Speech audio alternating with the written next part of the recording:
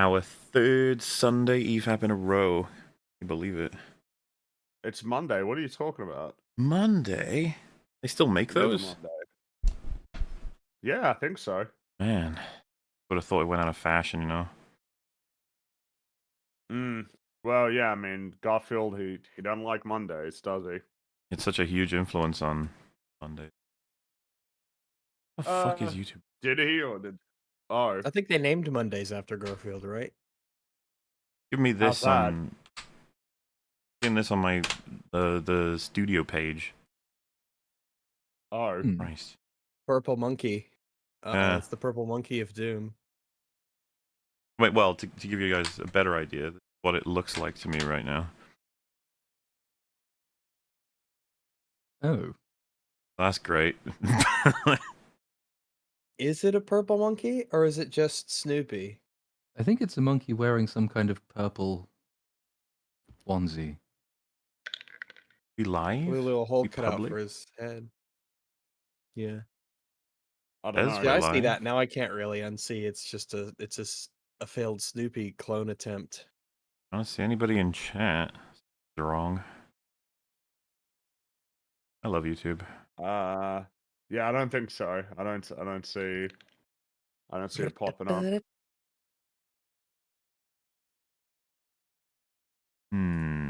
No, yeah, it's not. It doesn't look like it anyway. On. Let's try it. Just gonna try it again, see if it works. If at first you don't succeed, Yeah, right? give Oh, up. I think it might be working now. Maybe. Oh, is it? We'll see. There you go. Someone's in chat. That's probably good enough evidence that it's not broken. Yeah, there you go. Thank you, YouTube. You always come through. Or do you? The question. Anyway, welcome everybody. We're happy to be back. 6 episodes in 3 weeks. Oh, craziness. What you get when you get spammed with content. How many? 6 episodes in 3 weeks? That's like 2 point... I can't do the math of it, but that's a lot. Yeah, numbers. There's so many, and I say it's a miracle that we're still alive and kicking. I did mention yesterday that there would be something of a different episode today. I will explain what that means right before we start it. But first, as is mentioned in the title, going to be looking at it's going to be Thunderbolts related. We're returning to that old gal. Now, if you remember, man, it's so. I almost feel like it's important to remind everybody. Everybody was saying such great things about Thunderbolts, what, 2-3 weeks ago, and now it's just gone. It's disappeared. well, worldwide gross 335 million. Whoops. So, like, it actually looks like it's going to do worse than Captain America. Which I I think was didn't a think reasonable. It would do worse than. I think it's a reasonable guess to have said it would do worse. It's just that everyone so. might have tricked you by saying it's fucking amazing. We're just like, well, they're what? really trying to push that it was great. And remember, even Marvel, seeing the positive results, were like, this movie was one of the first movies in our quality before quantity one of the first movies. approach that we've one done. Of our first that was movies. something I believe that they even said, and it's like, because I guess the hope was that would help, and it did not. Well, so for instance, when they talked about quality versus quantity, it was the quality of the money that they brought in, not the quantity of the money they brought in. Bob Iger said, Thunderbolts is the first and best example of Marvel's new focus on quality over quantity. By consolidating a bit and having Marvel focus much more on their films, we believe that will result in better quality. If it is pretty funny. It is the best by definition. It's just that the first and the best, obviously, because you haven't done any others yet. So shut up. Yeah. Well, and also, isn't that a really bad thing to say? Because if you're saying it's the first and best example of all the films that you've made so far, you've indirectly said the Fantastic Four is worse. Well, no, that could be the second and the new best. Second and best. I mean, it's a great thing. It spirals exponentially. But we're saving our best for the fourth one, guys. You want to really hang in there. We gotta we're really cooking with our first and worst. It is always like a condemnation of everything that's come before it, though. It's like, no, this one is quality, guys. All the last 15 of them, they've been shit, but that was just focused on quantity. This is quality. We just wanted to get the bad stuff out of the way. Yeah, I know I it's our finally- second movie before we this could year, and really we're only in cook. May, and there's a show coming out this month, but it's quality over quantity still. And the fact It was that a they've already total said that accident. they want 3 It- movies per year still. It's like that's as many as you've been making basically this whole time. So what are you talking about? You still want to make a whole bunch of shit. Whoa, quality over quantity there for you, okay? They Jeez. said that they wanted to make 3 movies a year, 1 to 2 live action shows a year, and 2 animated series a year. So they still want to make 7. Quality. They want to release 7 things a year. And it's like, yes, that's the quality before quantity formula of Marvel. And then fundamentally, it doesn't matter. Even if they just make 1 movie, then, I think they only got 1 movie next year now. Right? It's just Avengers. Well, and Spider-Man. It's like, yeah, both those are probably gonna suck. Like, so, quality before quantity, right? Fuck yeah. Well, I mainly wanted to highlight just how much because it's going to be a good preamble for the video we're going to check out. It's like a lot of people said that this film was not only fantastic and great and amazing, but that it's pretty much set to make a lot of money. This one's going to be this is going to change things. It's just like no, it was just the same as everything else. Actually, even worse than that. it's Which, doing worse than Cap I wonder 4. how those people reconcile that, because a lot of them would say the same thing about, like the whole, superhero fatigue is a myth, and obviously we can discuss it depending on whatever people think of it here, but there's definitely some kind of broad interest in genre as time goes on, comes and goes, and superhero was absolutely at a peak that was not right now. It was, even Deadpool and Wolverine doesn't, counter that narrative compared to all of the shittier films that no one cares about still making loads of money at one point. What was it, like 2018, 19 would have been like the holy shit, everyone's making so much money era. Maybe we could stretch it further than that, actually. Like 20 I'm trying to think of what, because like Shazam making loads of money, or Aquaman, and a lot of DC ones. Good enough, basically. Aquaman was bafflingly successful. Yeah. Also, yes, Nutsa is on the way, and we said Lilo and Stitch next week, okay? Not today. Not. Don't really want that 1-2 punch straight away after Mission Impossible, all right? No, But hey, are not you big keen on guys watching thrilled it. to see that Lilo and Stitch has made like $350 million this weekend? Should've There made will be more. boatloads. There will be sequels. There'll probably. I don't even know why I said there might. There will be a trilogy of Lilo and Stitch live action films. We're very excited for that future. Anywho, there's some things that got found out about this movie that we didn't get to talk about at the time, but we totally can now. Being that Thunderbolts had a couple of different plans, evident from watching the movie being strange enough as usual with Marvel's cutty editing, but choppy, I should say. But there were plans that most people didn't ever think were the case. Thanks to interviews, we now know about a few of them, and I was just gonna let people know about some here and there. So here is John Walker's original plan, which is pretty funny considering the information we got from Captain Falcon as a film. So the original plan was for John Walker, aka U.S. Agent, to be the main villain of Thunderbolts, according to writer Eric Pearson. In that scenario, Walker would have been similar to Thaddeus Ross in Captain America Brave New World, a human time bomb powered by super soldier serum rather than gamma radiation. Pearson told Comic Book that this version of the movie was fine. I just like this. It's tolerable. But it didn't strike the tone he was looking for. He felt that adding in Bob Reynolds unlocked the story he was looking for, though many of the ideas were already in place before that. So you can't help but be like, wait, so he was going to be a out-of-control Hulk. And it's like, yeah, well... I guess it depends on what they mean by a human time bomb. It could be like emotionally, he's just going to explode with all of his rage because they're trying to turn him into some unhinged maniac psycho. Well, yeah, that's what's funny is that better matches what I expected them to do with him, turn him into like a strict villain eventually, but we apparently dodged that spite bullet. There are a couple of versions where part of Valentina's manipulation for them, John Walker, she convinces him that his super soldier serum was deteriorating and he needed updates. He needed to have monthly shots, which were actually implanting a Hulk bomb. A Hulk bomb? which is That's funny. she needed How to create. come my skin's turning red? No, it's just the lighting. It's just the lighting in here. I just like You won't turn into the evil president, man. if she needed to create an event, she could set him off so he would rage out into a big monster. It was fine, but it didn't work the same. It's like, oh, Sounds a little. I love how stories get made. So great. So, searching for that emotional impact is what pushed Pearson away from Walker and led him to Bob. He explained his thought process blow by blow, saying, "It was fun to make Walker detestable, and then make him the person they had to save, and have that be his big breakthrough of, oh my god, what an asshole I've been." At that point, and realizing that this wasn't working after a couple of times, I just had this, wasn't there a comic where Superman was blonde and he had Satan as his alter ego? I seriously. Why did he say it like that? Why Why- did he say it in that specific way to indicate just how little like he knows or cares really about the comics? It's just like, know? why let us know You- that this is the process? You can find better ways of actually expressing it. They're like, oh wait, wasn't there this fucking character that was this in the comics? Oh yeah, let's use that. It's like, Jesus.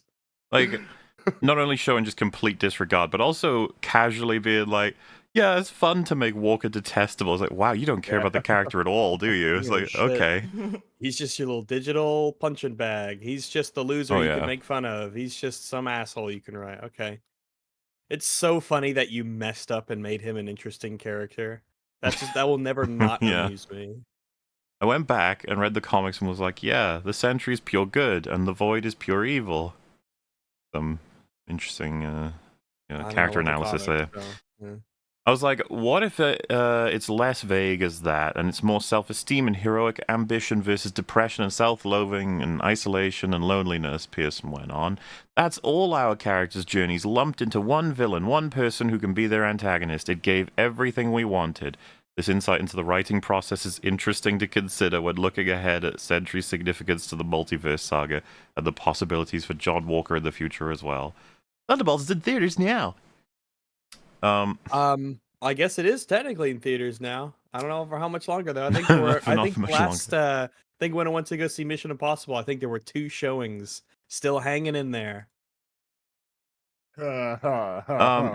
Just broadly is insane that the film almost became a Hulk movie with John Walker, like being a crazy Hulk. You would have thought things would be under somewhat more control, but every single time we ever get information about any of this, it's always like this. The reality of, no, it was a catastrophic mistake that it ended up the way that it was anyway. So, Thunderbolts co-writer Eric Pearson also revealed Bill Foster becoming Goliath was a potential for the film. Goliath. By the Really? way, most people don't even fucking know who that is in the MCU, let alone the comics. I don't think I do. Oh, Lawrence you might have to Fishburne. remind me. Yeah, Lawrence Yeah, Fishburne and no, Ant-Man and the Oh. Wasp. Which, isn't it funny saying Lawrence Fishburne? People be like, okay, that doesn't help. Who is he in the Lawrence MCU? Fishburne. In what movie? A different fate for Taskmaster, which we're about to go over. John Walker becoming Red Hulk, which, yeah. Adamantium being used as a plot point. I love how just... Oh, good. like, as if... We needed okay. a second movie with Adamantium as the plot point. Remember, it was the namesake of the last Captain America movie, though you would be forgiven for forgetting that. Mm-hmm. The story taking place entirely in the vault. They would never. Marvel would fucking never. That would... No, if a well-written movie where they're trapped there the whole time could be Yeah. interesting, but, well-written, so, oh well. And then each member having their own shame room in the void. So that's kind of a funny one at the end there, because it's like, oh yeah, that probably should That's have what happened. we assumed. Yeah, Yeah. that's what they should have done, But oh well. but they didn't. I want to take time away. So on the topic of Taskmaster, Yeah.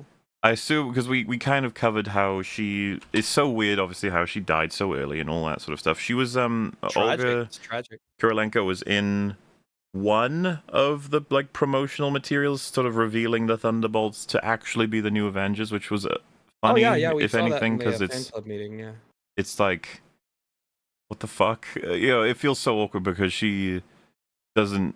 She's not with them when the Thunderbolts even gets referenced or remotely happens. So, but there's this other clip that I thought was. I don't know what to think of this. Like, if you all pull it up and we'll sync it so that everyone at let's home do will it. be able to see it happen. This is just one of your average interviews. The tweet says, first they unveil the new Avengers title while standing with Taskmaster's actress, and then this. Is everyone ready? I'm ready. Yep. Not quite. Hang on, my shit's slow. Oh, God. Well, I can play it on this. If you want to just pull up the stream, I can play it there. Wait, I got it. Good. All right. 3, 2, 1, go. Who's the best Thunderbolt? And you can't say yourself. I'm gonna go unconventional. I'm gonna say Taskmaster. Who's the So, like, Oh my goodness. Oh my gosh. I don't know if David Harbour was trying to make a joke or he was messing around, but just like it's just like almost mean. It feels like the other two. They're like, oh shit, it's the one we fucking killed. Yeah, we killed without even meeting her. So, just oh yeah, she's a Thunderbolt. No, she's not. We showed all that know we don't poster like her. where it was like Taskmaster. This is a Thunderbolt. No, A it's poster not. wouldn't lie. True, but I do like how like all of their laughs are just like, holy fuck, we did her dirty laughs. It's yeah. like, they all know. Yeah, but hey, it's not their fault. They didn't write it. No, they just have to deal with. Oh Whatever no, I the would hell. never insult anyone by calling them a Disney writer. No. So I'd this never is what impugn we their honor. got as what was supposed to happen with her character. Here's a summary of Oh the my entirety goodness. of Taskmaster's role in the original version. Antonia shows up in the Ox Corps or whatever vault, level 5, sent by Val to kill John Walker. She recognizes Yelena from the Red Room days and fights like a machine, using her mimicry and reflexes to dodge and strike. Team realizes Val's playing them. When they're trapped in the incinerator, Antonia's confusion hits at a deeper issue with her. She opens up about her past, an explosion at 9 that messed up her brain, caused by Black Widow, leaving her with patchy memory after years of lab experiments, which is her history that I don't think they just don't care anymore. Snaps at Walker for being a jerk about it. Nice, wow. Of course, Of course, yeah. Of course he would be a Oh. jerk about it. This vulnerability bonds her with Yelena and Ghost, who get her pain. Ava makes a video for Antonia to explain things every time she feels lost or brain fries, I guess. She saves the day by spotting the sonic barrier's power source and stabbing it with her sword, letting Ava phase out to free them. Yeah, it's not. It's just like, oh, okay. Sword, yeah. Explosion. She's glitching and attacks Walker again until her memory gets jogged. In the elevator shaft, she escapes. Shares with them. Shares her history, her dad's accident, the lab life, You Val's didn't write false. the Skittles part. They mentioned this a couple of times in this. I don't know what the. Yeah, they all share Skittles. They keep They all saying share this. Skittles. Bonding moment. Yeah. This is like what is it with Skittles? Because in Fury of the In- Gods, yes. the Shazam movie, they had the fucking taste the rainbow. Taste the bullshit in rainbow. there. Man. Yeah. Yeah. Sorry. Yes. Val's false promise to fix her if she does work for her. She connects with Ava over shared trauma on the roof of the anchors a helicopter with a grappling arrow. It's all like action stuff, you know. And Bucky ambushes them. Antonia's memory flickers. She recalls punching Walker. Funny scene. Funny scene. She's the only one who's able to get free and kicks Bucky's ass in a fight. I don't see how that's No, possible. he's a but super okay. soldier. He's got the metal. Like, and just even if she no. tries to mimic him, like, Yeah. what's she gonna do? What Not how it what works. can Get the she fuck out of her. Impressed with the mimic abilities until he outsmarts her. His story of Val's control softens Bucky, releases the others and joins the plan, but not before they take a breather and share some Skittles. Bonding moment. Yes, Oh my Skittles. God. Oh, they're like M&Ms, but worse. Obviously worse. At the airfield, Antonia backs Yelena's call to save Walker and Bob after they were taken by Val, seeing them as part of the team. She storms Avengers Tower, tearing through the guards and tells Walker he belongs, hitting him hard emotionally. They share Skittles. Getting ridiculous. Okay. In the showdown at the Is that penthouse, funny? Antonia nearly kills Val, but stops short when Sentry Bob arrives. She's shocked, but fights hard, teaming with Ava. Sentry wipes them out. She tosses her weapon, sways Sentry, helps spark his doubt about Val's orders. He doesn't listen. He escapes with the team. Rest of it pretty much the same as it was in the film, but Taskmaster involved. So, oh yeah, the fucking movie ends with The them movie sharing ends, Skittles. yeah, Bonding moment. Yeah, more Skittles. So, like... As much as you look at that and go like, huh, what? You still look at it and go, why'd you decide not to go in this direction? Why did you decide to kill her? Well, so there's just a small amount of conspiracy theory going on with some people of like, what happened that they wiped her out? Was this something happened with the actress? Something happened with Yeah, I mean, I don't know, right? It's a bit hard to make sense of because this is like a story. It's probably wouldn't have been a good one. Even reading it doesn't look like a particularly good one, but like this is a story where the character is being utilized, and instead she shows up for 1 minute, says one line, and gets like shot in the head. So yeah, it's kind of bizarre, isn't it? Really? Yeah, and a lot of this stuff you could imagine was just a matter of editing to move it out, and then a handful of reshoots, and she's gone. So, because her death is just strange, even for Marvel. Strange. It just sort of happens. It's oddly unceremonious for a Marvel movie. And the fact that they made sure to show her bleeding and then incinerated her, you know, it's like, oh wow, okay, yeah, you really, really, really want her dead. And then of course she's not in the promotional stuff outside of that one video where she looks very awkward. So yeah, you know, there's some weirdness there. Don't know what's going on. The whole film is odd. It was constructed just like every other Marvel film. It was as bad as one would have expected. It's making the same amount of money that one would expect, and yet for some reason it got so much critical acclaim. Interesting. Very, very odd. I mean, like, I would be surprised if it didn't get more than usual. There is something about its construction that leads you to believe they kind of tried to make it like a real movie, but nah, it's not. It was shit. It was still terrible. That's the thing. I It think was when we still went awful. through it, like the only thing that can really be said in its favor is that like it sometimes has a through line that is present, and some of its characters have a feeling, and it's like, well, that's the bare minimum you would expect, but it is a little bit more than we've come to expect from recent Marvel films. Ergo, it's somehow better. All right, sorry, just getting things ready. Well, that should work. So what I've managed to do today that is unlike what we've ever done before is spend a little bit of time having a look around at the world of reviews for a certain film called Thunderbolts. Because I love Thunderbolts. The you know, film. we could do an episode where we check out, say, for example, High Top, see what he said about it, or Chris Stuckman. Him, that guy. It's the name of this video. But there was just so many of people who the crazy thing to me is that almost all of them were so happy to praise the shit out of this movie. And I was, what the hell's going on? It's so bad.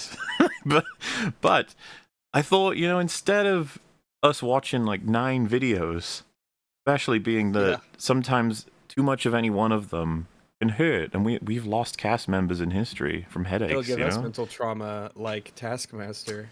I've got an experimental format here where we will move between them based on topic. So, Oh my goodness. say for example, we start with intro, and then we move to broad intro thoughts between them all, and then say you hit something like Yelena. What does everyone think of her as a character? It'll just go between them all, talking about it, and then move to the next, and move to the next. So we'll see how this runs. Yes, it is technically a montage I have created here, and you know, depending on how this functions, we may or may not do this in future. Who knows? You're gonna have to let me know what you guys think, and it's gonna be funny to have Nutzer eventually join and just have to deal with this mid-video, and it's gonna be quite the flashbang, I would say, which is a good way to describe how this video starts, actually. All right, yeah, let's check it out. Looks like everyone's ready, so. Oh yeah, I'm excited. I want to hear about Thunderbolts film. It'll be funny. I'm deliberately not telling you who features in total in here because you get to be like, oh wait, it's gonna be like Avengers. It'll be like the Avengers asterisk. The name that you've given the video. I don't know what you're talking about. Can't even see it. Definitely not. Oh, okay. Yeah, so, right. like I said, But this will be like the Cheers stream that the Marvel did. You're going to be like, oh my god, it's all my favorite characters from the EFAP universe. So here goes. Hello. Hey. How you doing? Terrible. I hope you're doing well. Thunderbolts is MCU's latest and is the 36th film in this franchise. I've been championing this movie behind the scenes ever since I watched the first trailer. I think the trailers actually made this movie look like it was gonna be decent. So it's already a pretty good start point. I thought the trailers made it look like it would be better than it really was. Yeah, don't get fooled. I think he's talking about that. He's not saying absolute cinema trailer, right? Yeah, and he's not saying it made it look decent but turned out bad. He's saying it made it look decent and it turned out really good. So I enjoyed Really? just the susceptibility to the marketing though. Like, hey, look, it's a trailer that says that some of the people on the movie made A24 stuff. That means it'll be good. that's how it But always they've fucking always, goes. yeah, they've always done that though, so He- it's not special. No, yeah, you're right. There's a lot of the directors and people that are involved have only ever worked on like 1 or 2 indie movies prior, so that's not unusual. Also, I don't know like why people even trust the trailers that come out. Like the Captain America 4 trailers are trailers mostly for a different film than the one you actually got. Like there's whole chunks of those which you will never ever see in the movie. So even if a trailer comes out and says, "Well, that looks surprisingly good," there's a pretty high chance that the stuff in it you like hasn't made the final cut. It's a different film. They're not reliable these days. No, yeah, totally. Well, I mean, fucking case in point, they show Taskmaster in scenes that now.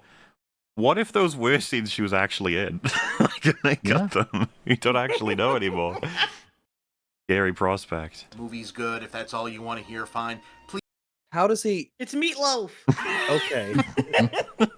Terrible thing to say to Meatloaf. How could Firstly, isn't it like already we've heard him for a second, and I'm looking at this and thinking, man, you've been doing this for decades, and you still have the world's most dog shit webcam, dog shit microphone, and horrific lighting in your basement room here with your wood paneling. The lighting is horrible, yeah. What are we doing? You've been doing this for it's probably been 20 years. It's gotta be thereabouts. He's one of the It's- oldest. he is movie one of the reviewers. old guard, one of the classics, and he still just does not give a shit. Like, whatever. I got some $5 mic that came with the $4 webcam.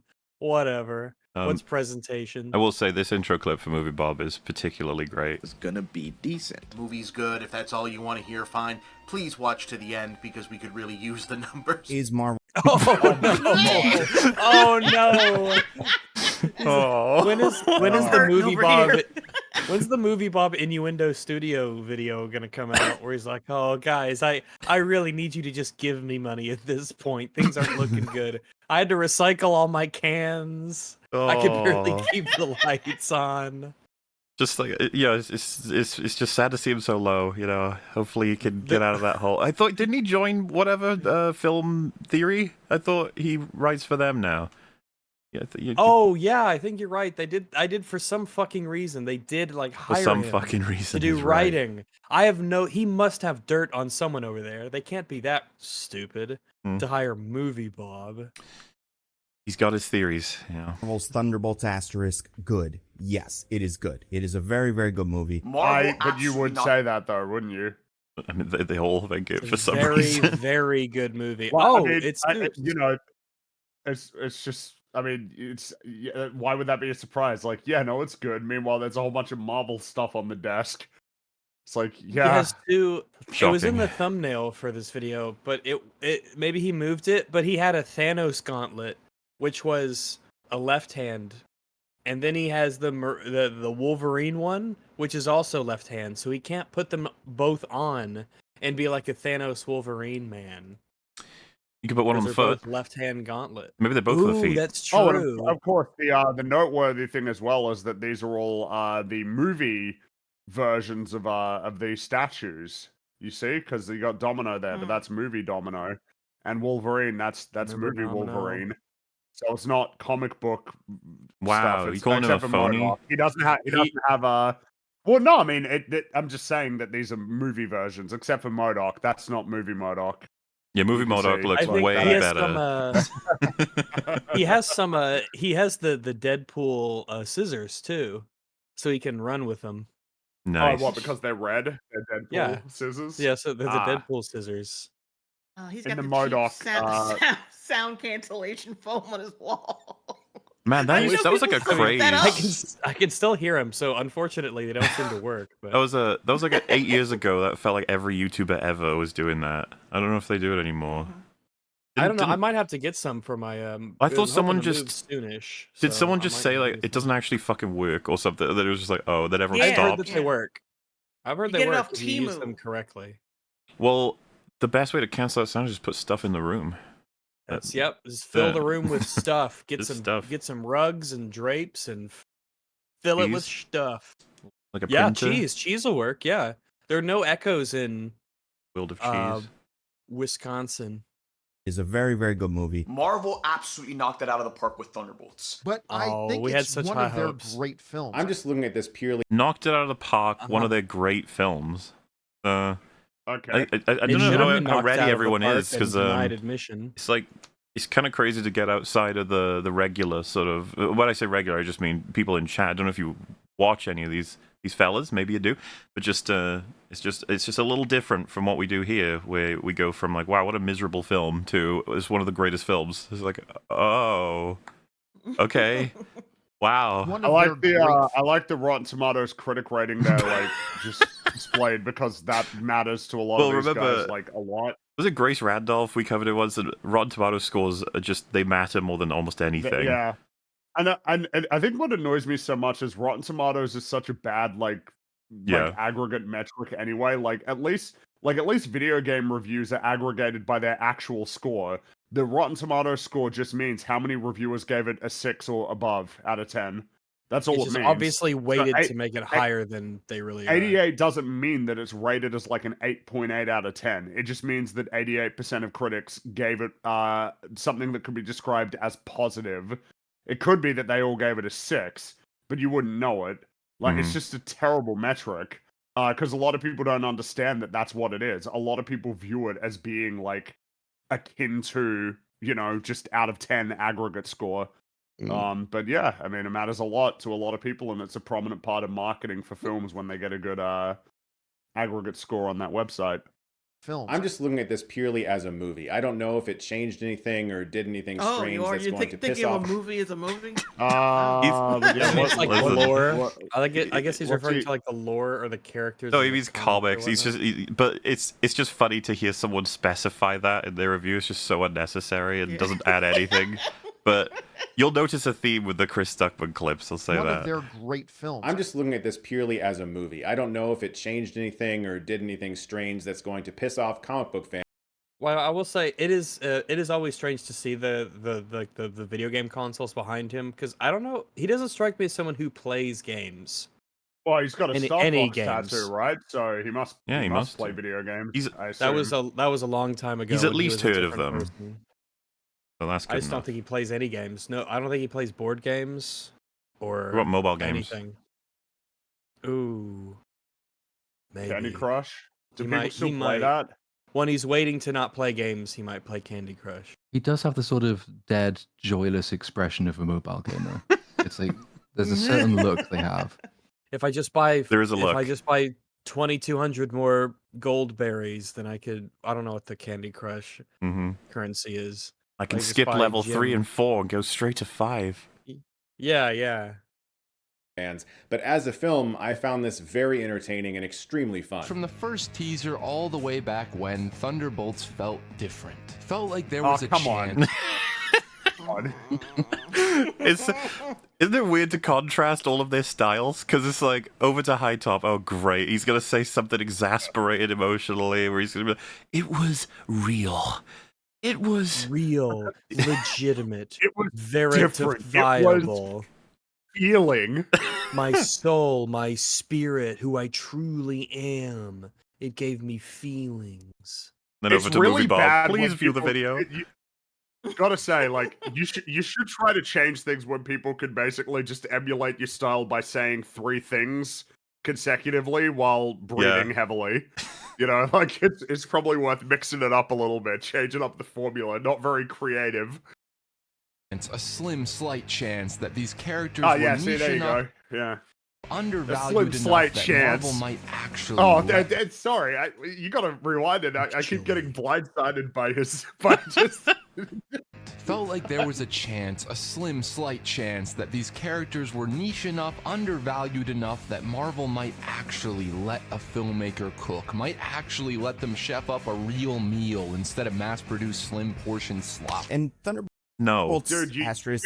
you're not as good at writing as you think you are, right? Like you gotta chill out Gotta on work all on of this. that. Like the You gotta- formula's so predictable.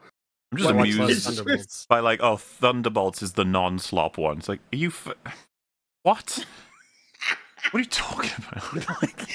No, but you see, he's crafting the, you know, because it's, again, this is part of what he does is Wait. typically he'll try to like infuse the meta into the actual story that is present, right? So like in this case, you know, the story itself is about how these characters are all losers and, you know, they don't matter, but maybe they do. And in a meta sense, these are all, you know, the sort of C-tier characters that nobody really cares about. So maybe that gives the filmmakers a chance to make. He did the same thing with Deadpool and Wolverine, like tethering it into the meta, and he does a lot with the Spider-Man stuff too.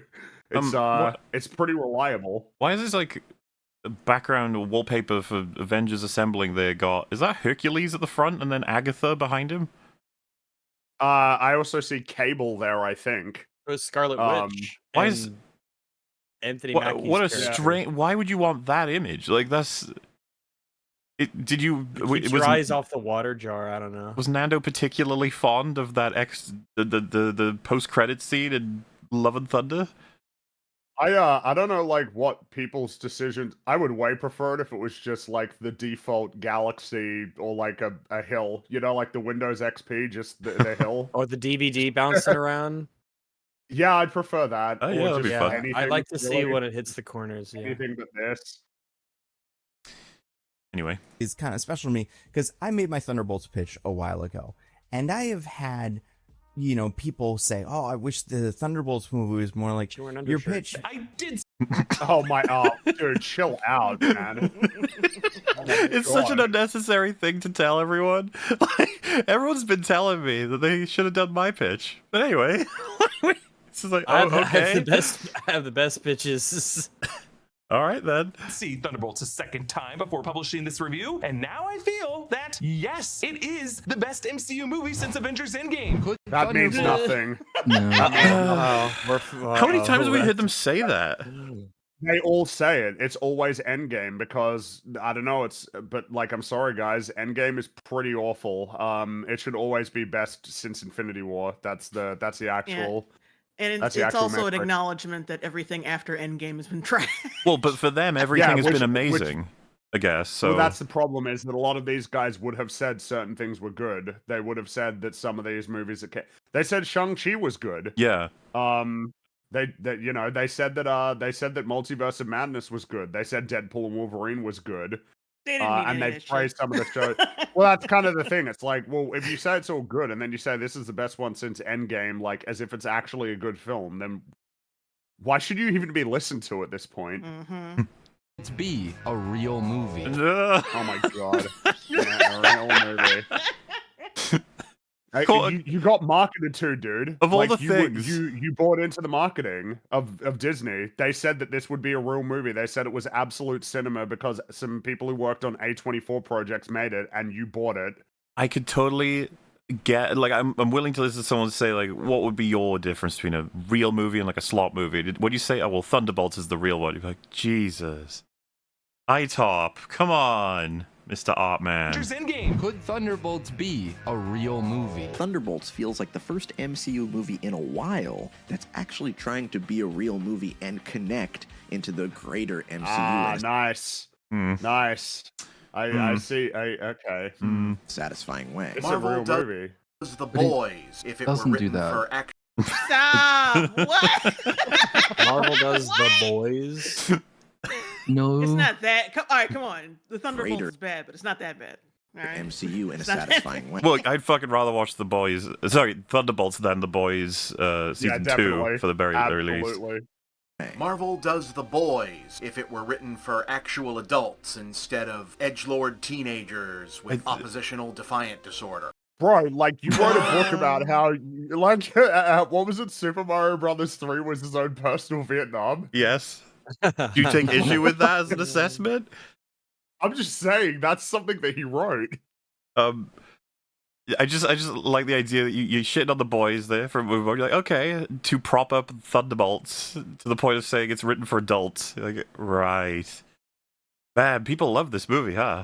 The last line of Thunderbolts is Yelena whispering in the corporate overlord's ear, "We own you. You don't own." Yeah, but like that's not true. That doesn't make Like, that, this is made by doesn't Disney. make sense. Disney, that Disney doesn't owns make this. Did you This catch is the made by flourish? Disney. He echoed his own own. You know what I mean? Like him saying Oh, own got God, I echoed in the didn't hear background. that. Just give it a listen. Whispering in the corporate overlord's ear, "We own you. You don't own." Oh, us." God. Why'd you do that? He did a sad little echo. He did. Oh no. Also, like, she's not a corporate overlord. She's the director of the CIA. So, like, it's not quite that. She's not even. She's essentially pure evil. Like in the story so far from what we've seen. She's like a cartoon what does villain. he think? Does he think that like Thunderbolts is a victory against Disney? You could say that in an ironic way it is because it lost money. He would probably and that cost argue Disney money, that the but, artist was able to sneak in criticism of Disney.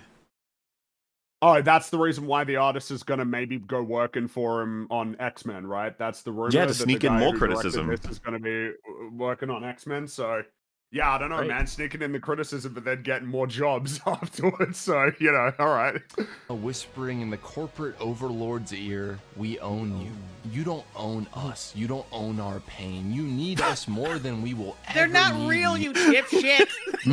You don't own our pain. I like that he says, "You need us more than we need you," and it's like, what does that even? What does it look like for the Thunderbolts to not have Disney? What does that even? What happens then? What is the suggestion here? It's like, of course they do. It's the company that fucking makes this film happen. The company that makes them, it's the company that owns them. Yeah. Will ever need you. The characters will always be more important than the brand. I mean, the characters are a brand. I mean, yeah, and also this is, I mean, yeah, pretty much. That's the end of it. The characters are the brand. I mean, you're gonna sit here filleting the movies constantly, despite their quality. That's not gonna be changing anytime soon. The movie also ends with them sitting around trying to rebrand themselves. Yeah, they do. They become a corporate branded like shill team for making Val's reputation better, which never made it doesn't even make sense in the story. The artist will always be more important than the franchise. Not when it comes to Marvel movies. No, not when it comes to Marvel movies. Oh, franchise always comes first. The mouse always. Yeah, like triumphs how over the forces of good. We've learned nothing but the opposite of this statement. I don't even know. Yeah, of the MCU, it's the other way around. The franchise is greater than any individual artist. And, you can say all day that, well, I value the artist more, and it's like, that's great. It's just that the artists get crushed with all of these films, and for some reason you think Thunderbolts is the exception. Okay. This film explores topics such as depression, loneliness, there and it is. self-harm. Here we go. Mental health and how certain people can become broken in various ways, and the choices those people make and how it can affect their lives as well as the lives of others. At its core, this is a film about mental health. This was a movie about depression. Dude, it's so boring. Everybody says the same thing. Like it was lightly and mildly featured in some scenes. I don't even think like saying it's about it is like, I mean, not in like a meaningful way. It's just like it's brought up, I guess, and that's incredible for Marvel at this point. Even though WandaVision already did it. And But about it is brought up in a really confused way because the argument could be, well, having depression makes you the most powerful being in the universe, and you can use it to split people out of existence if you don't like them. But if you learn how to fight it, then that's good until you don't need to fight it, because fighting it is bad. And then whatever lesson you've taken from the proceeding, you will forget in your very next scene, because amnesia solves all of our problems going forward. So it's not a movie about depression. It's a movie in which depression occasionally features. Yeah, pretty much. And several of the characters don't get any kind of resolution or closure on their own experiences. It's mainly Yelena and Bob. And I don't even know what the closure for the Yelena is. She sort of, as we talked about, it sort of just ends. And she's like, well, I guess I'm okay. I think. It's mainly Bob, and his solution was getting hugged.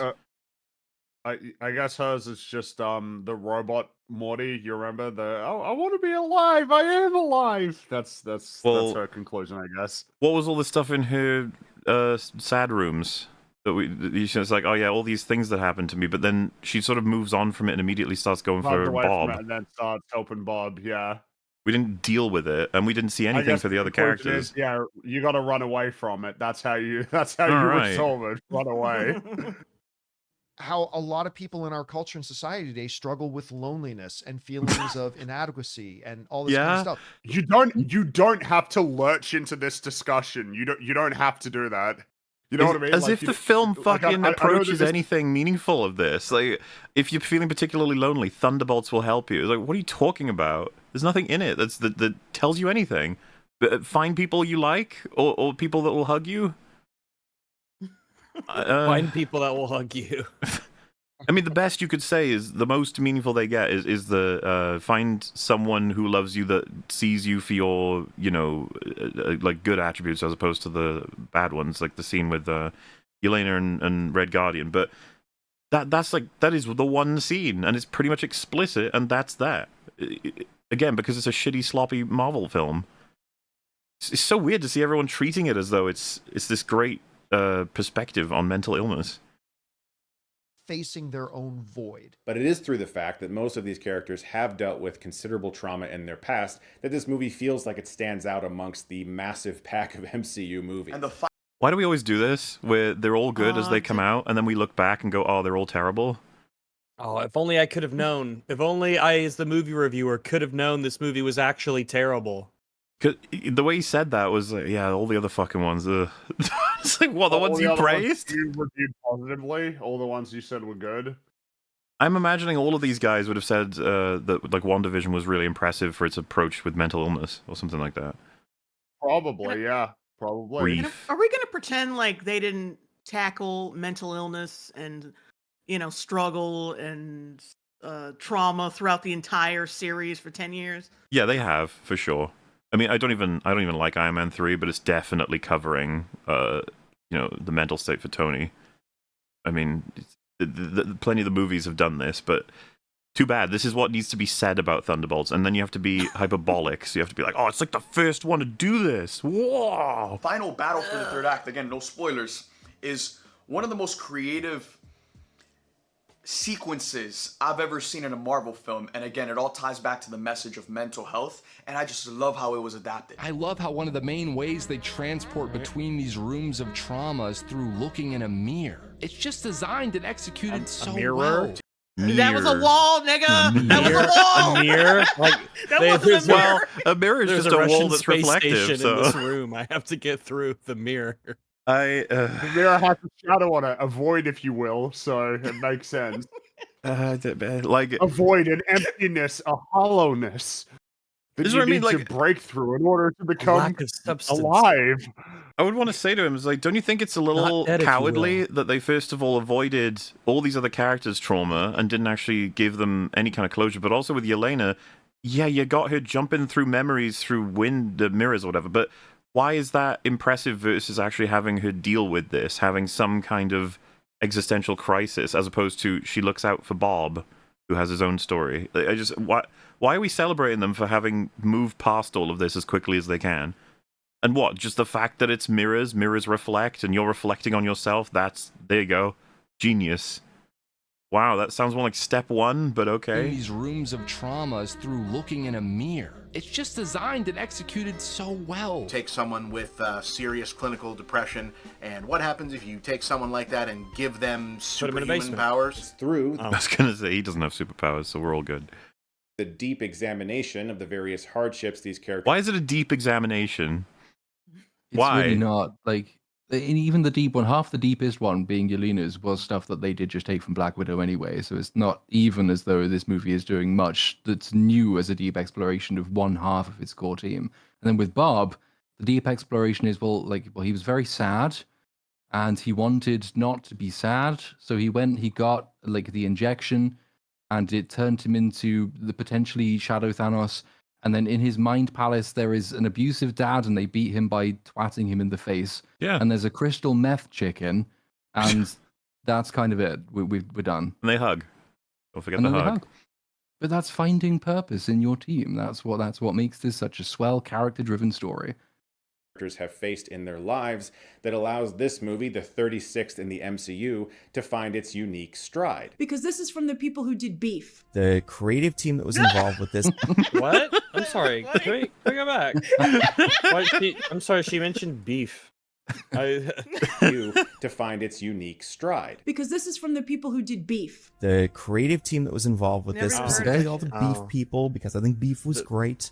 If you haven't watched it, it's a very weird little drama. Directed by Jake Schreier, who, along with co-writer Joanna Kahlo and editor Harry Yoon, came from Netflix's Beef. I absolutely love Netflix's Beef. I cried. Okay, right. Okay, so yeah. Okay, I see. man. So it's just like, yes, they all worked on Beef. I have heard of Beef. I've also heard it's of good, Beef. and so I assume that is the thing. It's like, this is a series that's been settled is good, and if they all made it, that should explain why Thunderbolts is good, because Beef is good. You ever wonder when people say like, I can't be making these long, deep dives. I got to do my 4-minute review where I talk about how Yelena is played by Florence Pugh, and this is the 36th movie in the MCU. I got to get those Said things it out. multiple times. I know, right? And Well, it's yeah, like, 'cause there's a lot I of gotta things say, that it was need to made be by the said. creators of Beef. If I don't say that, Yeah. what the fuck point is there being alive? Like, I got to do it. This got to be in my video. And it's like, can you maybe it talk is a about little what bit you funny. took away from it? Like, to be fair to High No, Top, he's the only one so far that talks more about like his feelings or what he thinks actually works in terms of the All he crowd. talks about is fucking feelings. Yes. The thing is, instead of just echoing what everybody else says, he like echoes his past self constantly all the time. Like it's Echoes always his the crying same self. thing. But yeah, even Yeah, pretty he'll say much. the beef shit. All of them say, as if they're all so invested in every creator's past and how it affects like their current projects, as opposed to you all heard that it was from the beef people Well, they and therefore all it's saw in the good. trailer for Absolute Cinema. They saw that Yeah. trailer where it would have said the director of Beef, and they're like, "Oh, Beef, that got like an Academy, an Emmy." Like, oh, okay, shit, yeah. Don't forget, bros. I don't Beef. know. It just feels like this is because there are a few things that you need to hit on. Florence Pugh as Yelena was great. It's about mental illness. The Beef. creators worked on A24 stuff and Beef. It looks like a real movie with the cinematography or something. It's like if you hit those 4 things, you're good. Every single review hits on those 4 things exactly. You don't want no beef? Ever remember that? Thank you for reminding me, Super Chatter. Who, along with co-writer Joanna Kahlo and editor Harry Yoon, came from Netflix's Beef. I absolutely love Netflix's Beef. I cried, I laughed, I I cried came again. from Do you think it's funny to call it Netflix's beef as well? I grew up surrounded by beef. It's not like everyone says that Why for would every you- show, is it? No. Do you say that this is HBO's House of the Dragon? Like, you know what I mean? I guess do you maybe say there are that some people who this would, is- but we certainly fucking don't. I don't know. You It's- say that it's Fox's The Simpsons. Yeah, everyone says that all the time. Yes, 100%. Jake Schreier was the main director behind. Jake Schreier, Joanna Kahlo, 2 people that worked on Beef. Editor Harry Yoon delivered one of the best God. cuts we've seen in the MCU. A In Beef. addition Oh, come on, man. All right. I know. I know. to his work on Beef, This is the Beef thing. Dude, how And- often does anybody talk about the editors on Marvel movies? I know. Like, Those movies are edited? Beef, beef, beef. All right. Do you get it? It's That's just why what you it should talks care. about. Beef.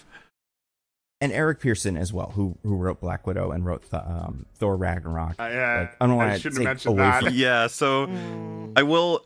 The small amount of credit that I'll Ragnarok give is to good stuff. Nando out of everyone here is that he tried to credit people beyond Beef, and you could tell he even got lost. He was like, "Wait, I guess there are more people involved. I should mention them." Just watch his face as he realizes he has no idea what to say about the it. Beef thing. And Eric Pearson as well, who wrote Black Widow and wrote Thor Ragnarok. Like, I don't want to take away from that, but it just feels so similar to Beef and this feeling. Yeah, Lee Sung Jin, who apparently did some rewrite, although he's not credited on IMDb, but he did work on a version of the script or something. Thunderbolts. Work on a version of the script or something.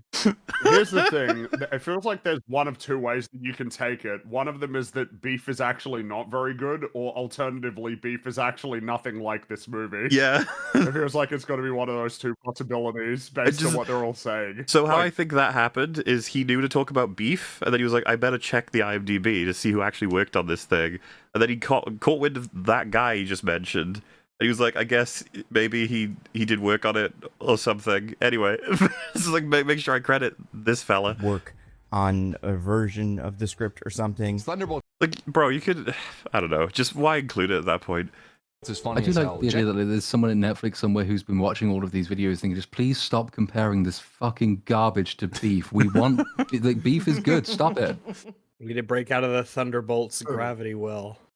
You're gonna start some beef with beef. Genuinely funny, not like fucking dumb funny. Damn.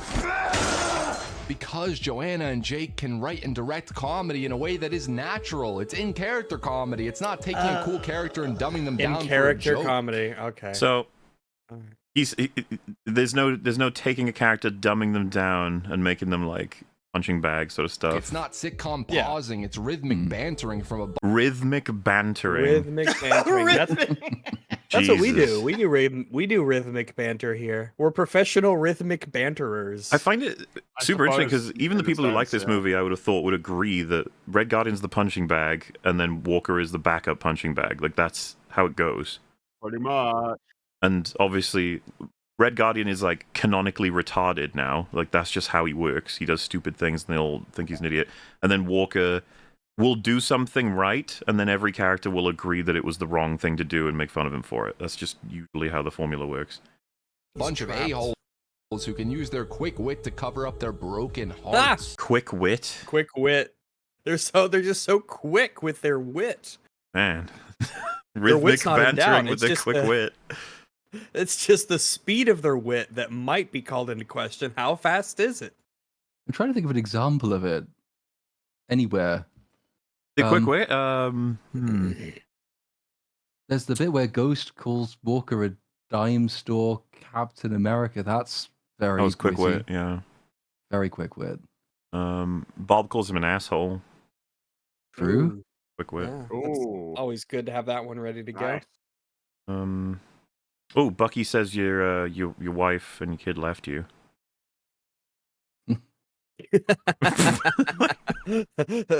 Say something witty, Bucky. Your wife and kid left you. A hamster made me laugh. Don't know how that worked, or a guinea pig, whatever it was. What do you mean you don't know how that works? Guinea pigs are funny little critters. Guinea pigs are funny, and they're distinct from hamsters. Yeah. Like, I don't know why you would say that. Yeah, I don't know how it could be that I could laugh about a guinea pig. It's like, really? Okay. So the humor worked great. This one in particular, though, has the fun vibes of what you expect from a movie like this. Thunderbolts. It has the fun vibes from what you would expect from a movie like this. What I've been told is that this movie's like beef. Yes, it is Thanks very for saying beefy. anything. I think This is a funny, this witty, format beefy actually makes movie. Chris easier and more fun to see because you just randomly intersperse him with a nothing comment and then continue with everyone else. He's certainly more palatable in small. I think they all tiny micro doses. Oh yeah, this was a good idea. This was a good idea. It switches your mode of like patience. You can go back. You're How like, long oh, is okay. How long is High Top's review of this movie? Let me look. High Top Thunderbolts. How long would we have had to sit through? 25 minutes. Oh my god, look at that thumbnail. It's everything I thought it would be and more. Oh my, here, let me post it for you. There it is. Yes. Hope. Yes. Hope. Oh, it's beautiful. It's the hope word. The hope I don't get ratioed. Yeah, what can I say? I'm emotional. I'm invested in stories. I care. I feel. I think. Aww. I'm a real, actual human being. Aww. Treats the audience like adults and not brain-rotted consumers who need the film to pause to tell you. But you are one though. Okay. That's exactly what Thunderbolts is. What do you mean? It's like saying like, oh, Love and Thunder's worse. Like, okay, sure. it's an abomination.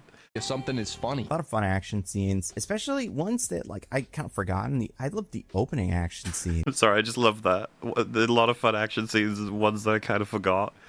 It's like, okay. I think he's great, especially looking back. I think it is cool. But why is it great that she like Especially looking assassinates back. people who are unarmed and lying on the floor in a way that she's never ever done before? All for Val, who is evil. Or an idiot. Oh, also evil. Yeah. He's great, especially looking back. I think it is cool.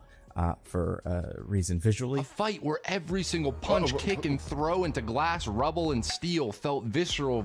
It's dude, it's always three things. Yeah. That's like It's his his most thing. reliable go-to. It's always Real three visceral things. What would be the point describing things with 2 words? What's the point? Like, or 4? No, Yeah, I'm still not well, clear. I still, yeah. I still wouldn't know what Always that three. means. It's That could the be rule anything. of 3. That was in a screenwriting book somewhere. Oh, yes. It was in a book about a cat you have to rescue. I don't know. Everything Hanging there, in cat. But then it would triples. be, I guess you'd have 9 attempts though. That'd be nine words. Like Oh, 9 different whether- words to try and get the cat to come down from the tree, you know? Yeah. To like, hey, This come on movie made down me here. Hey, happy, there's- overjoyed, thrilled, ecstatic, exuberant, cheeky, cheery, There you go. smile-tastic. Oh. Fuck. That's a word. Riveted. Riveted, yeah. Yes. Riveted, excited, exhilarated. Powerful. Felt visceral, violent, and powerful. Thunderbolts definitely has a lot of action in it. You were getting a better Editing Chris Stuckman this way. And he floats around the screen like he'll do in my dream theater. Because it's funny. Fuck off. What if you can't escape my mild description? His comment, I love being that it's just dropped in the middle of all of this, though. Because, High Top, you go from the hyper over exaggerated, insane emotional appeals to every last fucking word that exists, and then Chris is the complete opposite. Chris shows up with his mild descriptive capabilities. Yeah. Powerful. Thunderbolts definitely has a lot of action in it. You were getting a better hallway fight long take than Daredevil has had in over a decade. The action is brutal and In over a decade. Wow. So you're saying that Over- it's He the didn't best like Born one Again. since the first one. No. Well, Over a 2018 decade. was Over the a decade last. is 10 years ago. Yeah. So that means he's saying it's the best hallway fight. It's better than the one in season 2 and 3. Whoops. Well, I don't is that what he's know actually I trying don't to know if say? he'd mean I he hope might. to- He might mean I that. hope to God he I mean, misspoke. I don't think he means that, but I'm just pointing out, like, Well, a decade ago, the only candidate is the hey, first one. He put Florence Pugh's face in Hope, okay? So he's Why into don't we this hope film. he chooses his He words is- better next He is time. into this film for sure. fun and delightfully choreographed. People in this movie do get hurt in all kinds of ways, and they People get Oh, it's like that's like some of y'all are not going to be passing the AI test over the coming years. Y'all ain't going to do it. You won't be able to rise above the AI accusations. I am not an AI. And you're like, are you sure? They have to fight through that pain and learn how to do so together. Thunderbolts might just have the best action design and execution since, I don't know, Winter Soldier. What the fuck? No. Wow. Wow, really? God damn. Everything since Winter Soldier pales in comparison to the action of Thunderbolts. Jeez. Whilst on the screen, you're seeing Yelena outmatch an actual super soldier for Yes. strength, which Yes. is not exactly how great. that's Oh, we went supposed to through work. it. The action's pretty shit, broadly. It's pretty This awful. This It highlights, I matches guess. most of but- everything Disney does. The action's terrible. Yelena is more or less the main character here, and I'm not exaggerating when I say I like her way more than her sister Natasha. For 90% Boring. of Boring. my Everybody God. Everybody, You like her more? everybody's saying that, and they're really? wrong. Dude, it's the thing we Yeah, talked about, though. I'm This around. was the plan. They wanted you to feel this way by... I would actually get as far as saying now, they've gaslit people into thinking that Natasha had, like, no character. Which is insanity. If you Yeah. watch the fucking MCU, she's pretty good. Natasha. For 90% of her film appearances, Black Widow was just your standard femme fatale. Wrong. That- No, No. no, Wrong, you wrong, weren't paying wrong. attention. You weren't paying attention. You She's- just weren't paying attention. Sorry. She's introduced in Iron Man 2. She does not get much time. Avengers already beefs her up significantly. Speaking of beef, gotta make sure we get them beef references in there. But that's yes, right. she's Yeah. full-fledged in that film. There's she's a full-on... And then, like, Winter Soldier, I think she's reality really is- good in it. Yeah, she's one of the parts that's, not And- compromised very significantly at all by Age of a lot the Ultron, issues that that we film have some actually has. wonkiness, of course. Everyone talks about that, but it's still like work that's being done. She's not just femme fatale in Age of Ultron. Then of course, I really like her in Civil War, and then Endgame, Infinity War. She's one of the characters that are better off. So I'd say that she is one of the best characters in Endgame. Basically, I'd say like, if you discount the bigger issues with all of the decisions the characters make for their time travel heist, which is really stupid. Yeah. Get rid of that. She's the best in that film. I just don't get it. So Like, where's yeah, this I mean, Natasha hate but coming this is what I'm from? seeing. A lot of people are saying this.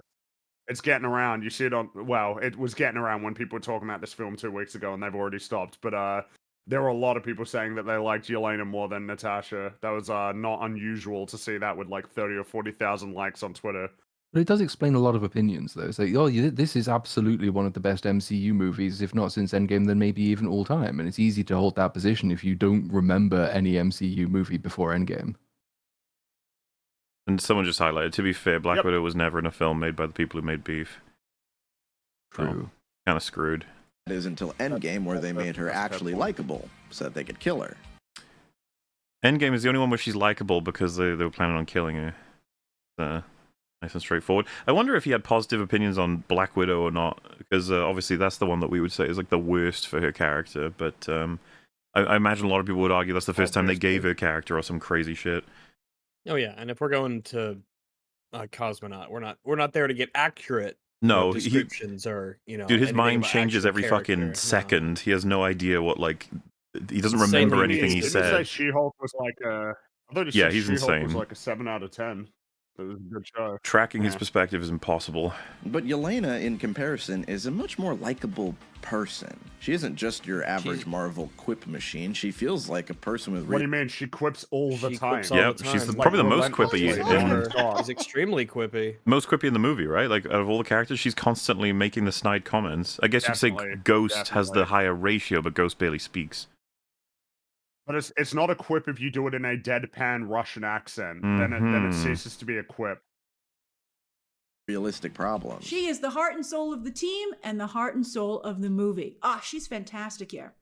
After watching Scarlett Johansson's my Black God, your Widow have webcam to always flew be on around. the sidelines for like over a decade, Sidelines. On the silence for over a decade. It made her an Avenger, and she didn't even have a movie. You know what I mean? Like you could argue the reverse pretty easily. Obviously, she should have gotten her like Black Widow and Hawkeye movie earlier, but it didn't happen. But I don't know. Just Agreed. I think it's What a a little blessing bit. that turned out to be. Like, are we actually suggesting what they've done with Yelena here is just look at the treatment she's gotten, way better than anything Black Widow got? It's like, no. it's really nice to see Elena basically leading this team, and she does a really nice job. I thought Which she was is probably never going to happen again because the No. film is not doing well. So Well, it's probably never going to happen again. Barely. When does she lead them in this film? She's the lead character in the movie, but she's not the leader of the Thunderbolts. I can't think of so you anything in could the even say plot that where they have she's one. like, you get that moment, I guess, in the vault where she says, Ghost should go and do, and then Ghost is gone. She's like, oh, and she's like, oh, Walker, you should do this incredibly difficult thing that I'll screw up. Okay, let's go. that's That's about about it. Yeah, there's nothing else in the film. She's the first person that gives Bob a hug. Like, she Oh. leads the way in doing that. That's true, but I And- mean, then again, Bucky mobilized the team to go to New York in the first place. Okay. And they only stuck together because Red Guardian told them they should, and then Mhm. Bucky got involved anyway. Yeah. And then If anything, Red Guardian is the leader of the Thunderbolts. He's the glue that tethers the whole He is team the glue. together. I'm not even joking. I'm not joking. I mean, it certainly ain't Bucky. He's barely there. He doesn't really want to be there. And then Walker is begrudgingly coming along as well. So yeah, if there's a leader, I guess it would be between her and Red Guardian. Of course, I was going to be on board with any movie that opens with a monologue about how depressed and monotonous the lead character's life has been recently. Because Lauren, I What, can because believe you that he relate that, thinks he's or, main like, what do you- character. Well, did you see the visual? Him drinking- drinking like some Yeah. alcohol. It's like, man, He's life, just like you know. her. The apple juice. Yeah, okay. Drinking a belt Okay. of White Claw. He's so edgy. Whoa. White Claw. High Top gets white girl wasted with White Claw. Florence Pugh He is such a good does. actor. She was able to infuse so much personality into this character, make this character people really, really wanted to see again, and someone very specific. Were they? I Was feel like people it's a clamoring massive for her? psyop. It's all one big corporate psyop. You guys love Yelena. She's so great. You love Everyone's her so favorite. much. You've actually wanted to see her this entire time more than you have before. You have. This is what you wanted. and people just went, "Yeah, this is what I want. I love Yelena. In fact, she's even better than Black Widow." And then Disney said, "Wait, we didn't even say to say that. You came up with that on your own." Oh, it's working. Well, which at this point, considering their interactions with Scarlett Johansson, like, yes, she is better. Yes, true. Yes, you love her, don't you? That felt very real and relatable. That once Black Widow comes out, does somewhat well, and like people are like, "Oh, that character does somewhat well." Did it? Does somewhat well. You could It say did- that, but it I mean, did quite it poorly. did so. Yeah, like it even caused a big fight, But like didn't a Scarlett notable Johansson fight. sue them? Yeah. Because they were only releasing it on Disney. Yeah. That's not really the hallmark of a film that's doing well if your lead actress sues you because you released it on a platform nobody watches. I didn't even realize did people think it was good? I thought broadly speaking, everyone thought it was shit. Or am I misremembering? I think that the broad sentiment was that it was okay. That was the I think that was the attitude towards it. It's okay. Oof. great. I like her. Shows up in Hawkeye, does the same thing. Small appearance, very memorable. Kate Bishop eating the hot sauce. Bishop? Yeah, that's what she Bishop? says. Because she's Yelena. Kate Bishop? Kate Bishop. Oh. That's what he's doing. Oh, okay. Unfortunately, I watched this show. You know, macaroni and Yeah, cheese. oh my God. Then we have a character now, a version of Yelena is not very much like the version from the comics. You know what she's not like? She's not like the version in this film. The Hawkeye Yelena and the post Natasha dying Yelena is nothing like the Yelena in Thunderbolts. Because they had to hammer her into a position because they wanted the film to be about mental illness.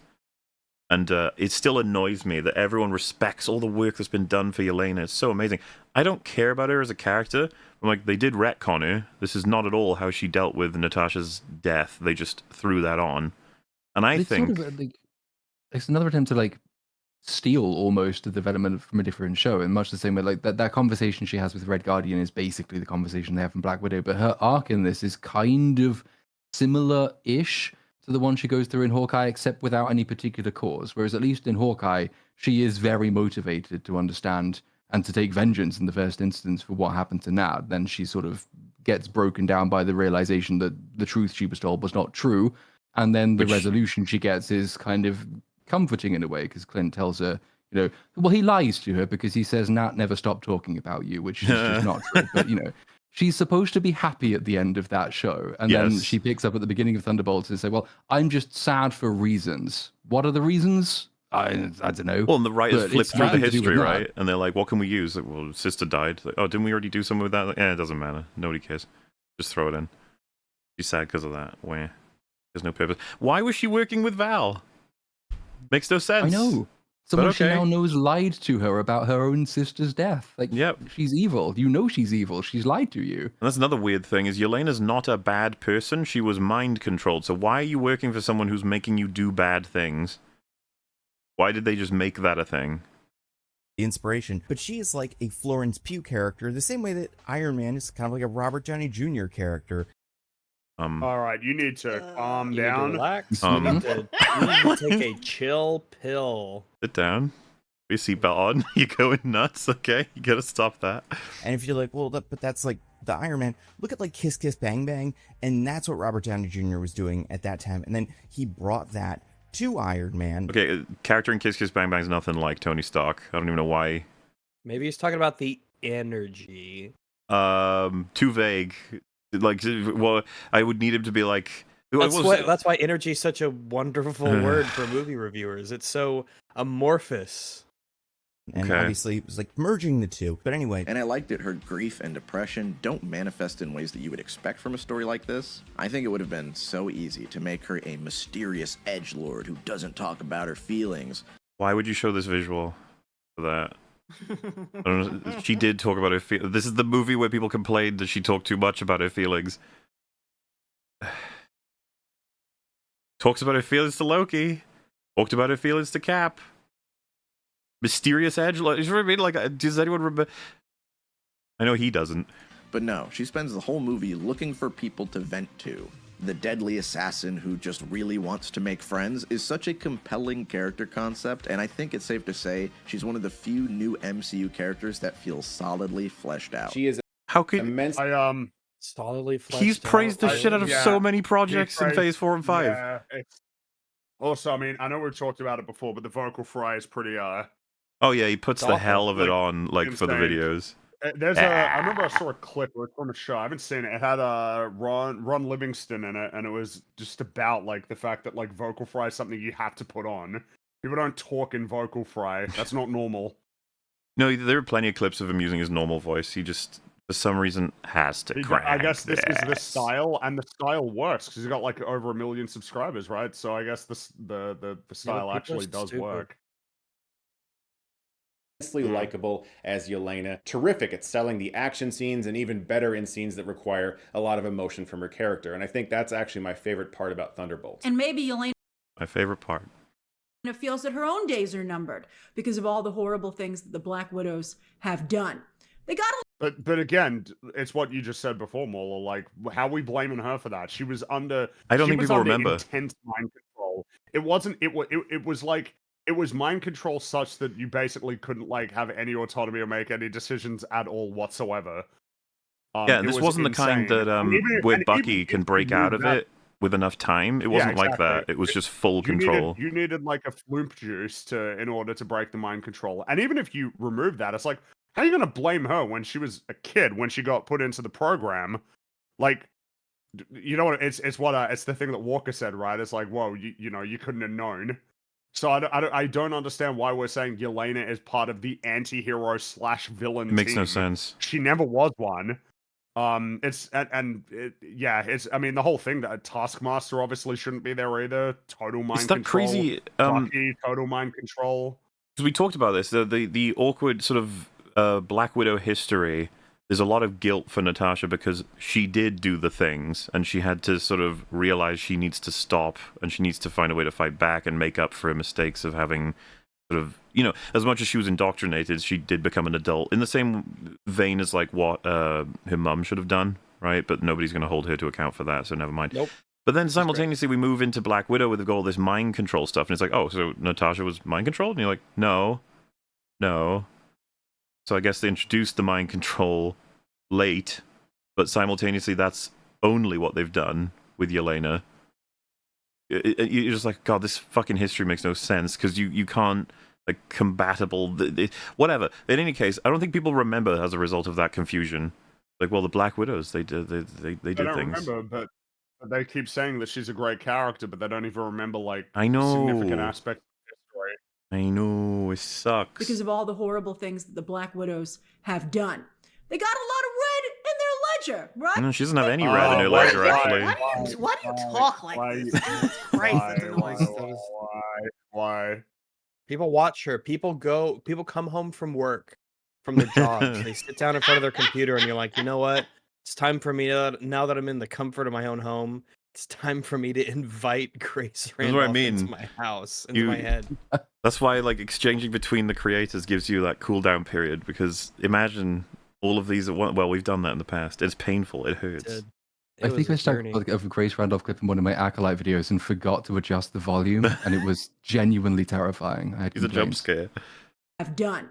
They got a lot of red in their ledger, right? You see the correlation? Yeah, I liked pretty much everything Florence Pugh was doing. Correlation. I think Really? It's not even a connection. She doesn't have red in her ledger. She was mind It's just- controlled. Yeah, it's just like kind of a description about something from another movie. she's very funny. Her accent apparently is pretty good. I think her secret weapon is a lead. Apparently, it is very Russian. leader is that she okay. thinks of everyone around her as a person. She's like almost like she's very similar, but also very different from Sam Wilson. Similar. Explain that in depth. Give me They're both very details. black. Explain to me how, Grace. What? Tell me how. I'm so ready to learn. I'm a sponge. She's like almost like she's very similar, but also very different from Sam Wilson. You know, like okay, I think elaborate Sam on that. Wilson has high expectations, and Yelena is like has rock bottom expectations. But I think they're both very compassionate. What do you and mean? Understanding. I always thought They're both very compassionate, Rags. Oh, they both have empathy as their superpower. That's it. Except that she kind of sometimes shows it and he never does. that maybe it would be Captain Marvel and Sam Wilson. But now, just like it was Steve and Natasha, I'm thinking maybe Yelena and Sam. I love how Wait, Captain Marvel and Sam Wilson? The line Well, I think she's talking about Like the No, leaders. sorry, How Captain. but Black Widow was never a leader of the Avengers. Like that's not. Maybe you know what I mean? she's Like, it would be referring weird to how she would, like this POV scenes There's a regarding pairing, like there's the something of a future of the pairing team between or them. something that she'll be in them. Maybe I don't know. Yeah, but I mean, okay. So like maybe like hypothetically they'll be like a bit of a double act in the same way, like they've got more in common. They'll have more conversations. Has there been a much single like- interaction between Falcon and Yelena? Absolutely not. No, I don't think so. Well, look at the. She's sort of hypotheticating well that on the way. if you did the work that the other movies did with Cap and Nat, then maybe you could have something similar between Yelena and Captain Falcon. What do you mean the work? Like- Remember, maybe- Natasha doesn't have any character where she's just a femme fatale. That's it. True. No, I just imagined it. That's right. Yeah. Tasha, I'm thinking maybe Yelena and Sam. I love how a drunk, passed out Yelena tries to force booze down present-day Yelena's throat so ragefully, angrily, almost So as if her ragefully? projection of her past self is trying to show her He what could have she just did. said angrily and ended it. No, ragefully. Listen, once Ragefully. he gets going, really no Oh, man, stopping this him. man he's on fire. Can't help it, Emotion. he's just an emotional guy. Yeah. That's what he would probably say. He wears his heart on his sleeve. On his sleeve. Yeah, that's right. So you can't disagree with him. High Top is the kind of man who That's gets right. into a heart onesie. He's just like, here I am a heart. Please don't hurt me. Almost as if her projection of her past self is trying to show her what she did and how much it hurt. Florence Pugh's great. I love the in each of the much it words, as he says them. Oh, it's like it actually. Yes. Well, yeah, that's part of the delivery. It's He's like it like, hurt him as he said hurt. He's like you remember Jerry, the like Beth's imagination of Jerry? Mm-hmm. It's like that, they're kind of like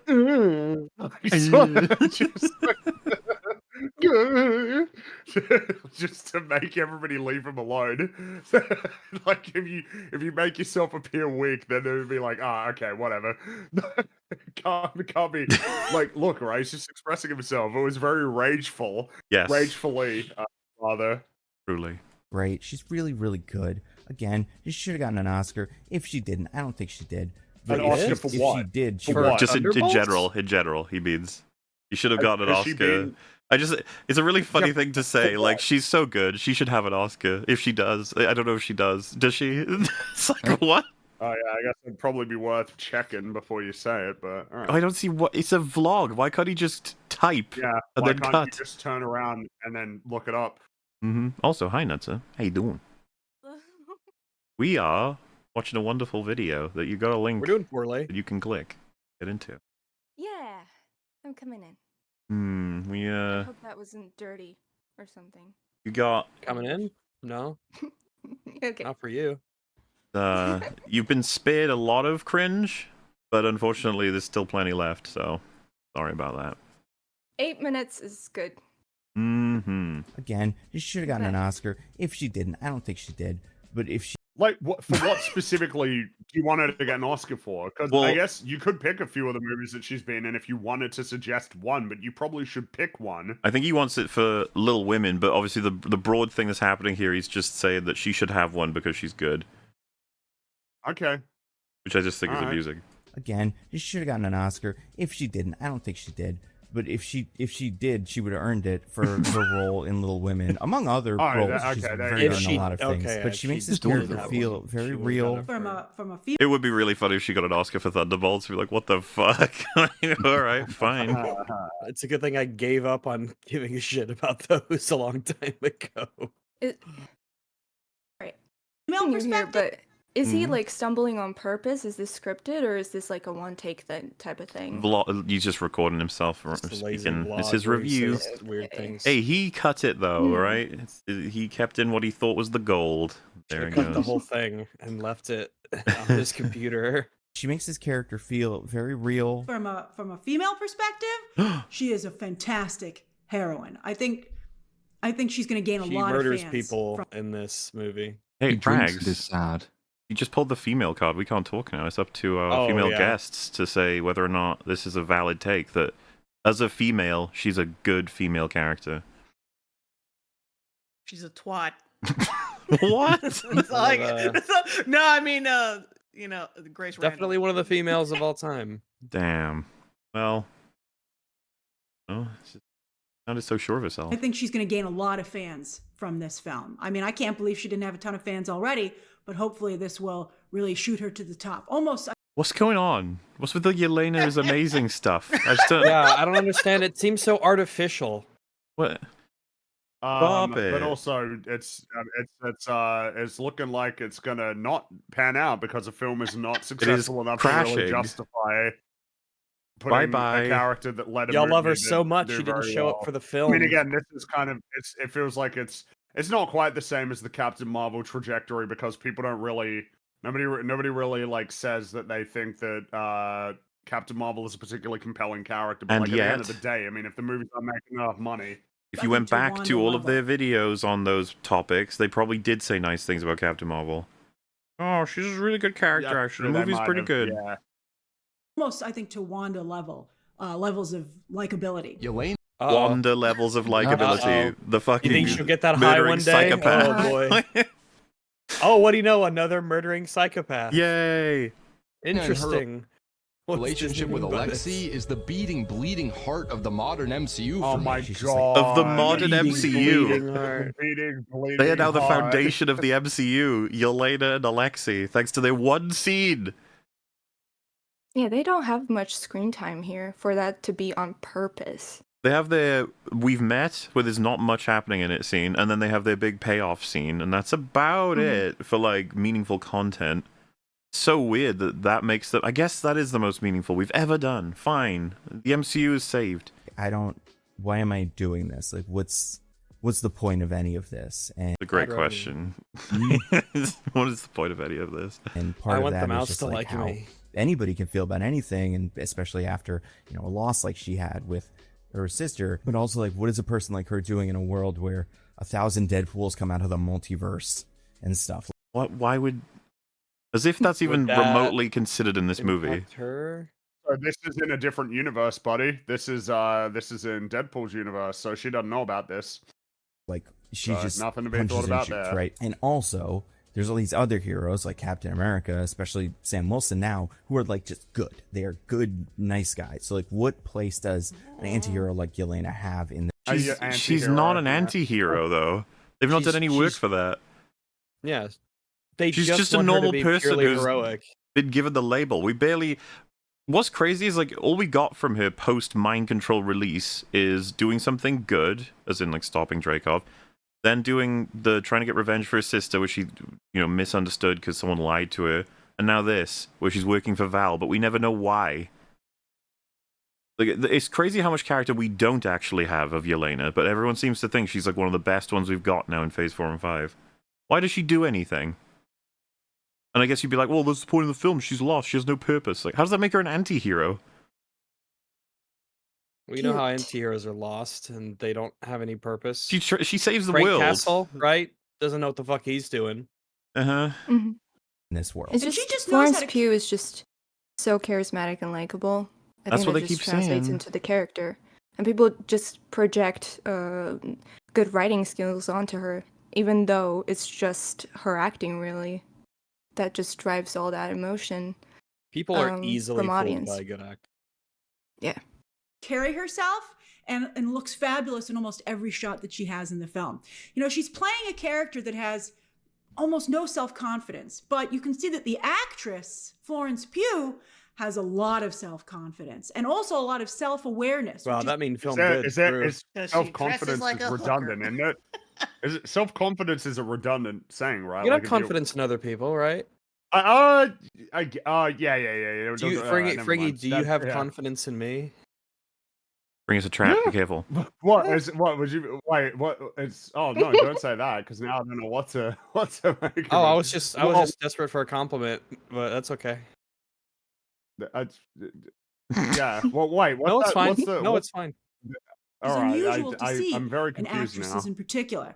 And so I think it Wait, really what? makes What'd Pugh she just an say? impressive Can we force on screen. rewind She that? thinks women Knows how suck. to carry herself and looks fabulous in almost every shot that she has in the film.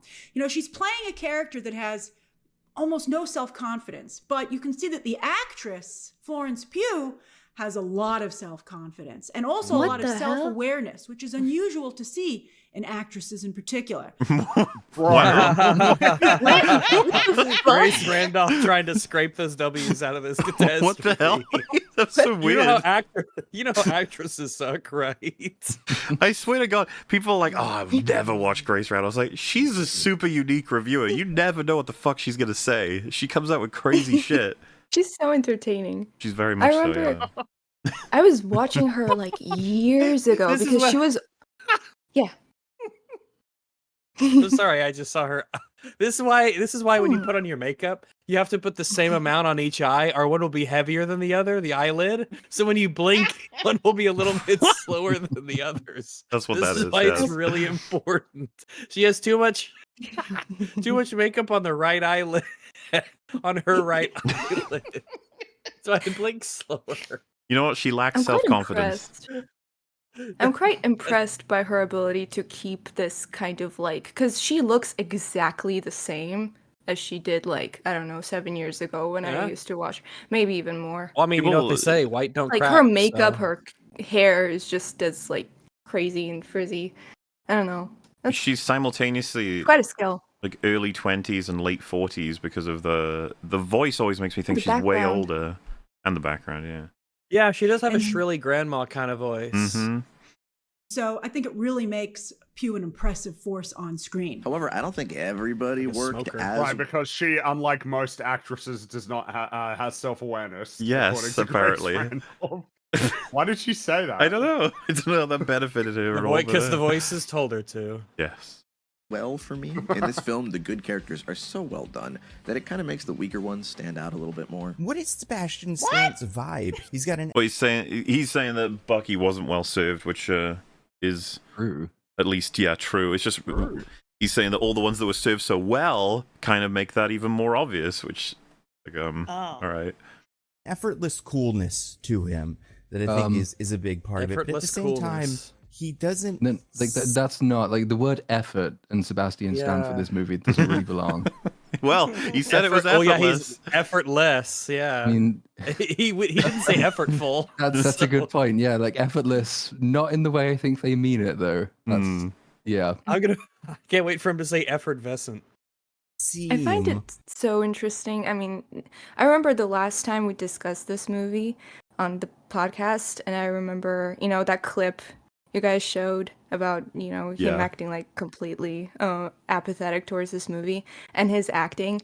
And I think it was the very next day they released a clip of him like walking around the city and like putting up posters and shit of Thunderbolts. I mean, the new Avengers. That was so cynical. I saw it was found like, that hilarious. there's like this candid, he's putting up posters. Look, it's Sebastian Stan himself. It was this one angle that's straight on, and then I saw one later Yeah. that was from the side of the road, but they had carefully cropped it so you couldn't see the camera people to the left of him. And I was Yeah. just like, you're trying to make it seem candid from both angles, even though both of you are recording him with cameras that are set up ready for him to do it. It's just like, fuck off. But of course, like, no, it's just Sebastian Stan putting up posters. Look at him go. I found it so peculiarly hilarious. Yeah. seem like someone who is traditionally cool, like Robert Downey Jr. Iron Man. Cool. Traditionally Sebastian cool? Stan does not sound, but he's got a very, I don't know, I'm gonna say boyish kind of like charm that Sebastian Stan was able to Boyish work into Bucky, charm? and now characters see Bucky. What a weird, like, there's nothing else to say about it in the Sebastian movie. Stan has so you a just sort of- boyish charm. I That would be guess. like boyish charm would be like Timothy Chalamet maybe, because he's just got a very young look and he seems like decently charismatic and charming, right? I mean, Or to me, it's just him wandering because there's nothing you can say about Bucky in this film. It's like, what do I talk about? Oh, he has a boyish charm directly compared to the non-boyish charm of Iron Man. To an Anyway, extent, like, the man is you can make any comment about that. I would say like he has the "I'm too old for this shit" attitude Yeah. toward this film. Like he seems very old and tired. poor guy. And I'm like, oh my god, that Bucky guy, he's Seems so effortless. cool. I love him so much. That's because Sebastian Stan was so cool and made Bucky so memorable and a character so many people got so attached to. It's probably the writing and the performance, being that his acting is excellent, not that he's just cool. This is the guy that said the Muppets will save the MCU, by the way. Oh, that old chestnut. So I have Bucky, who's very cool. He has a sick-ass action scene here. You know what? Bucky's cool, guys. You know that? he's what Bucky's a cool he has dude a he is. cool action scene where he Cool magically guy. isn't shot and torn to shreds by all the machine guns. But okay. But I feel like he doesn't carry things as strongly as I would have liked. I feel like you could have just No. replaced him with any other Legacy Avengers character and the story would have worked just as fine. I'm not just talking about the cool showcases of practicality. Not Now, I can believe that his beat on it is that like basically all of the old Avengers characters are completely interchangeable for the purpose of other movies. I can believe that. talking about the goosebumps on my arm when Bucky rolled up in the desert, finally freeing himself from the shackles of being a sad, stoic, bored out of his mind congressman. Why did you Now say he's that? a sad, stoic, bored, out of his mind mercenary. What the fuck? Like, as if that was the writing, that finally he broke free of his long-served time in Congress. Like, what the fuck are you talking about? It was the opening scene, and he turned up and then left. That's about it. And then he starts talking about how he just wants to get... It's like... Bucky's... You have to really scrape to find any kind of journey that Bucky experiences in this movie. Congressman. Bucky's great, by the way. What they do with Bucky is Bucky's great. interesting. I wouldn't say it's incredibly surprising, but I do think as the veteran, he brings something interesting to this, like someone who's been in a position. You just keep saying it's interesting. Like You don't say what it is. What is interesting? Tell us what give it me a is. line. Give me a theme. Give me some through line. Of these movies, and someone who right now, like this, I would say cements him as like the new guy who's been in a bazillion of these. He's the new guy who's It's been the in new- loads of these. What? That can't. He didn't. I mean, I heard it, but I must have misheard it. Bro, that is No. such a... That's such a let me take it back just a what an little bit. interesting role. Okay, all right. Incredibly surprising, but I do think as the veteran, he brings something interesting to this, like someone who's been in a bazillion of these movies, and someone who right now, like this, I would say cements him as like the new guy who's been in a bazillion of these. Used to be Captain America, you What know, does Steve the Rogers, sentence and mean? everything. I don't No, Now is it's he like is he saying that maybe Bucky has found the role of a veteran character? He is the new veteran character that shows up in everything now. Oh, do you mean like veteran, literal, like a war vet versus just a No, I veteran mean, like, of having been in films a lot? I think he's a veteran of the like films. he's the new person who is almost like iconically the one who shows up in everything. Good God, why is that? He's the new recurring character. Okay. Is that what he's Okay. trying to say? If that is what he's trying to say, it's terribly put. There Well, were but so also- many ways to word that better. Who cares though? Why is that interesting? Oh, look, Yeah, there he why- is why again. would Here that- comes Yeah. Winter Soldier. Here he comes. Winter Soldier. here There he comes, goes. Yeah. It is sort of like Winter you Soldier, achieve oh my it by God. default, right? It's almost like they have a competition backstage in reality, where it's like just by virtue of appearing in lots of Marvel films, the person who at any point has appeared in the most gets the trophy of cementing them as the person who's been in the bajillion of them. But then if somebody else comes along and is in more than they are, then they get the trophy of having been in a billion of them before. Wow. No. All right.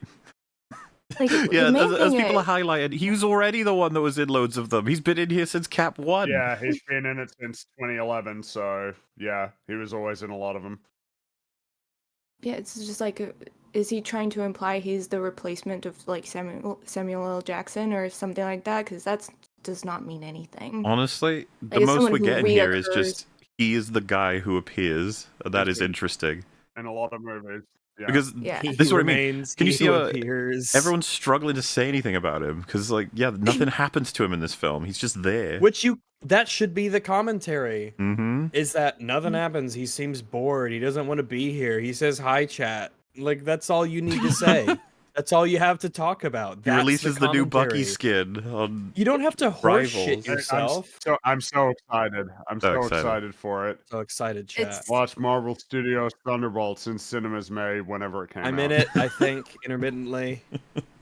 It's very funny that this particular title is assigned to a guy who already seems to be like so done with Marvel. Yeah. Like the new reoccurring guy. Are you kidding me? Do you think Sebastian Stan is like down for appearing in like bazillion more movies? He's clearly wanting to do other stuff now. I'd be almost certain Yeah. that he's weighing up like the two things to consider is how substantive are the roles right now in Marvel for Bucky versus how much money am I being paid. It's like, because this was shit for him. Obviously, he must have read the script and been like, holy crap, I get to do nothing. That sucks. And like they're putting all this effort, so to speak, in someone like Yelena, but not into Bucky, even though he's been. And remember, who was the person we covered who said it wasn't like a tweet or something that someone said Bucky's already had plenty of movies. He doesn't need more development. Oh yes, Oh, there were a what few tweets that were saying we don't need to explore his like trauma or We already background did. because we already know it. Yeah. Yeah, he's done. Yeah, he's done. Don't you know that Yelena is the new in thing? And I say that like the movie made money, but Nah. like she's the new Oh, thing. no. Fringy is now the new thing. He is Is our he done? Fringy is actually the new recur. No, it's Platoon. Platoon is our new veteran, recurring our thing. new recurring thing. I have been cemented into that position of whatever the fuck that position is. Yes. And it is interesting. Okay, that's all that can be said about it. Does tend to pop up in a lot of places, and he is a character that people are really familiar with, enough so that in universe people have these ideas about him that I think was great. That's the That is fucking insanity. You are like circling around, What? just constantly saying you recognize him People because know he's him. around a lot, because he's always there, because he's been in a lot of them, and people in Yeah. universe recognize People him know because he's him. been around Oh, a yeah. lot. Like what? Mhm. Why aren't you saying anything? You keep refusing. Definitely. his action scenes are Definitely. really fun. Like I think they did a really good job in this movie, even though, as they say, like we all punch and shoot. They punch and shoot, but they all punch and shoot a little differently. And watching them Describe fight is how actually differently they Just, do. just if you needed to be Oh, sold on we've seeing this we movie, just moved on to a new thing. if you needed to be sold on Alright, seeing the wow. They movie, punch and it's shoot they differently, punch and yeah. shoot. Sure, all of them do, but it's a little different between them all. Cool, man. differently, and watching them fight is actually really fun. And while Bucky Barnes' cinematic history is pretty hard to top, this kind of action and buddy comedy is Bucky Barnes' what- cinematic history is really hard to top.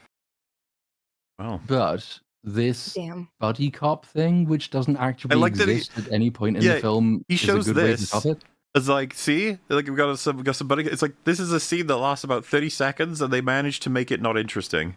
And it's the only scene in which these two speak to each other. Yeah, it's terrible. Fight is actually really fun. And while Bucky Barnes' cinematic history is pretty hard to top, this kind of action and buddy comedy is really what I've missed from the character since, honestly, Civil War. Like, I like the Falcon and the Winter Soldier, but at the end of the day, Oh, Of the course you final do. damning, Of course final you damning do. indictment of that show. Yeah, I bet you thought it was a cinematic masterpiece. Wait, before Had we so play much it, to say. what do you guys think his criticism is going to be? He said, like, I like Falcon Winter Soldier, but what's the criticism going to be Too related to heavy-handed Bucky? at times. Okay, maybe. Oh, Well, Bucky he's was. talking about banter. The point that's being made here is this idea that there hasn't been enough buddy comedy banter. So I guess he's going to say that it didn't have much buddy comedy banter, even though it definitely tried to. I guess. So that'd be a strange thing, but I don't guess that's think the any of you criticism. would guess what he's going to say because it's so fucking stupid. Oh no. Oh, I wasn't even close. Damn. It's well, Fringy's on point, but the criticism format, so to speak, is just like I don't like that show. In fact, I quite hate it, and I would defend it on what he says. Oh. Oh no. So anyway, like, I like the Falcon and the Winter Soldier, but at the end of the day, the first of 6 episodes did not have them at all together in it. Bucky just Okay. so Okay. the criticism is I love the buddy comedy humor and the back and forth and the banter, and yes, Falcon and Winter Soldier's good, but in the first episode of 6, they don't even have banter because they're not together. What about Okay. the other 5 out of Yeah, the what 6 about the other episodes? 5? What? Such a weird way to try and What a wedge weird- in, the criticism. It's like, what are you talking about? Could have just said the show was shit. God. seemed like there was so little Bucky here. You know, he was just kind of like, they were like, oh, and Bucky. And you were like, but how's Bucky? Is Bucky going to say that? And they're like, no, but he's there. Just remember that he's there. And that's enough. And you're like, is it? Bucky. She had the most rational take. Actually, pretty yeah, I on was about to point. say. I had to Good job, double. Grace. I was about to compliment her, and then I had to just double check and then triple check just to make sure I wasn't Do misunderstanding. you like her her. soul stare? She got I you. love her soul stare. There are a few people who I'd prefer would stare into my soul than Grace. Just remember that he's there, and that's enough. You're like, is it? Bucky looks cool. I like that he's back with this hair. This was good hair for him. I like that he's back with Bucky with the good hair. He wasn't rocking the Professor X look this movie, which I appreciate. If you ever need to fill a speech or a description or analysis, never rely on Nando. He'll be like, talk about his cool hair being back. His hair is the most. It's the new recurring do in the MCU. Oh my god! At what point does glazing this film actually require more effort than just telling the truth about the movie? Because I was trying to come up with the amount of mental effort it would require to sit here, looking at the scenes with Bucky Barnes, trying to find anything positive to say, and then you're going through everything possible you can say, and you've been reduced to saying, I guess his hair's okay. That's a lot of effort. Surely it would just be easier to critique the film as a film rather than find some stupid thing to compliment about it. No. Mhm. I'm saying Like if I had ridiculous. Yeah, sorry. If I had to make a video where I have to make a single point about Bucky in this movie, it would just be like, oh yeah, he washes his arm in a dishwasher, and that's it, because that's the only notable to the audience's thing he does. And that was the only thing that it was marketed about him. Yeah.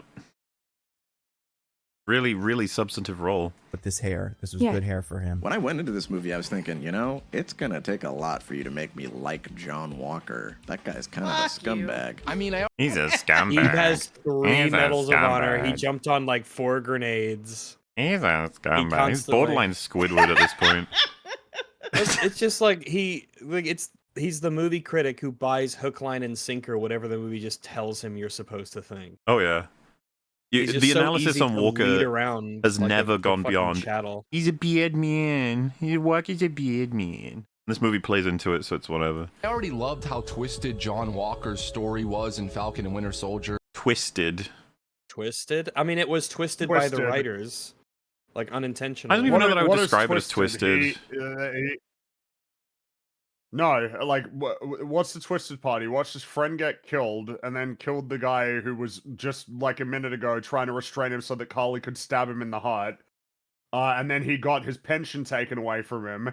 And then he still decided to, go back and try and fight her. And then when he had the choice between pursuing her and saving a whole bunch of people who were about to fall off of a ledge, he discarded the shield that had his own 3 medals of honor on it to save them. That's twisted. Well, I'm sorry, but they didn't What is write Psycho? him as a villain. That as much as the story obviously interpreted him as being a piece of shit, they didn't write the story that way.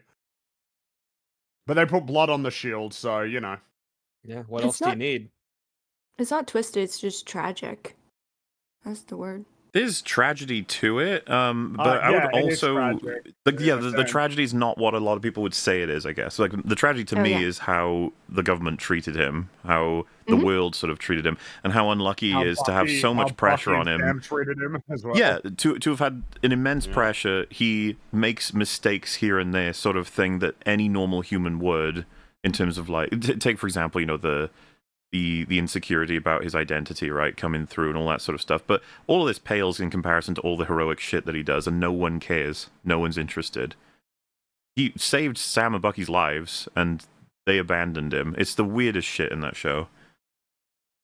Character that in Falcon Winter Soldier, I think was fine. It felt like his arc got wrapped up too quickly. After videos I made talking about this character, I don't even agree with that, and I don't like the His show. arc got wrapped up quickly. I'd say his arc was really clear, and I don't know what the fuck the writers were thinking, because they wrote him to have a They journey want where you he not to came like through. him, really.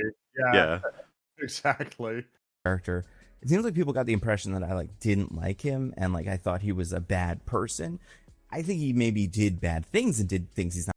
Dude, No, it's he so didn't do it. It's you're so dumb. You just bought it. Every It's time. blood Yeah, on the it's shield. blood on the That's shield. it. It's a low angle from the ground. He's evil. Did you hear the music? It was Right. definitely Blood evil on the music. shield. Yeah. It's like the Oh, monkey yeah, that's the meme, Simpsons monkey thing. sees Look at action, the neurons music, he's fire. evil. Chancellor Palpatine is evil. Ugh. Not proud of, but I do think a character like that is great and is flawed and interesting. They have to kind of earn that redemption. No, he's fine. Like No, I he's think what good. I find so crazy as well is like, you know the guy's like it wasn't me. Is it's like one. Like you were trying to restrain him so that he could get stabbed in the heart. Like Yep, don't you pretend were like you totally weren't okay out to with it. get him. Absolutely. You're here to kill him. Secondly, you're part of a group that like a few episodes, and in this case, a few days prior, blew up a building that had a whole bunch of people tied up in it so that they could get cooked. Who had no and, like this is, allegiance that was concerning to you in any way. Like, they're not soldiers. They were all just trying to distribute, most of them were trying to distribute food. You are at present a super soldier trying to get away so that you can continue to kill people. Like what? Oh, but it wasn't me. It's like what kind of I didn't kill response that. is that? I specifically did not deliver the killing blow to that one individual. Blow to your friend who's been with you for years through thick and thin, Which is- through the most difficult periods in your life. It feels as though if it were Carly that he did that to, that everyone would be like, "Oh, okay, I get that." And it's like, why do you get that, but you don't get the guy who facilitated it?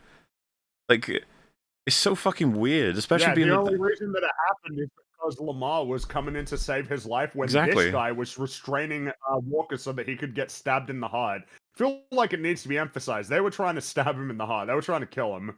Well, and then of course the whole but like, they oh, put he needs a blood on the shield. redemption. He put his life on the line to save, what was it, like 8 senators or something, or whoever they were, just innocent people exactly. that he prevents And the he deaths of. He threw away the shield.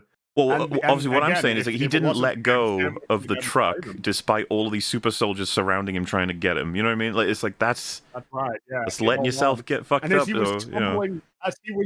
tumbling down, he screamed no because they were gonna die.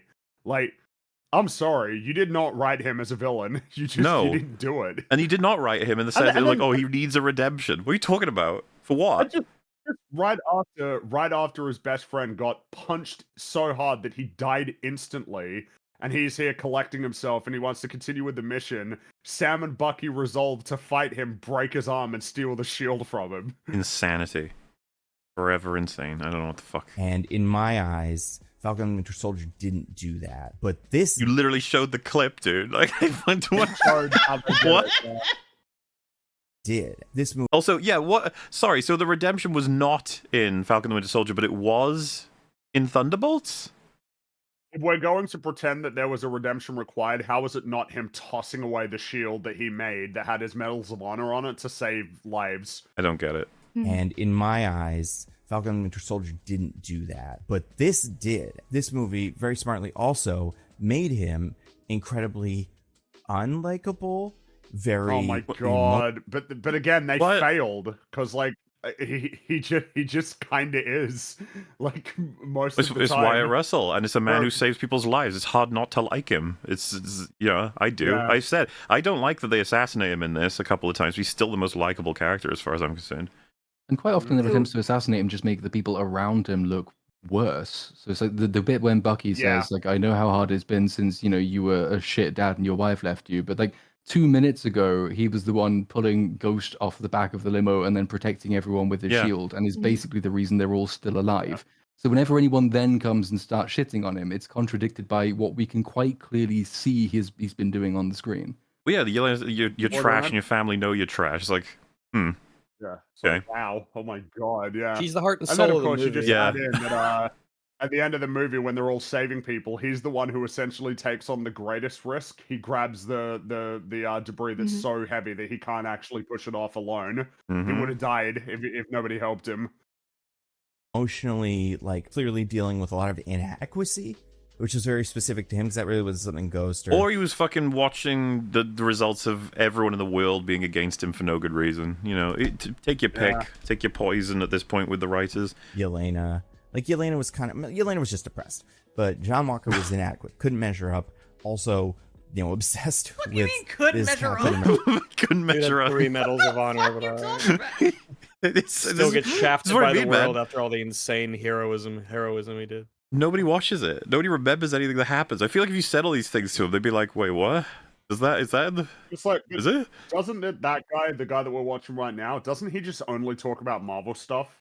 Yes, pretty much. I You'd think. think that he'd be So, like, how really do you good not at it. know? We don't just talk about Marvel Well, stuff. how does he It's not like- know? For the same reason Cosmonaut doesn't know. They're never watching what happens. They're just absorbing what is supposed to be taken from it. You know what I mean? pretty much. And the one thing you meant to take away is, yeah, Walker's a shithead. Walker isn't he? sucks. Blood on the shield. We don't like him.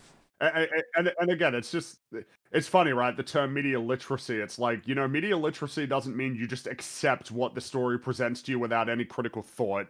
That's not what it means to be media literate, to be like, well, it's clear that the writers are intending for you to not like him with the music, the angle, and the blood on the shield. So you are allowed to think about it for yourself and form conclusions which are contrary to what they want you to think. This would probably blow their minds, but to be absolutely clear, Walker is obviously a better person than Yelena. Yeah. If you compare all of the actions they both take throughout all the time we've seen them both, Walker is the better man, better person.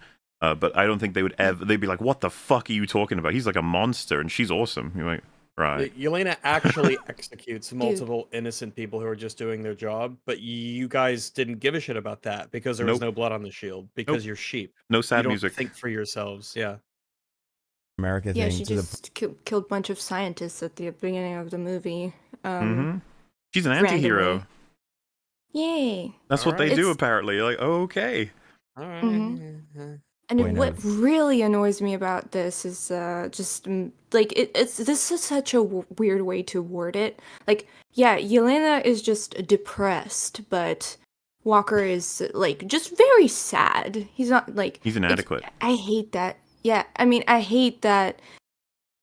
It's so prominent in today's media to not like really explore male depression and not qualify as depression when it really is. Like, Walker is deeply depressed, no less than Yelena is. It's just it appears different, so it really upsets me the way this is put. Well, and he doesn't get any time in the movie. They don't want to solve his problem. We just move past it. It's like, oh, okay, never mind. Yes, it's alluded to, but because it's not really explicitly stated, like for Florence Pugh, then it does not really qualify as like extreme, psychological distress. With this Captain America thing, to the point of being maybe not an amazing father, all made him so much more interesting. It made him so much more interesting. The fucking writers just drop that on him and everyone eats it up as being like, yep, absolutely, yep, he's a horrible person, look at him, he's a shit dad, he's a terrible husband. Oh, I love it. Now he's likable. It's like, the kid was stewing for 2 seconds while he was sitting right there. And suddenly he's a terrible father. This is abuse. You know how if you're a good parent, your annoying little children just never just cry for no reason? You know how babies are rational. Oh, I've seen. Have you seen like the crazy back and forth threads arguing whether or not this is the ultimate sin as a parent, or if this is actually relatively normal? It's like it goes on forever and ever and ever. I'm just annoyed that this is something they fucking planted on him because the writers hate him. Father, all made him so much more interesting and made potentially some sort of actual redemption arc. It's just, what are you talking about? What redemption? More interesting. Is he just talking about the fact that he saved people's lives, which he always does anyway? What's the redemption? You saw Falcon and Winter Soldier. That's what he does. Exactly. He saved them specifically in his like opening hero scene. It's crazy. Feel way more earned, and I appreciate that, and I really like that character now. I think he's in a really good place. When Bucky straight up destroys John Walker by reminding him that his wife left and took the baby, Yelena glances at him, not with a "you lied to us, you prick," I understand that, but with this look of like pure, compassionate Right, which you seem to. It's kind of funny that he's like praising, like he's shitting on him while simultaneously praising that Yelena is compassionate towards him, which is not what he's doing. Exactly. Isn't that a little bit weird? Yes. Like, oh yeah, when this piece of shit gets told to his fucking face that he's a deadbeat loser, Yelena actually shows him some compassion. Kind. She's so it doesn't make nice any sense. And understanding. Like, what? It must be Also, nice like- that people will just fucking glaze you all the time when you're a terrible person, and yet people just why he's so likable, because he's the underdog in the story and out of it. Yeah, exactly. He has to fight for every scrap of praise that he can get. Like, He's insane. understanding. This explains why he's been such a dick the whole movie. This explains why he feels the need to be so cocky, because he feels so powerless, He's so cocky weak. because he fucking earned it. I don't even. Yeah, it's like this is why he's such an asshole. He's pretty normal in the film. Everyone else is weird as fuck. Yeah. Because he feels so powerless, so weak, like such a failure. He is like me, and I am like him. Oh my! No, you're not. No. Sorry. What? We hear that again. You gotta rewind it. I Come can't on. How many play medals that of honor again. do you have? I'd say this is a classic high top moment right here. Explains why he feels the need to be so cocky, because he feels so powerless, so weak, like such a failure. He is like me, and I am like him. Dude. Me for real, for real. Dude, you gotta calm down. I knew High Top's ego was big, but not this huge. His ego was man. enormous. Dude, yeah, and I think the frustrating part is the perpetual attempt to pretend like it's not. Like, oh no, I know I wear my heart on my sleeve. I know I'm too emotional and all that. But then meanwhile, it's like no, but you think it's great and you love it, and you want to make sure that everybody is aware High of, top like, how films. much of an emotional and thoughtful guy that you are. High top When he collects. photoshops his thumbnails, he feels like John Walker. Like, Yeah, you should have been. You somebody should have been the with face three of the medals front, and honor. it should have said me, literally me. But Right. he collects mental illness and mental illness like analysis, like Pokemon cards, and I would say that like presents them like medals on a uniform. That's But the thing is, process. he never collected the Snorlax card so that he could realize that Snorlax has it all figured out. He does. He keeps to himself. He minds his own business. He enjoys every day. And even if he gets woken up, it doesn't bother him too much. He should learn something from Snorlax rather than, I don't know, what is he like? Well, this Thunderbolts. It's not providing the right lessons to take forward. Because he feels so powerless, so weak, like such a failure. He is like me, and I am like him. I would have liked if they gave him a Sorry. little more to work with. He's kind of the punching bag here, and I do think that's good for someone as morally reprehensible as him. Like he'd Christ, morally reprehensible. It's oh my god. I wish these people had the same He love almost for had it. storytelling that they did for fucking terrorists. It's a little nuts and so consistent. It's insane that it's so casually said. He's a morally reprehensible. He saved so many lives. He's got a higher save count than basically all the characters in the film. Yeah, Including the again, characters. It's almost it's kind of unfair, really. in this movie, again, he takes on the debris that is so heavy that it would have killed him. Not like the other characters who did things that didn't actually like jeopardize their safety all that much. Yeah. And again, they didn't yeah. have to write that he got 3 medals of honor. They didn't have to do that, but they did. hmm I mean, I love that moment where the military is coming into the vault and he's the only competent one who actually, if it wasn't for him, none of them were escaping that shit. True. Good for someone as morally reprehensible as him. Like he'd always wanted to be Captain America, and he thought he had it, and he lost it. But I think losing his family And was his really pension. bigger. And his than what pension. happened. Don't forget that. They took his pension money. Dishonorably discharged. And it happened when he wasn't even realizing it because he was so lost in the other loss. So yeah, and then after that, we find out Val reveals that his wife actually left him and took their child with her. So he's just been totally abandoned. And I think that makes him that really humanizes him. And it makes him just a great character because he doesn't understand why, when he's trying so hard, that things still aren't working out for him. Even though that we, from the outside looking in, can clearly see where he's making mistakes. And I think that's not only a very common, but a relatable situation. My God, I don't really fully even agree with what she's saying, but this is the most insightful It's the best. commentary She's doing the Morgan out of best. all of the people so far. That's She crazy. does have it's the same. Dude, She's completely batshit mental for 90% of the time because there are sometimes good things that come out of her mouth. I think that's why I kind of I wouldn't say that I like her, but she's not boring, which is super. She's insane. super valuable. And as you said, I would tweak what she said before agreeing with it. I'm just impressed that what she said was more meaningful than what anyone has said. Pretty much the whole video so far. These are thought. This is actual. Whether you agree with it or not, this took some thinking to develop this perspective. But was it ever explained or stated that he didn't understand why his wife and kid, I mean, why his wife left him with the kid? Because I don't think, Not I mean, really. I think that just really discredits him. I think he understood why.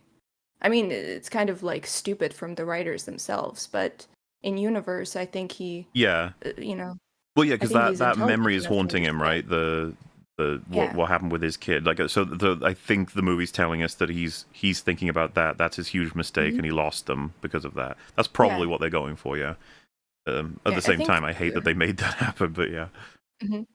I think that's incorrect to say like he doesn't understand and we do. I think he understands more than any of us really in the audience. No, I think that's probably right. It's less to do with how accurate what she said is. It's more so the format of it. It's like, wow, look, she's saying The actual He's not things. saying something that everybody else has already said on Twitter. This Yeah. is like a novel thought, which is valuable. It Because really that's is, like yeah. the through line I would say of so much of what's being said here is that none of these thoughts are particularly original, but they probably think that they are. She's actually considering his like psychological state and showing empathy, for him. So that's appreciable. It's a genuine commodity. Like as a commentator of any kind, to actually like have thoughts that feel like they emanated from your own fucking head, rather than from something that you saw on Twitter or from marketing material for Yeah, any trailers and given stuff. movie. It's Beef. unlike all of these. Beef.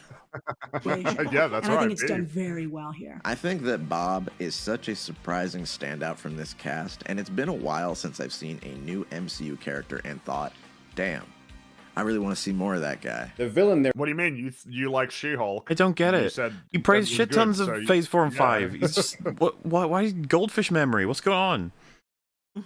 The villain they're facing is overpowered as hell. He is a very, very strong person, and it seems almost impossible for even characters that are godlike, like Thor, to go up against this guy. So how can we have a bunch of people that, as they say in the movie, punch and shoot? His commentary here he's is got a Sentry Mando. is powerful. He's really powerful. Yeah, but in many, many more words. Also, he's His- got a little Mando statue there. Just to be clear, his video is like 5 minutes.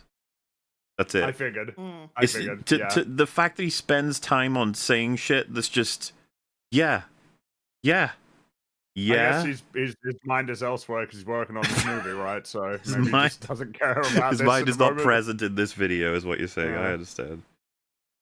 He's trying, you know? Go up against something that is so powerful. But I mean, Sentry, wow. So I was impressed with Sentry for two reasons. One, What is that picture you use of Sentry? The one where he's just like not even looking at the camera Yeah. and it's kind of blurry. He's and- not cool. He's that cool. I was talking about. I was looking at the comic book cover. Yeah, Oh, no, that yeah, the picture's movie weird. one. Why? Yeah, why? That's a strange choice. It's not a choice. It's a very great. It's a very Randolphian selection.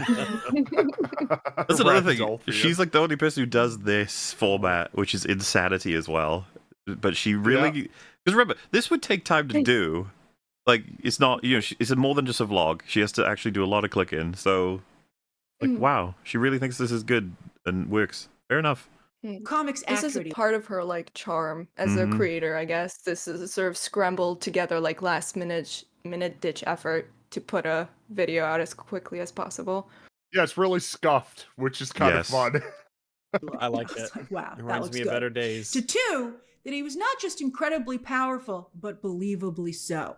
Kudos to the VFX team. No. I don't know about Oh, that's what she means. I Well, thought she meant in universe, like the fact that humans were able to create like actually a god Also, entity. she's talking about how good the fight scene looked, and just like, God, I was struck pretty The fight quick scene by looked how pretty fake it bad. looked. But It okay, looks pretty bad. I've seen people saying like, "Oh, that," because there was like an anecdote that Sebastian Stan punched him like accidentally. hmm And people like, "Oh, that might have been what they left in the film." It's like, dude, I think even that punch is CGI. Like, I don't. There's really not much in that. They scene noticed at all it looked that's a real. bit too real and immersive, so they just went ahead They and rubbed it CGI'd up. just to make sure. Yeah.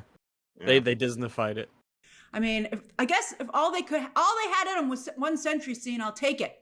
But I was really impressed. Sentry is an absolute badass, and let me just say, Marvel has kept the Sentry suit reveal a secret, and getting to experience him walk down those stairs and you seeing the full suit for the very first time hit so much harder, and the suit is a top 5 suit in the entire MCU. It is beautiful. Really? Top really? 5. Top five, Really? really? Man, there's no way it's top 5. That's impossible. Yeah, like I'm thinking about The top Sentry 5. It's like, suit? well, the Mark 5 is Well, pretty awesome. To be fair, we'll just say Iron Man beats it. We can't do all the marks, so Yes, we'll just say I was Iron just Man beats him thinking out. Well, I mean, Captain First America's got ever. like 2 or 3 suits that I would say are better than Yeah. the Sentry suit. For The sure. universe He's got wasn't 2 or part of 3. the point of the design. Is that the design is almost like by corporate one. committee. It's Yeah, a corporate thing. it's got Val the- creates it for him. He doesn't like it. It's designed to look cliche. It's not supposed to be genuinely good. If you take away from that, it's the top 5 suit in the MCU. You've somehow fallen for the corporate sales line of a fictional corporation, which is impressive. Yeah, That's true. Doctor Strange's definitely beats him out. Yeah, oh yeah. Yeah. Ant-Man's Spider-Man original one, has that beats it many. out. Yep, Spider-Man obviously beats it. Yep. several Just by several existing. times over he beats. You know what? He Well, I beats out just feel Captain like Marvel, I guess. Good job. Which Yes, one? he does. Which one? Yeah, because I don't think I hate the second suit. The one there was that because you got like the one in the Marvels in the first part of the movie. I don't Oh, think the I Kree hate suit? that one. Oh, sorry, No, the no. Marvels. No, the Here, first one, not the got a second one. picture The there. second one looks. No, not that one. I hate. Oh, I think God, that looks one's, like, awful. one of the worst. Before that. Yeah, that's one of the worst. Good I mean, the one God, dude, before these that is, 3 are just not The one good. before that was okay. Her first or her one. Well, yeah, in- because those 3 are awful. They're actually like 3 of the worst ones. They might be 3 of the I worst, would yeah. say. It's insane. Yeah. Funny Really, because really bad. all of them had better suits. I think that her. God, has there been this? I guess I can't believe there's been this many. I guess. Yeah, Oh, They're fifth one- generally okay. The fifth one is okay, I think. I think the fourth one's all right. I like the fourth one Yeah, me from too. Infinity War. The Kree one's like Endgame, you mean? fine. The one from Yeah, Captain Marvel, it's fine. that The third that one, one's yeah, fine. The last two, That something last went one. wrong. God, the last one's The so It's just horrific. like it's the obvious worst one. It's kind of wild. It's really Just bad. why? I don't know why you just didn't be like, okay, she's in Endgame and that's her suit now. Like, all right. Legit I'm keep trying it. to looks like think of what else CGI. would be. Thinking about what else would there be that would be like Black Panther and Civil War is pretty awesome. Yeah, That one's his pretty cool. wins. Yeah. Mm. That one's I mean, pretty Winter great. Soldier looks better than Sentry. It's cool as shit. Agreed. Oh yeah. Yeah, his one in Civil War is cool. Implications of Sentry. Val wants to take someone's pain and manufacture a hero. Blonde-haired Superman with a tragic backstory. She wants to appropriate Bob's trauma, use it for political power, for gain, without giving him any help, any healing. I think, and I could be reaching here, this is also a statement on the Marvel films that do not work. That takes a tried and true story of a suffering individual who learns heroism through past pain, and then contorts that trauma to fit the need of the shareholders, the need of the consumer, without exploring the human's pain behind the costume, without any genuine insight or weight, creating an all-consuming darkness that sucks everyone watching into a void of endless suffering. nice, clever. Yeah, keep clever, going. Just good. keep Nice, going. clever. Keep Like I going. said, Clever. when you get him going, he Right doesn't back into stop, the void. okay? Yeah, Right, there is yeah. a point where it gets difficult to sort of compartmentalize all the attempts at artistry versus what are you trying to actually say, like what's the actual substance in what you're saying, and Also, you kind of bro, get lost you along the praised way. Multiverse of Madness. He did. Yeah, you called it like the multiverse of Raimi or something. So what are you doing? Not to mention, well, and it's just like, why are you, at this point he's making broadly, as much as there's definitely plenty to dig in there, it's like, Thunderbolts is the one that you're picking as, I can't even begin to understand it. It's You'll forget about it in a week or 2 weeks. sloppy as hell. Creating an all-consuming darkness that sucks everyone watching into a void of endless suffering, forced to relive these moments on loop without ever giving them the chance to change it. Forced to remain in the... Stop it. Stop it. You can already Quit. hear us. There was an Forced idea to of what you keep- started to say, and then you got lost in yourself. He's doing that voice thing again. Him and Cosmonaut, he just speak normal. Emptiness. He's not even a stoner, because that's not what he's going for. But it's just more of like a guy who's like, hey, wow, cool. You know, just kind of light. And I think he balances that really well with other emotion. Within like... You don't have. You can write a script. You have the power to open up. You have the power. Write stuff down. You have the power. I believe in you. If you Not don't have everyone can Microsoft do it. Word, you can use Notepad. You could just write these thoughts down and then you refer to those when you want to, express an opinion. That's The allowed. juxtaposition of style there is that you've got like painfully overwritten and just not written at all, and it's somewhere in the middle of that is roughly where you want to be. So this guy I think this sentence meant this guy at some points acts casual and some other times has different emotions. Yes. That's the sentence he was trying to articulate. He just sees described Great. a normal human. Well, Sometimes yeah, it's casual, yeah. sometimes it's other things. It's like, yeah. If anything, I'm impressed. Yeah. 3 minutes, you realize the kind of damage he can cause, the kind of pain he can inflict without breaking a sweat. It's just... Why did you say that way? Sweat. As if we've never seen this before. The MCU is fucking stuffed with people who, without breaking a sweat, could do... Jeez, sweat. Sweat. Good design. I'm surprised there was no echo on sweat. Sweat. Please sweat on. Sweaty.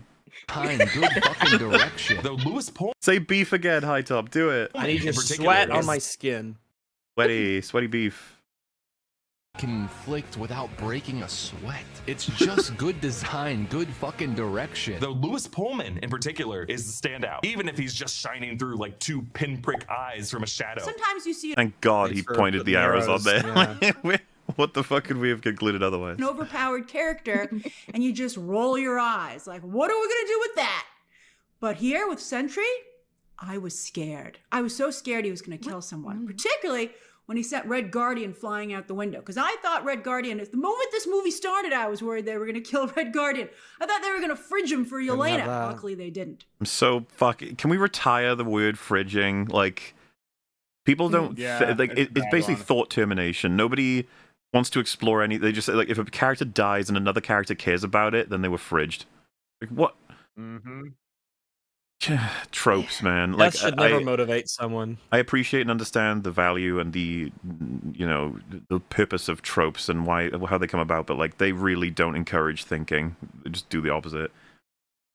But when he said Red Guardian does not have to die. Yelena already has Black Widow, like that we just completely and they ignore in barely this movie. mention her in the movie.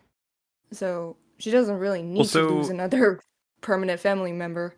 It also, if you think about the movie, it doesn't make sense from a writing standpoint. They wouldn't want Sentry to outright just kill one of the Thunderbolts because he's supposed to be part of the team again by the end of the movie. You know what I mean? It's like, yeah, he's kind of cool. It's all right. Don't worry about it. All the Void stuff he doesn't seem to understand what's happened. That's probably why they did the whole he forgot everything as well. So it makes it less awkward to be like, oh yeah, I guess I did that. Whoops. Sorry about that. It's all over now. Instead, it's just like, which people love. When Sentry sent Red Guardian flying out the window at the top of Avengers Tower, I gasped out loud.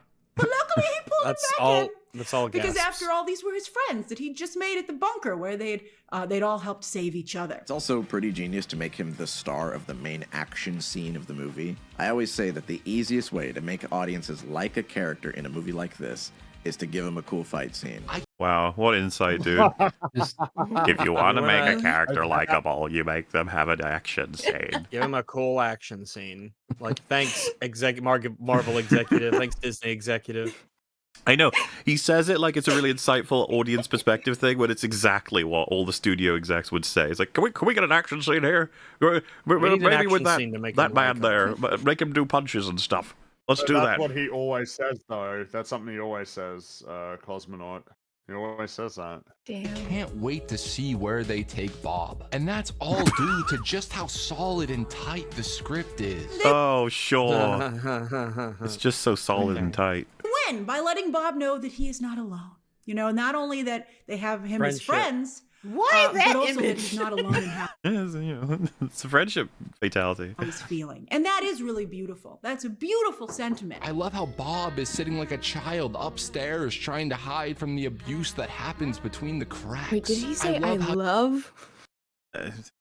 You have to sort of roll with it with him. He's saying... You could probably word it better, but yeah, he's just saying it's really well written. Which, to be fair, that's probably like the better pieces of this film's approach with all of that stuff. how Yelena sits with him, and of course I love how the entire thing culminates in the team of newly found family empathizing with the bad guy to save the world. I love They how met yesterday. They don't even empathize. They just hug awkwardly. They're like, I don't know. Yeah, let's do it. We hug. Did we do it? And it's like, we won. Cool. Wasn't Yay. every single one of them making a point that John Walker like gets shit on all the time by these people? Yeah. hard Bob hits himself, continues to hurt himself, beating his dark side, his depression over and over. The sound mix was so loud in my theater, so impactful. I love how that makes everything worse. I love how the only thing that's... But it didn't. Wait, for, the for a while sound, the there, sound actually. design of your theater makes things worse? I was actually a little confused there. Well, saying that to hurt yourself is to not find that's not the answer. That actually ruins everything. But as we went over, the film is fucking incoherent on that front. Very confused. It doesn't seem to know exactly what it wants to be doing. And like I said, I don't think it's a good move storytelling wise that it's not about what comes from Bob himself, how he thinks about the situation, how he feels, or what actions he takes. It's other people hugging him that makes it so that his void collapses. It's like, well, what did he do though? What was his breakthrough? And it's like, well, nothing, because he forgets the whole thing. Yeah, and now he's got amnesia if he's in the same position again, but there aren't people around him who decide that they'll hug him because why the fuck not? We've got nothing else to do. Then there's nothing to stop him, and he is basically unstoppable. And it does rely on that building up of a friendship that's had 3 scenes, I think, in the movie, basically all of which are in the vault scene. Yep. There's no time because then they choose to, like, for the ending that the film went for, you almost expected them to have gone for the structure where they are together all the way through the film and they're split up at the end of the second act, and then they have to be redeemed by the end of the third act, because you need that time to actually establish these people have a friendship, have a relationship, for that payoff to mechanically make any kind of sense. But they split him off immediately, and so there's no other work you can do. It's done by that point. Super paper thin.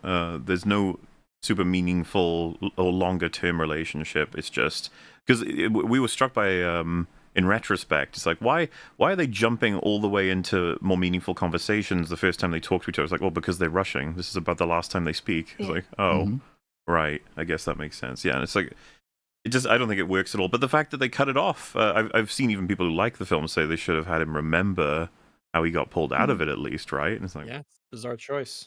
I love how that makes everything worse. I love how the only thing that stops the pain, the darkness from becoming all-consuming is a group hug. I don't think saving the day through the power of friendship and a hug really totally cuts it in a big superhero movie. But maybe it does for you. I mean, Bob's story would not hit. All right, I thought we were going somewhere. I like to think that's Grace responding to High Top, okay? The hug worked for him. It didn't work for her. Unless the movie had the balls to show you how abused he was as a child. But you know who Sentry basically is for reals? Superman. I love it.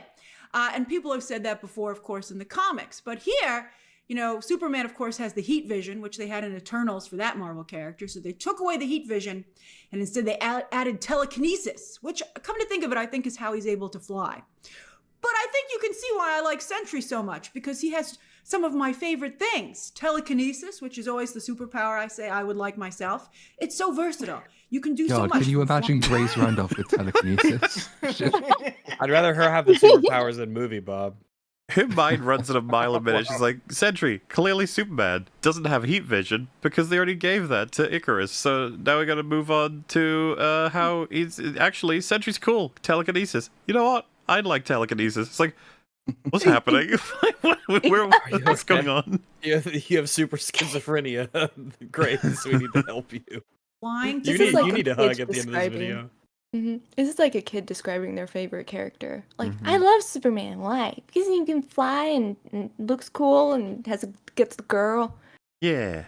I mean, it's an incredible power. Putting up shields. It's telekinesis shields. It's an amazing power. It's the power to have.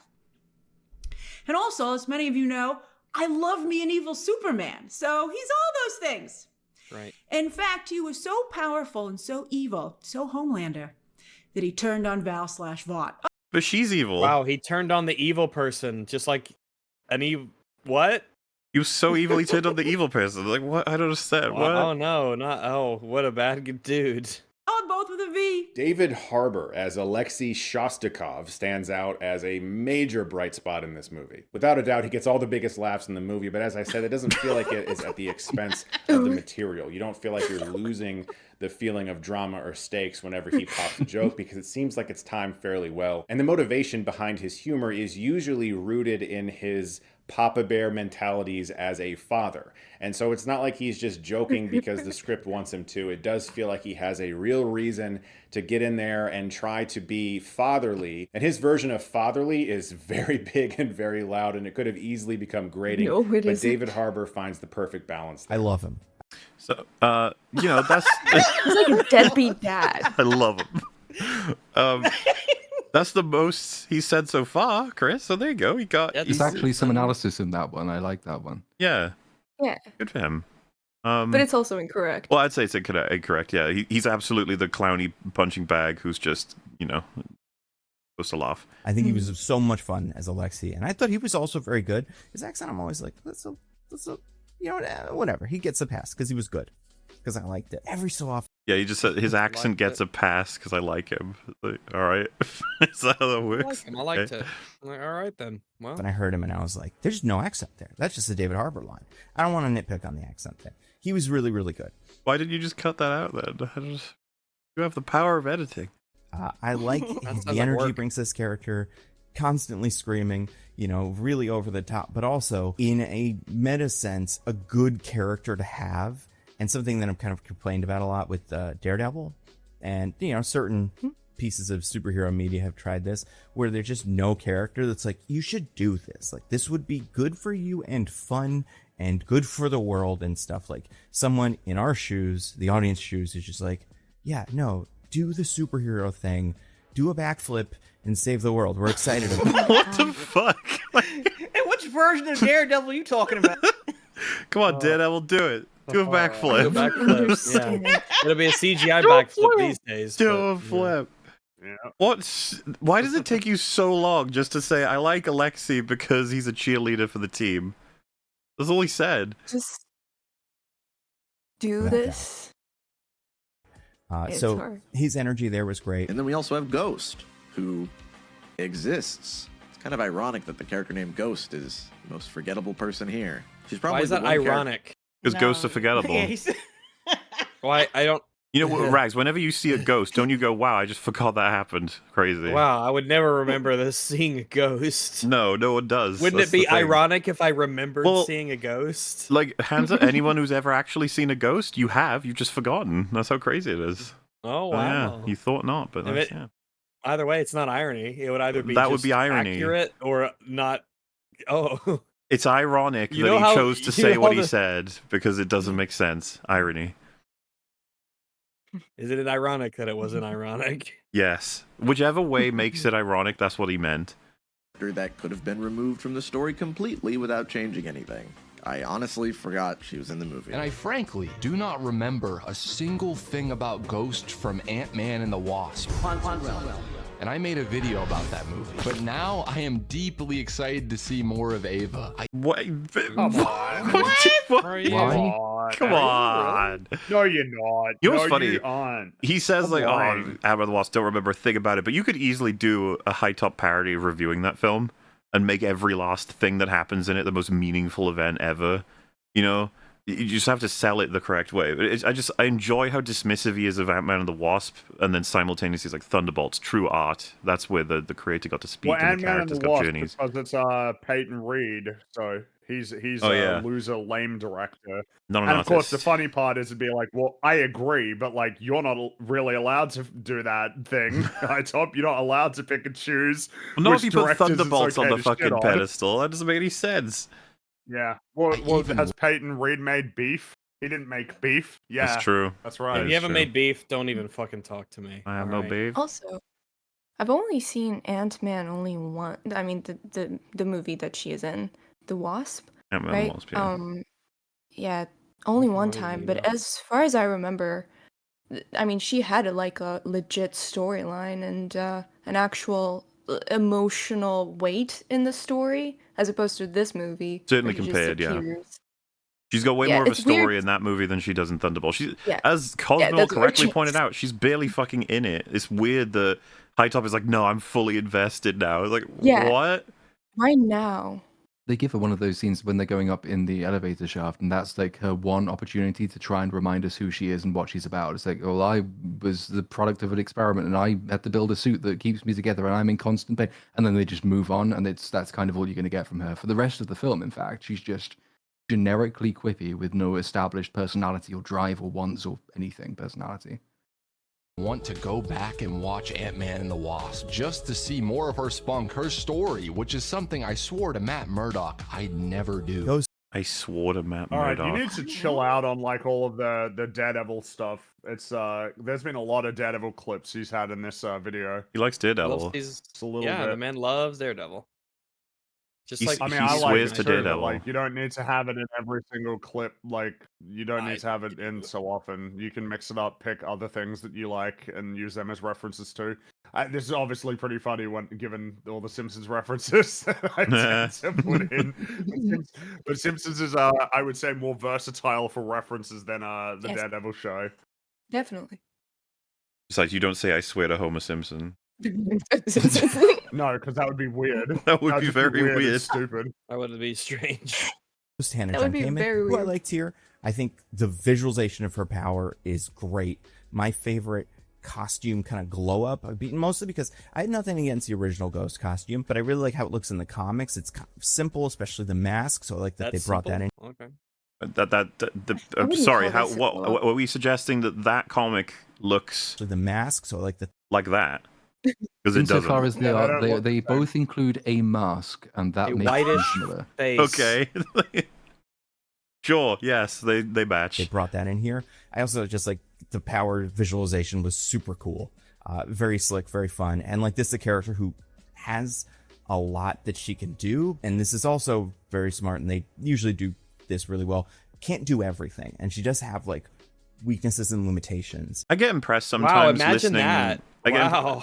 I get impressed listening to people who I know have nothing they can say about the role of a character in a film because there is nothing to say, and just watching them try to find anything. They're like, She's not omnipotent. the visualization of her power is interesting. She does things. I like that they have her do things and then also have things she can't do. So it's like a balance. And then also, Have emotions. she has emotions. There's That's some other true. emotions. Sometimes Yeah, she'll not have sometimes emotions too, to contrast. Sometimes the Yeah. stuff happens. And sometimes you just want to be like, it's okay to say you have nothing to say about this. It's all right. Everything, and she does have like weaknesses and limitations, and I think the movie thinks about that a lot and makes it so that she's not just like this, get out of jail free card. When she's in the field. The movie often thinks movie about thinks her about- limitations. All Oh, right. no, it Not doesn't. really. No, it does. Oh, stop it. Yeah, You're naughty. Wow. it does. Her powers are so cool. They're used so Wow. incredibly well here. They look cool and they sound cool. I was like, oh, shimmer, baby, shimmer. Never got tired of it. Shimmer. We're getting arcane flashbacks. Could you Don't imagine do you were in the that. cinema watching this movie and just in the corner you shout, Shimmer, baby, shimmer! Shimmer, baby. Shimmer. Shimmer me timbers. As I said in my non-spoiler review, she really levels up this team and, takes them beyond just point and shoot. Oh. In a comic book movie, I think that's really... What are you talking about? Shimmer, baby. He's back to being crazy The again. only- The only successful She thing just- she does is kill one prospective member of the team at the beginning, and that's the only thing she's successful at is shooting Taskmaster in the face. Mhm. And then after mean, that, it's she's- I yeah. can't go up the elevator shaft because I've got a 1 minute timer on my powers, which will never be relevant again. And then every other time she tries to use it, she's immune. She's weak to sonic weapons, so she's fucked. That's it. She Yeah, does nothing. She's used to walk out of the wall one time, I think, at the vault, the very first Yeah.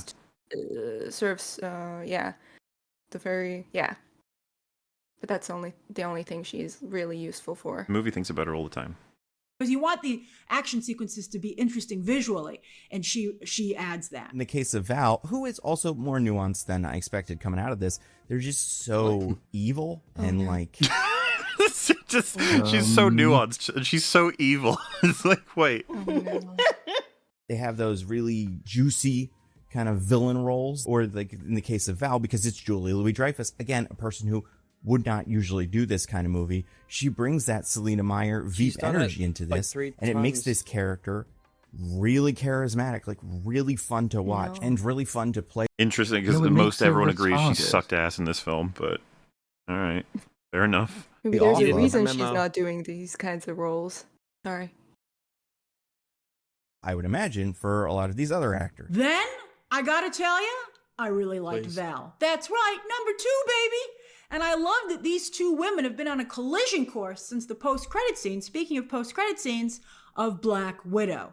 That's the kind of callback, the kind of connective tissue, the building that is what made the MCU what it is in the first place. What do you mean? But that makes no sense. She hired her in the post-credit. She hired all of these people in a post-credit sequence or like toward the end of a show. She hired them for reasons we never discovered. In the case of Yelena, she lied to her, and Yelena now knows it. And then, like, the first thing she does once she's assembled this team is put them in a room and try and get them to kill each other. What was the point? Why was she doing any of that? She says, like, oh, they've been building this conflict. Like, we never addressed the scene you're showing on the bottom there, ever. Like, she lied to her, and we never find out what Yelena has to think about that. She just works for her anyway.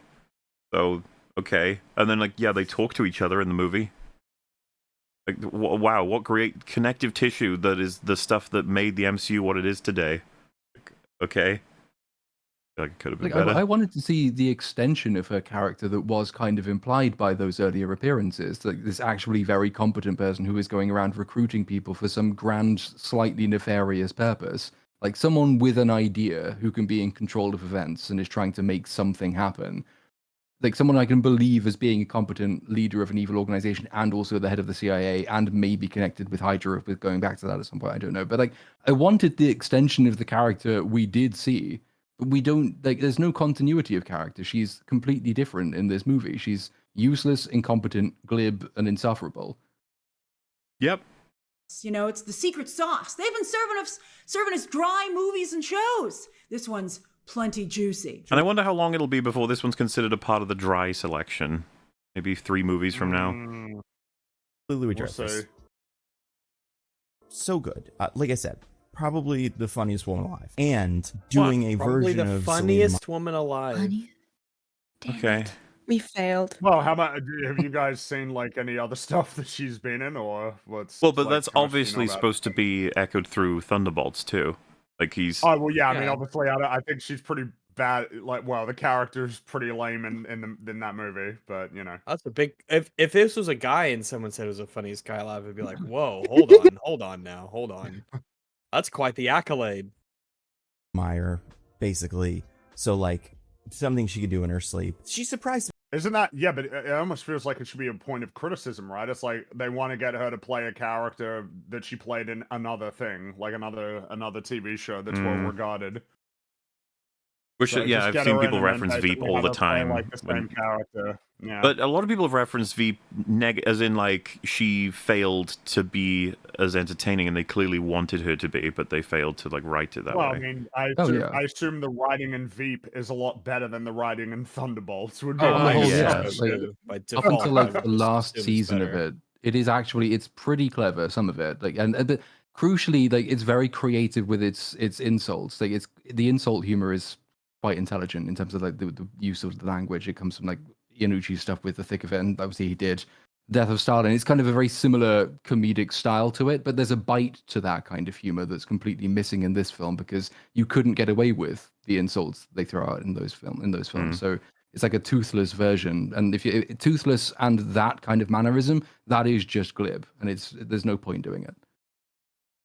She surprised me a little bit, honestly. Besides just we learn more about her, seeing her try to navigate this situation, obviously, that everybody's in, and also the other things that she's dealing with. Again, I don't want to get too specific. It's fun and interesting. I think she's good in this. And of course, Julia Louis-Dreyfus is the glue of this movie as Val, and Nick Fury for a new era. Yelena's the heart and soul. Nick Fury's not even dead. And He's still around. We don't.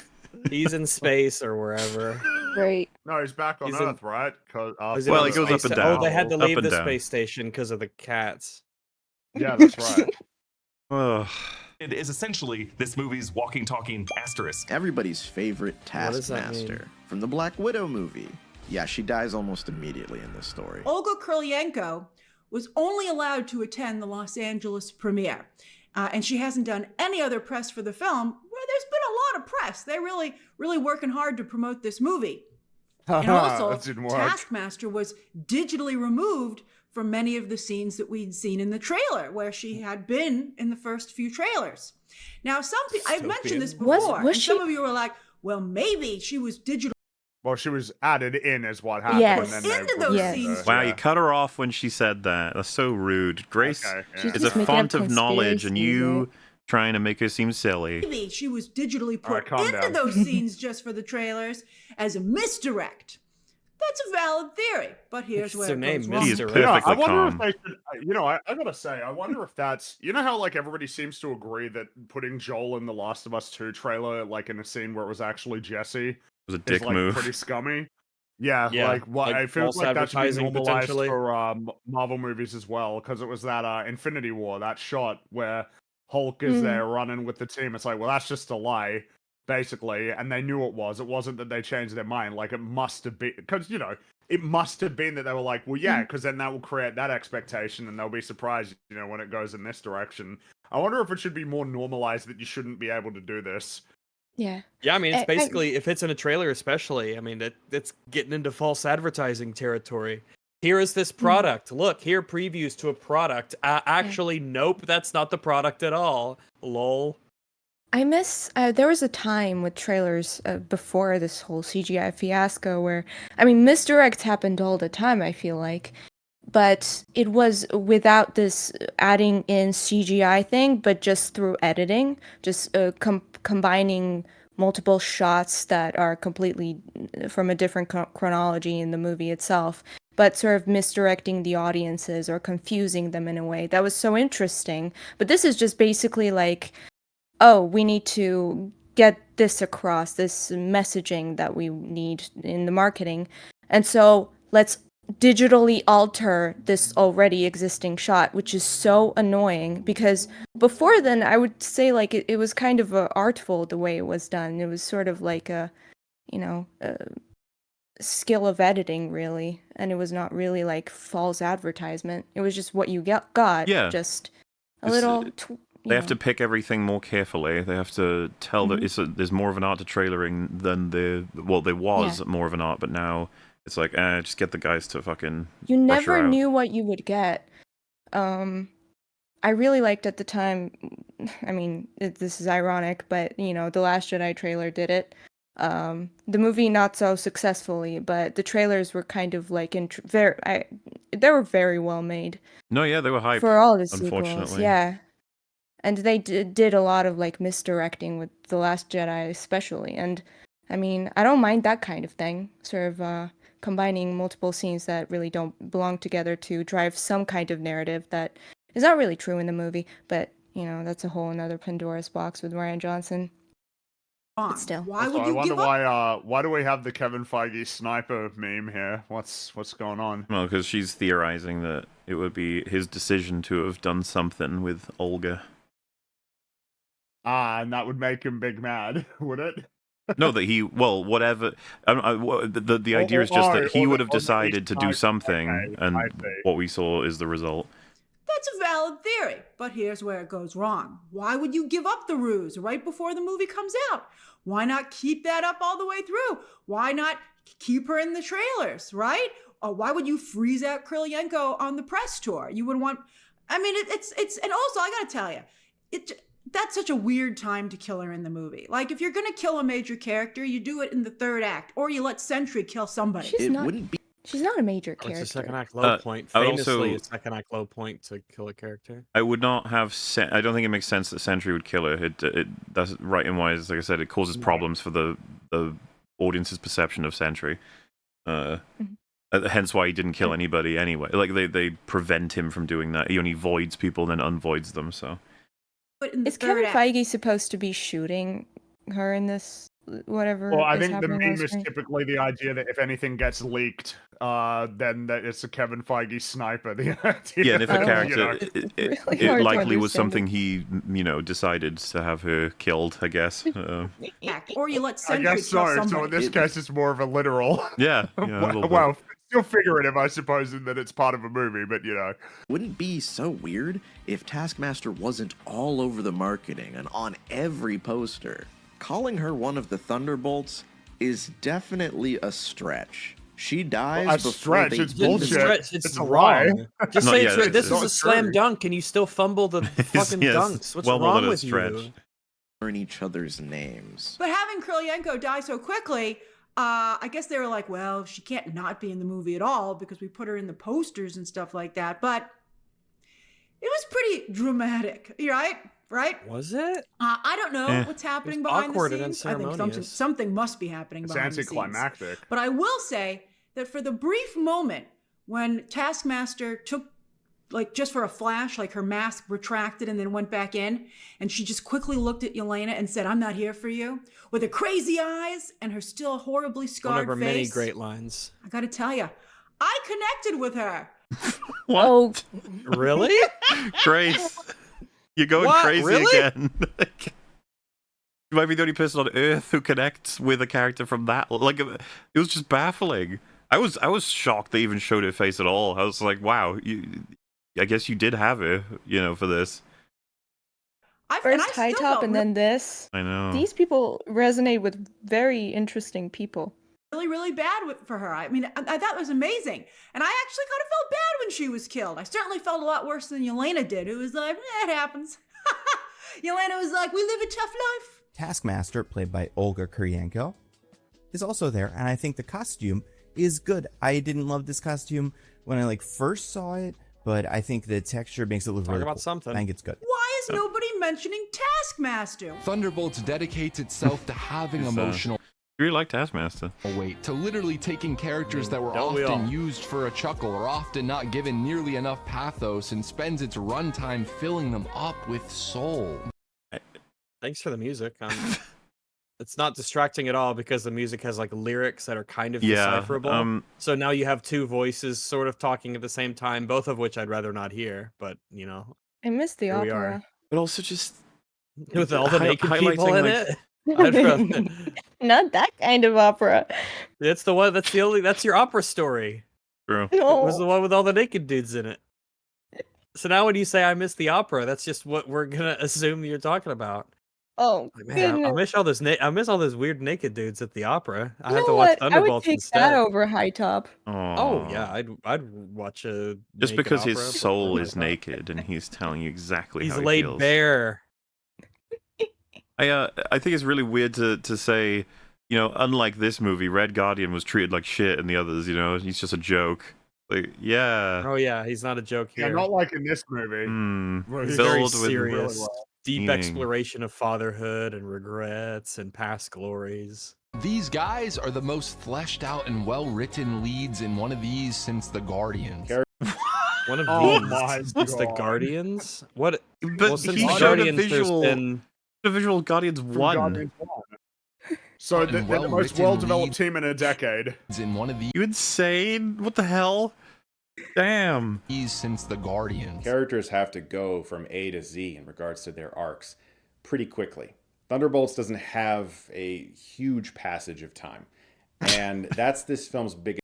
Thunderbolts doesn't have a huge passage of time. You just say This is Thunderbolts isn't long. You can just that's say almost that. that's almost a tonalism. That's almost on the cusp of being a gem. It's such a funny clip. He's just not saying anything. Thunderbolts doesn't have a huge passage of time. And that's this film's biggest challenge, I think, is you spend a lot of time in one place getting to know these characters. And then you're kind of at another place getting to know them, and then you're in another place and then doing things. Has sincerity. What? to begin So with. he says you go. He says you go to multiple places learning about the characters. but That's the biggest it's the challenge. biggest hurdle. Like what, Christopher? You're supposed to be a professional at this. You've been doing this for years. Why are you so shit at it? It's such a So for his reviews. You just gotta listen, and then he gets really funny. The comedy is fantastic. He wrote that and then said that. I guess I don't know if he writes these at all. They're already 5 minutes. Spend a lot of time in one place getting to know these characters, and then you're kind of at another place getting to know them, and then you're in another place and they're doing things. And they're and doing they're things. doing things. They're doing things at the remember the aforementioned places where things I occur. just it's something in I've this always wanted movie to film. do, which is grab any like 5 reviews from him, chop it up so that there's no proper nouns, and then just have him review 3 different movies with the exact same clips and see how far you can get. Just to be like, yeah, he's there you go, he's just reviewing it, and you wouldn't be able to tell, and you could make your own Chris Stuckman videos. It'd be great. He's like one of them Build-A-Bears.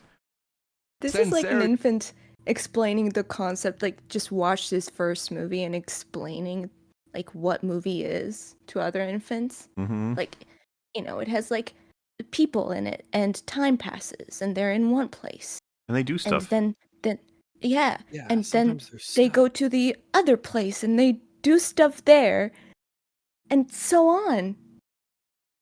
Very different from all the other films you've seen. The characters do things. To begin with, that has actual character writing where flawed individuals come together to be better than their individual pain. Interesting dynamic characters who have been introduced in other movies and get quick, this is who I am, this is what I do intros here, but it's very... Is that his copyright protection? I don't know. Strategy Did to he just put it upload inside it like of the thing and then have it be like 12p. very continuity light. There's no multiverse stuff here. There is no, hey, you have to have done your homework and remember who this is, because they're all very easy to understand. Feels very character. No. There's actually a lot of homework. For No this homework. movie. None. There's a lot more than normal. You kind of need to watch every Captain America movie. You need to watch Falcon the Winter Soldier. You need to watch Black Widow. You need to watch Ant-Man and the Wasp. Hawkeye? Well, almost It's every not a Captain small- America Hawkeye, movie. yeah, true, Hawkeye. But not Oh, much. yeah, almost. Yeah. On You ain't the gotta other watch hand, Brave New World for this one. the Oh, no, homework you do. doesn't You help you need to- though, Yeah, right? it's in there. That's the thing. The homework will actually make you more annoyed at the film than if you hadn't seen it. Yes. Because there's Right, more contradictions because if you do even the the- homework. People who made the film didn't watch all of this shit. So, Focused, and they're characters with a lot of problems. Oh, the banter is so good. And when you compare it to, say, the team banter in Age of Ultron, it's like night and day. Like the Ultron's yeah, way it is better. night and day. The So- team banter in Age of Ultron's better. It's Ultron's really way weird fucking that better. weird for it to target Age of Ultron's dialogue when that's like one of the few things most people agree is pretty strong in terms of like the team. Plot sucks. Yeah, the plot sucks, but the teams like the dynamic they all have with each other, especially in the first act, a lot of people really like. Yeah. It's pretty strong, especially in the tower, right? The little party they have. Yes. Yep. Really weird to pick on It's Age like of the Ultron of final all things. scene. Age of Ultron banter is very like generic superhero, right? Like, oh, hello, chum. No, it's only generic because everybody copied it In the from gen- worse. Yeah, That's it's the reason why you gen- think it's generic, because everybody tries to do it, but they can't do it. Yeah, that's not Ultron's fault. Well, I just love that her example isn't even what's in the film. She just says her example is "Hello, chum." Like generic superhero, right? Like, oh, hello, chum, and we gotta just make sure we do. What the fuck is what? What? Hello, Please chum. quote a line. Hello, chum. It's like half of an attempt at an accent. Oh, hello, chum. What the fuck? What? Oh, hello, chum. She's gone crazy again. I wish the mixed bag Oh, was more positive than looks like- negative. Oh, she looked like a crazy lady. She is. Like generic superhero, right? Like, oh, hello, chum, and we gotta make sure we do this. Like, they don't seem like real people. And to make sure we do this, the classic banter. Hello, chum. We have to make sure we do this. Which is I love funny, that kind of banter. considering how much dialogue has been stolen from Whedon's projects in the MCU to the other ones, right? Like Black Widow really ran with the red in the Ledger thing. Loki hyper ran with Glorious Purpose. There's a whole bunch of examples of where it's all been drawn from, and it's simultaneously she's like, this is the most generic dialogue where they say hello, chum. You might want to rewatch it, Grace. I don't know what the fuck's going on. they do seem like real, flawed, relatable people who are just trying to figure things out, like what they can do, how they can work together. And they're a little crabby, they have their guards up. I mean, I just thought it was extremely well cards up, done. true, And I didn't think yeah, that they're anybody crabby. was like a jerk, which was really nice. I was like, I mean, it's pretty good for all people who Interesting. were supposed to, at least at some point in their lives, been bad guys. I mean, again, it is Marvel. Well, So a win for Walker, I guess. well, she doesn't know any of these people. That's the thing about, like, you know, movie Bob saying, you know, you don't even need your homework. It's like, yeah, because none of you actually care about the story. You're all just watching this as they come out. Because Ghost is a bad guy, just strictly in Ant-Man and the Wasp, but none of you remember this. Then, It of is course, also, like, it's tricky to be told. It's like, well, the banter in this one is better because, you know, it's coming from the characters more. It's not generic. When you don't know who the characters are and you haven't followed what stories they've been involved with, you can't make those two claims back to back. Nope. In many ways, that you can actually swap a bunch of Ghost and Yelena's lines in this film and nothing will change because they're not written to be expressions of that character in the way that in Age of Ultron they tended to be. Oh yeah, everyone Maybe was they- so distinct. I missed that. Should have had one jerk. What a contrast to the Penguin series. what? What? What? What a contrast. Yeah, it sure is a contrast to the Penguin series. There's not really anything Yeah. that connects them at all. When you think about it, right? But yeah, they're all really, really Oh, nice okay. people. I genuinely want to see where Yelena, John, Ava, Alexi, Bucky, and Bob end up next. This team. Oh, No, you don't. You don't No, give a you shit. don't. End up You don't actually care. next. You're not being truthful with us. No. Of You don't give a losers shit. felt like people in a universe that has grown to lack so much humanity. I was very compelled by this. In particular, characters who you would expect and have in other circumstances been excuses to be punching bags or joke fodder, like Red Guardian, Yeah, not here, guys. This is different. like He's John really Walker, U.S. serious. agent. Sentry, who is a character here. That's pretty much been Man, he is a character Wow. here. He A is great set up and observation. dropped by He's the a guy. trailers by now, who would seemingly only exist to be plot development characters or joke characters, instead get treated as deadly serious stuff. It takes What? What? What are you The talking main about? villain was treated like a character, and it's like, Has wow, this you're guy amazed seen at the that? movie? When you said the Red Guardian was treated deadly serious, he wasn't. It's insane. I He's want a to watch joke. the. I want to watch the movie this guy saw. I know. What movie did all these people see? Like, we got given different ones. them 20 minutes to climb an elevator shaft, and by the end of it, they are stressed, exhausted by the absurdity. It's perfect. However, They're not exhausted by the absurdity. They're exhausted from the physical Yeah, they almost strain of die. having Yeah. to climb up a big elevator shaft. Shut up, Bragg. It's thing. perfect. I would die. Okay, fair enough. their If only bond they had more passage of time. Yeah, more things. also reminded me of, and I'd be curious if any of you drew the same comparison to No. Natasha and Bruce's bond in Age of Ultron. I don't know if I Oh see a my romantic God. spark there. Well, you see maybe a little one. Really? They don't I Of course, she discusses this. have to necessarily go in that direction. They could What just be would really the good only friends. connection be? But I guess maybe because also Natasha and Bruce had a romantic relationship. Although Joss Whedon made that one creepy. And dude, What? Did he? creepy. I mean, the complaint everyone always has is that What the fuck? He got dropped. well, there's a couple of things. One of them is the whole like she refers to herself as a monster because of her history, and people think that she's doing that because she had the surgery, which is like not at all No. the point of that sequence. But yeah, another part of it is that it didn't get developed because fucking Hulk got sent to a different planet. So you If know, anything, their Long-distance relationship relationships are was the difficult. most vanilla. I mean, it was kind of. but I don't. Yeah, I boring, don't. I if don't remember anything. creepy. I don't remember people saying that. No. Nah, I don't recall that either. And I just love this. I mean, we will get to Bob, I guess, if it wasn't already covered while I wasn't here. Well, the Bob Yeah, sections kind of happened. Do you mean Bob and Oh, it Yelena, had- or? I mean, Bob himself. Then I'll say it. I find it very interesting how this movie just throws him around like a plushie as if he has no agency as a character. Like at the end, he's completely, like treated like a child, basically. Like, oh Mhm. hey, there's Bob sitting there just playing with his toys. What are you doing, Bob? Doesn't he have anywhere to go to or things to do? Things he wanted?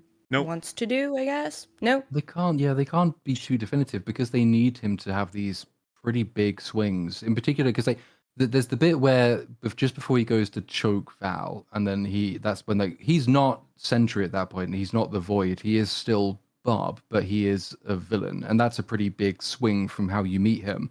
There's a single line of dialogue, I think, which is almost a throwaway comment from Mel, Val's assistant, when she's just reeling off his list of personality flaws. And she throws in that he has delusions of grandeur. And that is basically the extent of the character set up to justify this massive change in how he behaves to people, when he's still supposed to be Bob, the good version of the character. So you can't, they don't want to be too definitive with Bob because it will sort of restrict what they're able to do with him. But that suggests they haven't really written him to be a character to begin with. No, he's treated like a pet for Thunderbolts or a child. So it's very interesting to watch this through a lens of like romance, because he has no agency or character or personality, and to be coupled with this, assassin that has like, I don't know. It's very that one's creepy actually. I'm going off script here, but I hate the fact that it's impressive for characters to have an arc that resonates in a Marvel movie. To have an arc that doesn't just undermine the previous movie. Also, that you need to participate for that to be impressive. You can't just, like, he's like, I hate that it's impressive they've done this. And it's like, well, you have to express that you're impressed. Yeah. Also, they didn't, but that aside. Yeah. Movies, the previous stories told. This should be the norm, dude, not the anomaly, not the fucking incursion, and hopefully the rave. Thunderbolt should not be the norm. Jesus, can you imagine? No, and it won't be because it's failing. So, Thank goodness. Reviews make the shareholders fucking realize this, because holy hell. No, if anything, they'll be like, well, that was a mistake. Like, we did not get the money we want. Yeah, let's go through that. Yeah. Found a way to take these lesser characters played by great actors from what Deadpool called a low point in Marvel's recent history. Why is your life just MCU? Come on. Deadpool called it a low point. You're like, okay. Do you think it's a low point? Yeah. Do you have any thoughts or? And then he lowered the bar even more. And totally upcycled them into the most entertaining and heartbreaking versions of themselves. Yelena Belova, Red Guardian, John Walker, Ghost, Val. It feels like these characters were created for this movie, not for the previous titles that they were in. There are a lot. Well, there's some truth to that, in that they have nothing to do with their previous appearances. It's all just do whatever the fuck they want with the just new different one. characters. This is, in essence, this is the first time we are seeing these characters, kind of, yeah. And I love them like always cutting back to this scene with Florence Pugh. I think he has it on loop because it has appeared so many times with her chain and this style and her sleeked back hair. Which, I mean, I think it's worth noting because her style completely changes not only throughout this movie but throughout her entire character arc, from Black Widow to the freaking Hawkeye. Which show was that? Yeah. And she appears to be like completely different characters, style-wise, and the way she appears and presents herself. You can see that there's no consistency for her as a character, and Florence Pugh's acting is completely driving the consistency here. I would even agree that she's different in Hawkeye than she is in Black Widow, like confusingly. Yeah.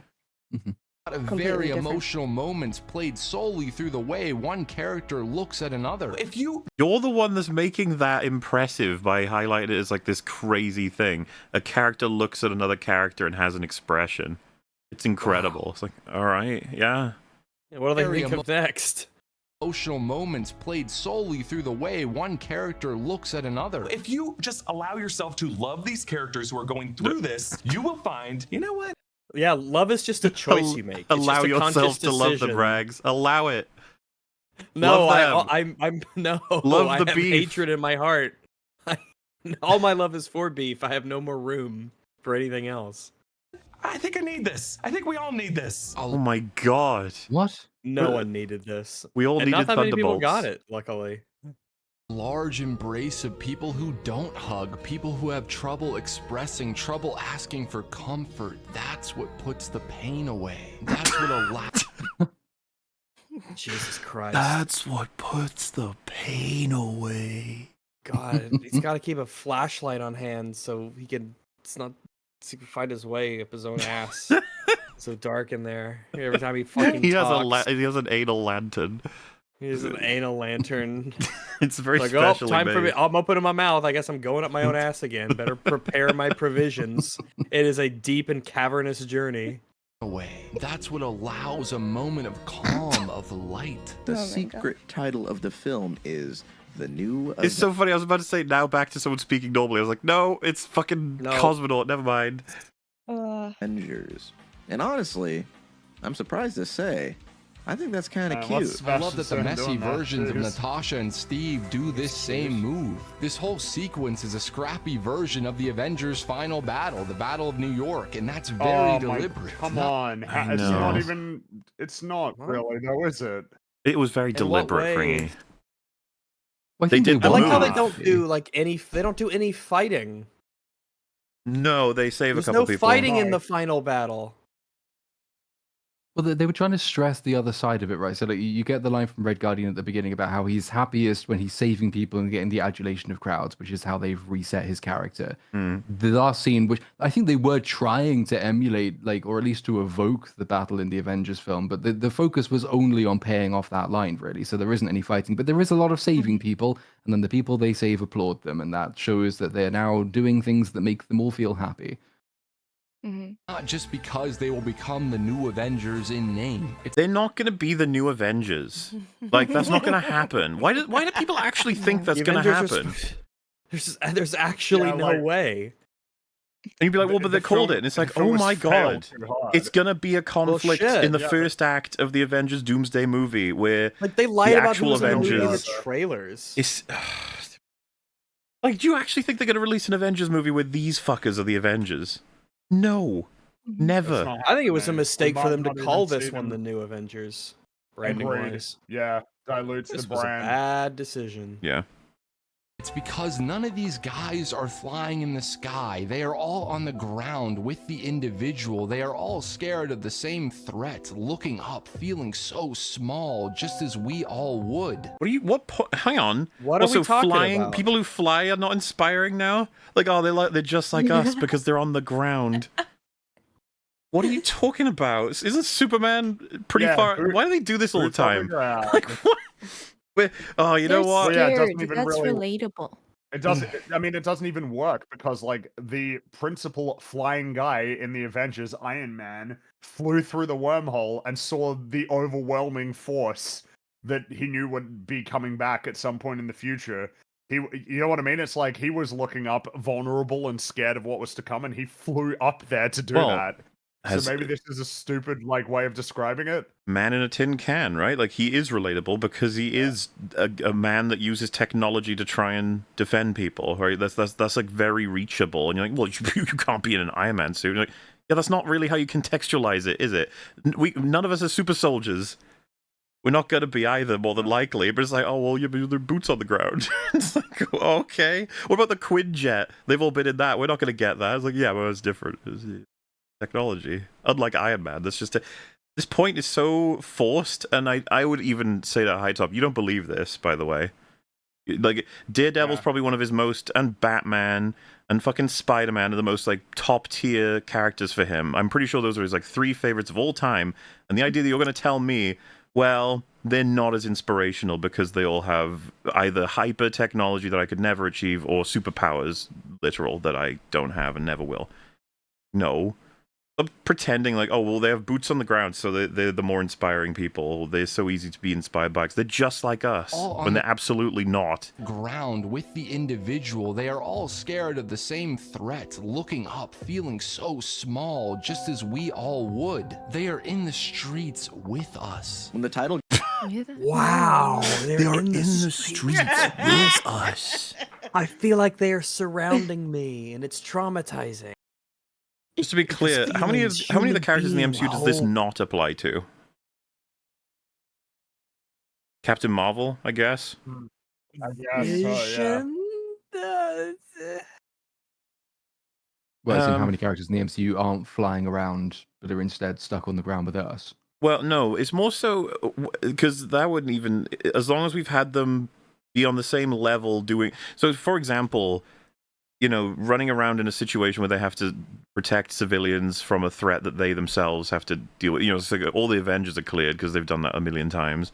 It's like Doctor Strange. Like, well, he's as much as he's a fucking wizard, he has been like trying to, like the opening fight in MOM would still be cleared by this, wouldn't it? He's casting spells and looking at this horrifying monster trying to attack everybody while saving them. It's like that's the same thing broadly that what the Thunderbolts are doing. What I'm trying to get at is that with these requirements, I don't know that there are any heroes that don't apply other than maybe Captain Marvel because she's basically God. Yeah, I mean, it's a given with any kind of superhero that this is gonna happen. So, what differentiates them or makes them special or especially relatable, right? Yeah, because even some people mention like Scarlet Witch, and it's like, well, remember, she nearly gets killed in Infinity War, but she's saved, and while she's fighting on the ground with people. So I think that qualifies. It's just like, yeah, who doesn't? Pretty much. Gets revealed, I was like, oh, okay, that's kind of neat. But if the movie was any worse, it would have felt very out of place. But it really feels like these characters kind of earned it. Yeah, man. They should be the new Avengers. Yeah. That'll go really well. People really connect with them. They're And I so like well that. written. It made me smile. These guys are the perfect new. You cut in and he's already doing it. It's so obvious when there's two Human of beings, hope, feeling, my soul, and the depth of who I am. Avengers, for what I hope will be a new era. They are flawed, they are in pain, they are characters that have a lot of growing, healing to do, just as the original Avengers team once did. Let's just hope Marvel makes the hard choice and lets them. It has that thing that like Jesus I Christ. get the opportunity. Oh my god. Fuck me. Yeah. I want Just to. wanna slam your face into the desk repeatedly until it stops. I want to watch Martin Scorsese watch High Top. Pure cinema. End credit scene is easily by far and away the most important post-credit scene and the most exciting post-credit scene of the entire multiverse saga. This good editing choice here, Mauler. I do enjoy the sort of plea for authenticity right next to hey, look, the post-credit scene, man, it's so important setting up the next movies. It is the most post-credit scene a post-credit scene as post-credit scene in forever. It's in a while, honestly, yeah. Yes, absolutely. Entire multiverse saga, and for a long time, us as fans have been expressing that Marvel hasn't built up to the next two Avengers films in the way they did with Infinity War and Endgame, where it felt like at that time in the MCU, every project was leading into the next. There was a ton of momentum, and things just were getting bigger. Do any of you guys similar, or do you have like a fleeting sort of discussion on post-credit scenes like mind-numbing? Just the I have already kind of like mentally tuned. I just. It's insanity just how much we were supposed to have gotten past this, I feel, but we're still there. Turn 12, yeah. Bigger and bigger and bigger. Well, now Marvel has taken action on that, and it really truly begins with the end credit scene and the overall ending of the Thunderbolts. So they tacked on at the very end of the movie the longest post-credit scene that Marvel has ever done at a little under 3 minutes. Like, it's basically 3 minutes. It's like 2 minutes and 54 seconds or something. And that's where Thanks for clarifying that. Thanks, Grace. the real MCU goodies are to give you that MCU adrenaline rush. And it's effective. It's the very end of the movie. It's the last thing you see if you remember to stick around. I feel bad. Did you forget to watch the end credit scenes? What did you think of the movie having not seen the post credit scene? Sorry, well, I'm mentally checked out. I'm literally just like thinking about what I'm gonna do later. There's such an industry I'm for just planning my day. Post-credit scenes, and she's like, I'm curious. Those who did not see the post-credit scene, what was the movie like without a post-credit scene? Like, what the hell? I'm thinking about what I'm gonna eat after the stream. I'm thinking about maybe it'll be nap time, maybe not. Maybe, I'm thinking about I need to get rid of some of my old stuff for this move. Maybe I'll play a video game later. I'm just like my mind is just elsewhere. My mind is passage of time. It's just like the movie ends. I'm like, oh, I need to get the fuck out of here as quickly as possible, and then I just look over and everyone's sitting down and I'm like, okay, whatever. And just looking at the screen and just being amazed at how many fucking CGI people took to get this shit together, and I'm like, holy, I'm so sorry, and just sitting there in complete sadness, thinking about all these people that got like $5 each probably, or poor interns, and then I'm like, oh,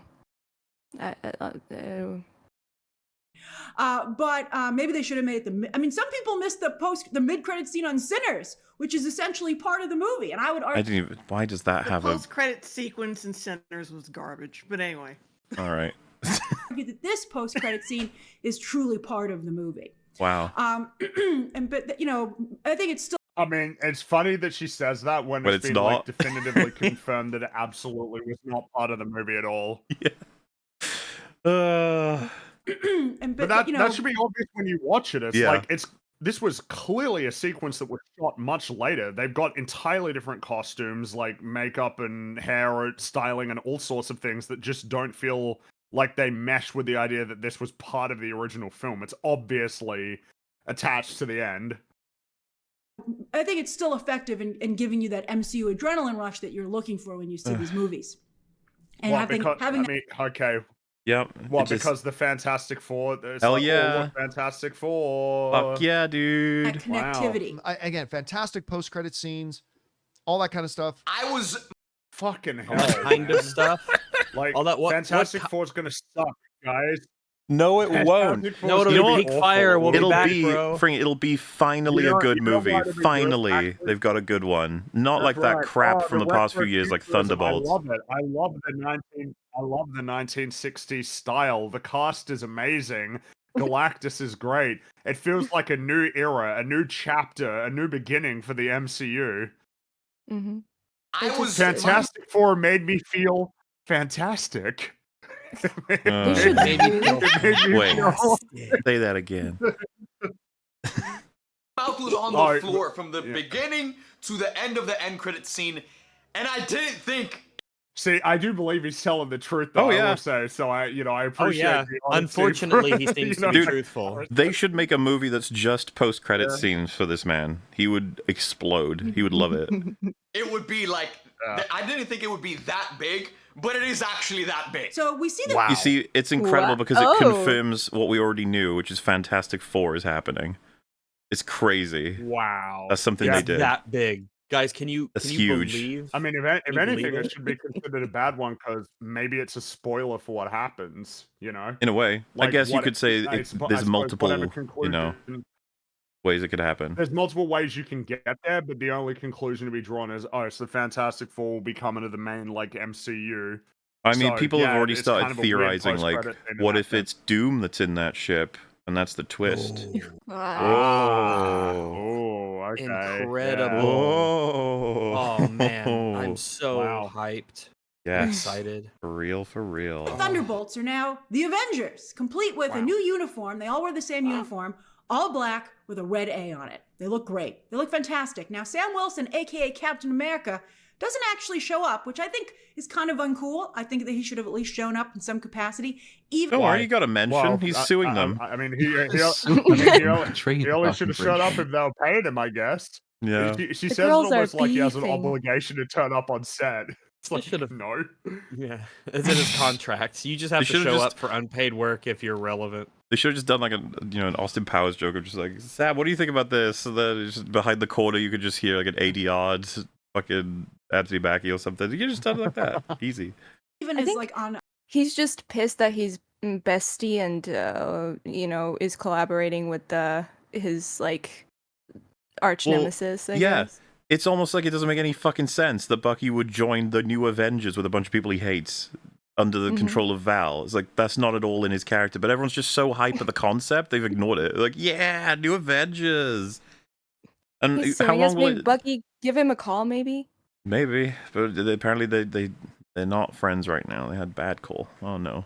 Shown up in some capacity, even as like on a television screen being interviewed on the news or something. But it turns out he's suing them for the use of the name Avengers, because they're now calling themselves the Avengers. And then they detect an incoming spacecraft and they bring it up on the screen. Speaking of the screen, and it's the Fantastic Four Oh my spaceship. god. Oh, and that's the Holy post-credit shit. scene. That's the moment they leave you on. Very The exciting. spaceship I kind of shat myself. Yes. Yes, you did. All of my friends shat themselves together with me as we had a big hug like they did in Thunderbolts, and then we shat. The group shat. we all recognize it from the trailers, but then you see the 4 on it, and you know the audience goes, "Woo! See you in like 2 months, Marvel." And Oh my god, Disney Then adults. we get shat together. credit stuff is really good, and I am very excited about that, and excited for people to talk about it. You look The very commentary, excited. the commentary is killing me on all of this stuff. You don't say anything. You just say like, yes, yeah, interesting, good, very yes, excited. yes, it is, yes, good stuff, yes. Mm-hmm. See, back in the day, post-credit scenes for the MCU would legitimately get you hyped up for the next movie. But think about the most recent MCU post-credit scenes. There's the Doctor Strange one that feels extremely out of place. It's like it's from a different fucking movie. We're reviewing all of the post-credit scenes now. And honestly, it ruins the gosh. ending of that story. Thor: Love and Thunder teases a film that absolutely isn't going to exist. And then we have Quantumania. Yeah, I'd be surprised if we see these guys ever again. It's really just hard to care about anything that these movies try to set up. But Thunderbolts goes back to basics. But you will. I was just about to say, Yep. but you will, and you do. And you could spew the bullshit in your fucking fake ass videos about how you really feel, but you'll be there lockstep, just like you always are. And then once EFAP and the rest of the truthers clear out all the landmines for you and your ilk, you'll be right there. Way late. Oh yeah, actually, maybe this phase wasn't all that peak fire after all. I don't know how many Yeah, years yeah, it'll yeah. take, but I can guarantee that Cosmonaut will eventually say Thunderbolts wasn't that good. Yeah, it was meh. Probably. Mhm. Probably. It doesn't tease a movie that hasn't been announced yet. It just teases the Fantastic Four. The movie. This is, guys, this is the key to post-credits. You must tease things that are guaranteed to happen. It has nothing to do with having anything substantive happen or like meaningful to the story, or in a way that like magic. Because like, what were the post-credit scenes before? It was the promise that Iron Man would be moving into a larger universe. Like, well, that's already just interesting in and of itself because the MCU is the birth of it, right? And then baiting shit like the Tesseract or the state of something like the Winter Soldier and what it's going to be doing. I'll Like do these, it myself.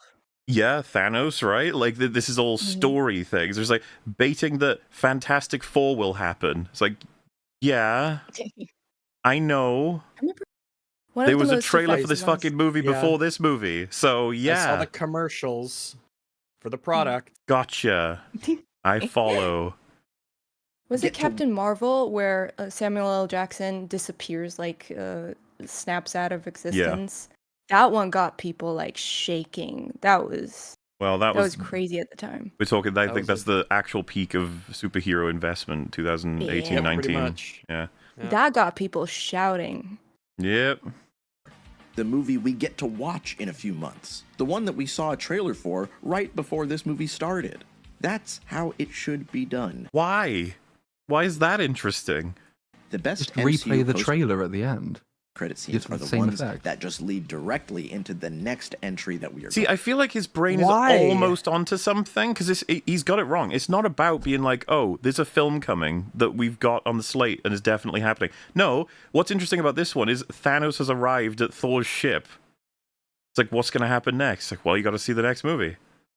That's insane. It's like, what the fuck's going to happen? Are they going to get killed, or is he got the Is stones? not the thing itself what should be interesting? Not what it Yeah. like promises to be in the future? Can't the thing itself be the interesting part? Like I said, it's supposed to be more story. Like damn it, they dragged me into a conversation about post-credit scenes. going to be I watching. hate them, and This I'll never is the forgive them. connective tissue that the MCU has been lacking for the last. Do you like how both Grace and Cosmonaut have argued that it's lost the connective tissue, and both of them have argued different things for recovering it?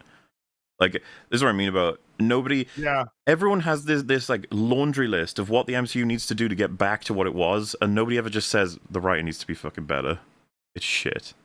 Isn't it interesting? It's never the writing. Well, I guess they can't It's say it always this the time costume or because something. they think this is good writing, right? Thunderbolts, so they Yep. can't say like, "Oh, we need to get good." No, it's already good. Something else is wrong. We need better post-credit scenes. That'll fix it. Last few years. And again, make sure to stay for those post-credit scenes because we all know every single time we go to watch a movie, watch a Marvel movie, there's always those people who end up walking out before watching something great. Normal people. Yeah, Fuck those that's people. what I do. I fuck off. I'm like, you've already. I really should stay to try and get my money's worth out of it, or just double check, make sure I haven't finished my popcorn. Imagine being considered like the fucking freak because you didn't stay for the post-credit scene. Look at Jim over there. What a loser. Stay in your seats for this one. There were a few moments when my entire theater gasped in shock. And the post-credit scene of this movie, please try to avoid the leaks at all costs. This post-credit scene is more. I don't understand. Why is everyone treating this like it's a huge shock? It's the reveal of a thing they've already advertised. That's what I mean. I don't get it. It's like, yeah, wow, what? Wow, this confirms that the commercial that I saw for the product is gonna happen. Mm-hmm. Holy shit! Wow, crazy. Marvel's most satisfying post-credit scene. What do they think of next? Satisfying. Why? Why? I like how I've included like all the explanation here, and I still don't get it. It's like, well, because we know it's gonna happen. That's why it's satisfying. You're like, what?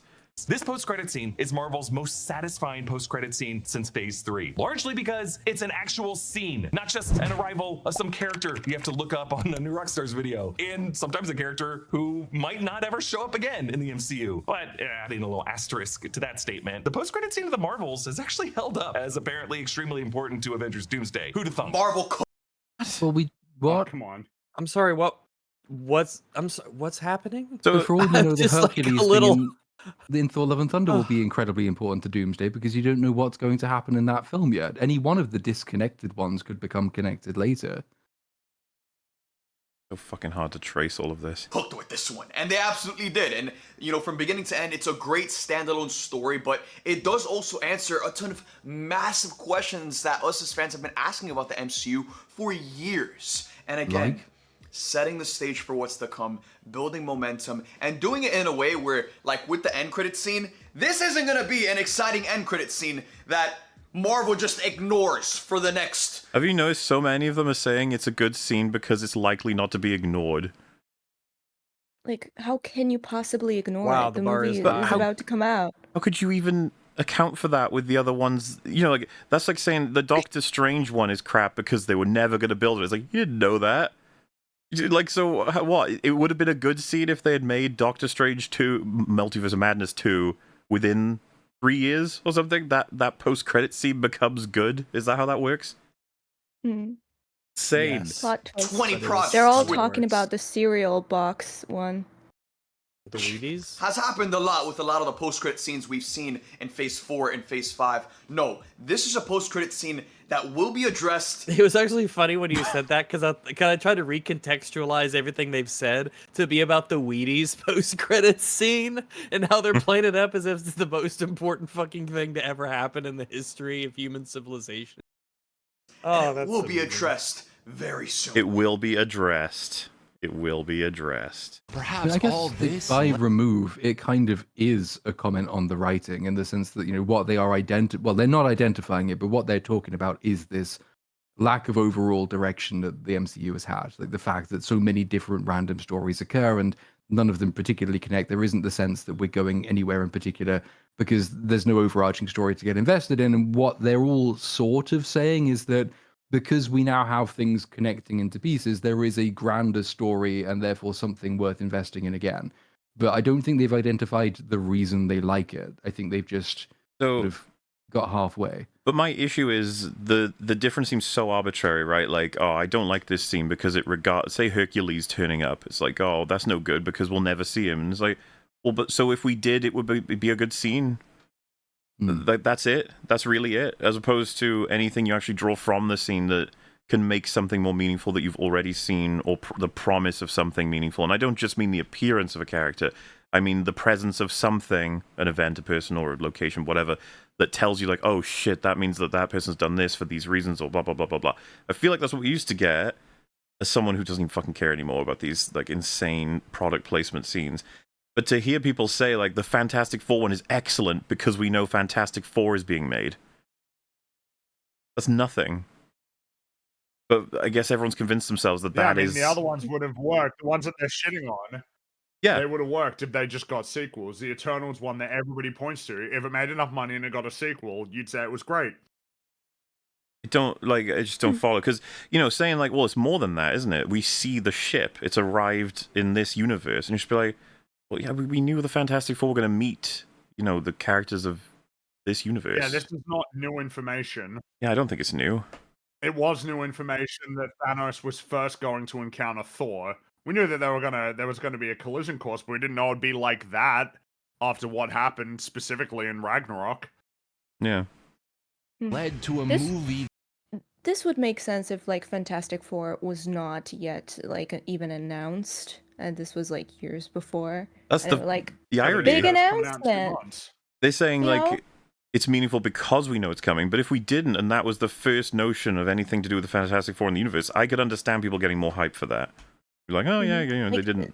That's know. how Marvel used to function. Like this is why these scenes got popular in the first place, because they announced something that was very hype that would definitely would happen in the future, and it was the first, sort of sorry, my English is failing me, but the first little crumb of information that you would get, and the more would come with. But this is just stupid.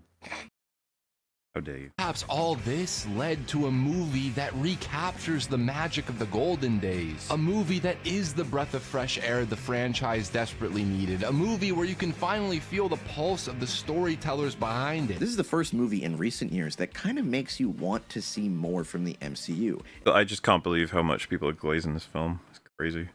It's insane. It's like they've never seen a movie before. Like this is the first movie. Well, and that's what a lot of people say, right? It's like the only reason they're saying this is because it's been so long with a bunch of shit, and it's like this is barely above the bunch of shit. I don't know why we're thinking it's significantly. Because they don't know what quality is. They have the same problem that the Disney writers do. Well, he Like, said they don't know what quality is. High Top said is like return to golden age, so he's comparing this to the top tier of the MCU. I don't know how. And it sets things up in a way that is very simple but effective. All this sounds like the standard, but it's not. The power of violence, the exhaustion it causes, the damage both external and internal is felt. This is Wow, it's felt. It's felt. I felt You it. feel it. That's why it's different. It may sound normal, like he even said earlier about the whole characters have arcs and expressions are made. That may sound normal, but it's not. Pain. Yeah. a smart Marvel movie dressed up like another jokey Marvel movie, and that surprised me. But I think Bob thinks it's a smart movie, I guess. All right. fans are going to like this one. This one and Deadpool and Wolverine are the best things the MCU has brought us over the past few years. Uh-oh. Jesus. We're fucked. I know. It's like, oh boy, we're in a good place then. Most surprising thing Marvel could do at this point was allow a filmmaker to make a movie. Oxcorp. What?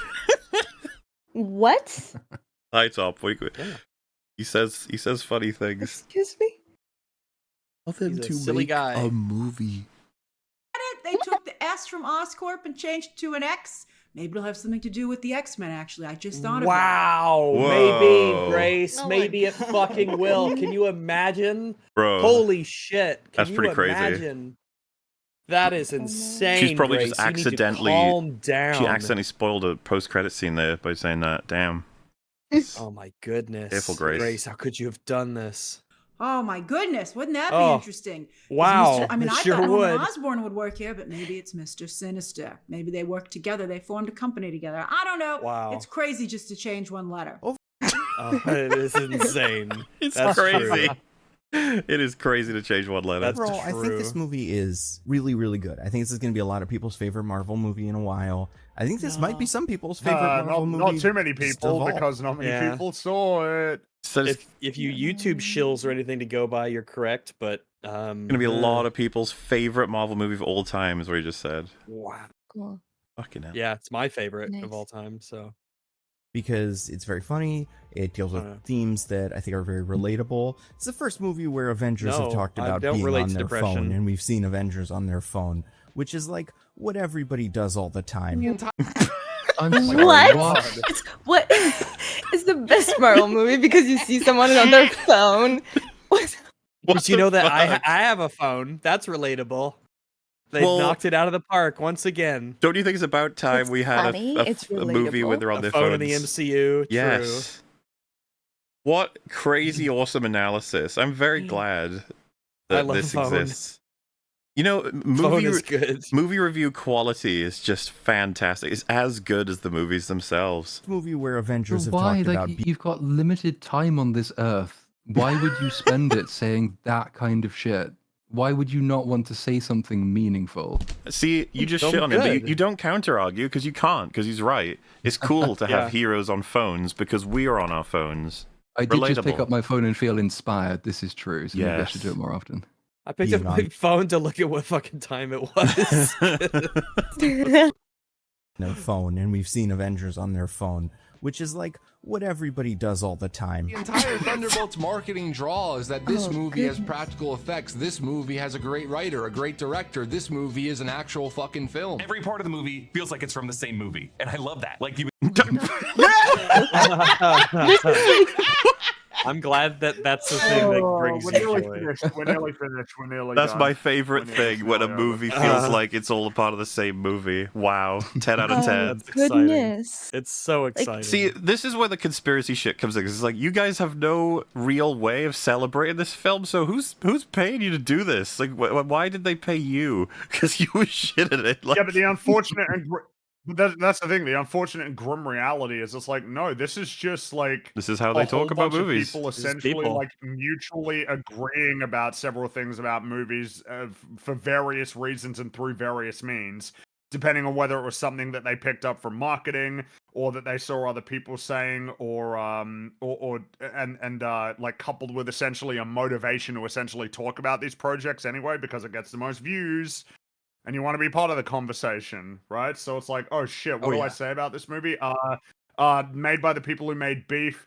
It's a real movie. It's about mental health. Depressing Heart, Beef. Yeah, Return to form, best since Avengers Endgame. yeah, that's right. It felt like Lawrence a real Pugh. movie. These sorts of Yelena, things. Lawrence Pugh. yeah, she's Yeah. great. Yelena's The- amazing. The actual underlying answer is a lack of. It's not even like a lack of original thought specifically, but like an inability to generate original thoughts. It's really bad. It's a big problem not being able to do Well, that. imagine if it isn't Sorry. anything to do with any of that, and you're just so drenched in hype that you end up saying shit like, "This movie's great because all of the scenes feel like they belong to the same film." Yeah. You're saying it, and you're like, "Oh, that's a great Yeah. compliment." It's just like, bro, you just really Art, man. listen to yourself. You would think that should be a pretty straightforward bar for any movie credited with one director, but look at Marvel's history. That's often not the case. You fucking You were praise clapping all of it them the whole way. Yeah. I don't even know you, and you were clapping Yeah. like a fucking seal the whole time, talking about how it was the greatest thing in cinema and blah That's, blah blah. I don't like the whole clapping like a seal thing because again, I feel like seals, if you sat them in the movie, they'd Well, yeah, if probably you get gave pretty me a bored fish, partway I'm like, through this them, is and they'd flop useful. on their This is tummies and great. get out of there, you know. Well, It's hard work, dedication. seals do it for meaningful reasons. Rags is just saying they don't. They like the seal in the way that they clap, That's but not right. the They're meaning. akin to elements of the Yes. seal, but where the seal Yeah, but is not in the meaning. True. Mhm. Yeah, I could wax on poetically like High Top about seals for a while, but Mhm. I think we all know Naturally. where I'm coming from. The best I mean- thing I can say about Thunderbolts is that I It cared. has Oh, goodness. Sneaky people. I cared.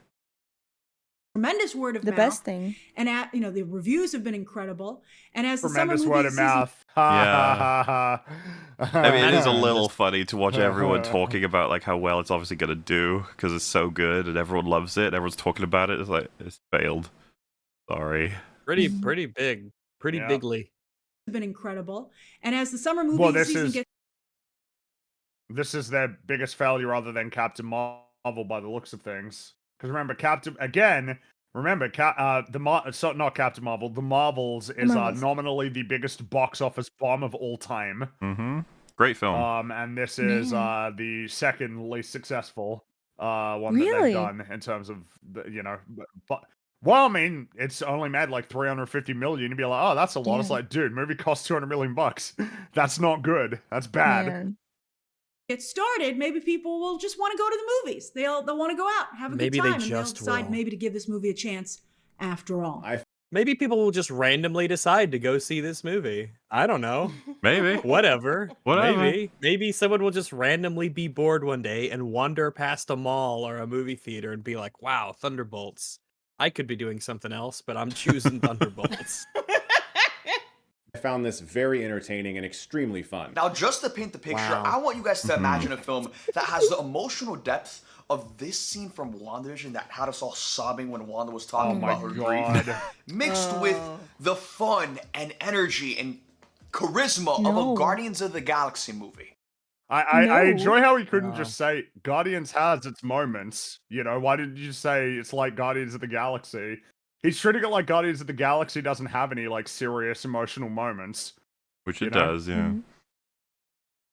Maybe he's just referring yeah, to the it fun does. of it, right? The fun, because he's in the movie but what I'm laboratory. saying, We're but he's saying like concocting a movie. He's saying like if you pair the emotion of that that specific WandaVision scene and Guardians, it's like why don't you just say it's like Guardians? It's like that movie that Guardians. has the emotional and the fun Because scenes that's in just it. one ingredient. Well, It's not fun if you don't mix multiple movies together. You're only allowed to compare this movie to Beef, all right? That's right. That is exactly what Thunderbolts is. 8 months ago or something. They put out a first look trailer. There was a 3-minute long clip of them in the limousine, like that scene. And you were like, oh my God, they're showing so much of this movie already. That's probably because 3 they minutes? know it's really good. And they know it is going to sell. They know it's gonna That's sell. a funny thing That's to true. say. Considering That's true. The marketing. That's a weird thing to say, honestly. I feel like a lot of the time you see less of something that they're really confident in. Grand Theft Auto 6 has had 2 trailers. It's like 4 minutes total. You know, why aren't they showing like an hour of gameplay? It's like, well, they don't need to. Everybody's gonna buy it anyway, you know? I feel like the Yeah, it opposite just- is true. Showing that much indicates a lack of confidence, I think. I don't know. I think there's no correlation between like the marketing strategy and the I mean, especially the length of the footage that they put out and the their trust in the movie. I guess and the the project reality is itself. that's true. It's more so it's a sense of that they have something to prove might be the better way of putting it. If you need to show a lot in the hopes that like showing a lot will get people excited about it, that indicates that you feel like you kind of got something that you need to demonstrate in a sense. Compared to you could just drop something very quickly and be like, "Yep, here it is. You got to see 2 minutes of it, and here it is for you now." I don't know. People are going to get excited about it. There is a reason Marvel is allowing people to see this film 2 weeks before it's out there. That is a sign of confidence, and after Yeah, see, that's a better example of a sign of confidence is if they do I would early agree like, that's press better. and reviews and stuff. What's the thing That's coming out where they don't usually want a you to lot talk more- about it if it isn't positive? Is it Ironheart. Ironheart? Oh yeah. It What do was. you- They're what- like, what do you- yeah, what we do you we mean? encourage people to be, hype and to spread, your enthusiasm about it. But remember, reviews are gonna be embargoed until like fucking 10 days later or something. I'm like, oh, interesting. You're just saying it now. All right, well, fair enough. That's progress of a kind. and after watching the film, they have a reason to be confident. Yeah, overall, I think this movie is incredibly successful. It's just so funny to see this now. No, when I know. It's just completely fallen flat on its face. Watching the film, they have a reason to be confident. Yeah, overall, I think this movie is incredibly successful. It's gonna make. I hope it makes a lot of money. I don't know. Do you see that? It's incredibly successful. It's gonna make a lot of. I hope it's gonna make a lot of money because, like, yeah, you don't fucking know. It turns out you were wrong. It's gonna make a lot of money. Sometimes you can tell. Like Yeah, you can tell. You can tell. Come on. Sometimes you can tell. You can just tell. I do enjoy that It's idea obvious, that you really. can tell, because the reality is you can't. You Like, can't this tell. is people's full-time job, is essentially And figuring they out what can't will do it. succeed and what won't, and they can't figure it out. It'd be like saying, it is kind of equivalent to, like, the stock market. It's like, as much as you can say that you know what's going to happen, you don't really. Like, you never truly know. Nope. And in this case, this is, like, a clear example of that. It's like, yep, yeah, I guess they hoped it was going to do better, but nope, it's doing pretty badly. Minecraft movie, everything sold out. I don't really know. I It haven't didn't looked at make it, but money. No, it I did. think No, this it's is not gonna. one of those movies. Maybe like It made Sinners. money, but less than what they spent to make it. Oh So, no! Is he gonna compare it to Sinners? Sold out. I don't really know. I haven't looked at it, but I think this is.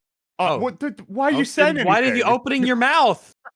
Hey, he's What, you speculating. said you get paid by the word, He's or- speculating with no information. Okay, like it's an interesting trade. That's called Mahler, that's called guessing. That's speculating with no information. He's a media Guessing. analyst, an analyst, you might even say. I hope it makes a lot of money. I don't know if it's gonna make a lot of money. Sometimes you can tell. You know, like You can tell. Minecraft movie, Yeah. everything sold out.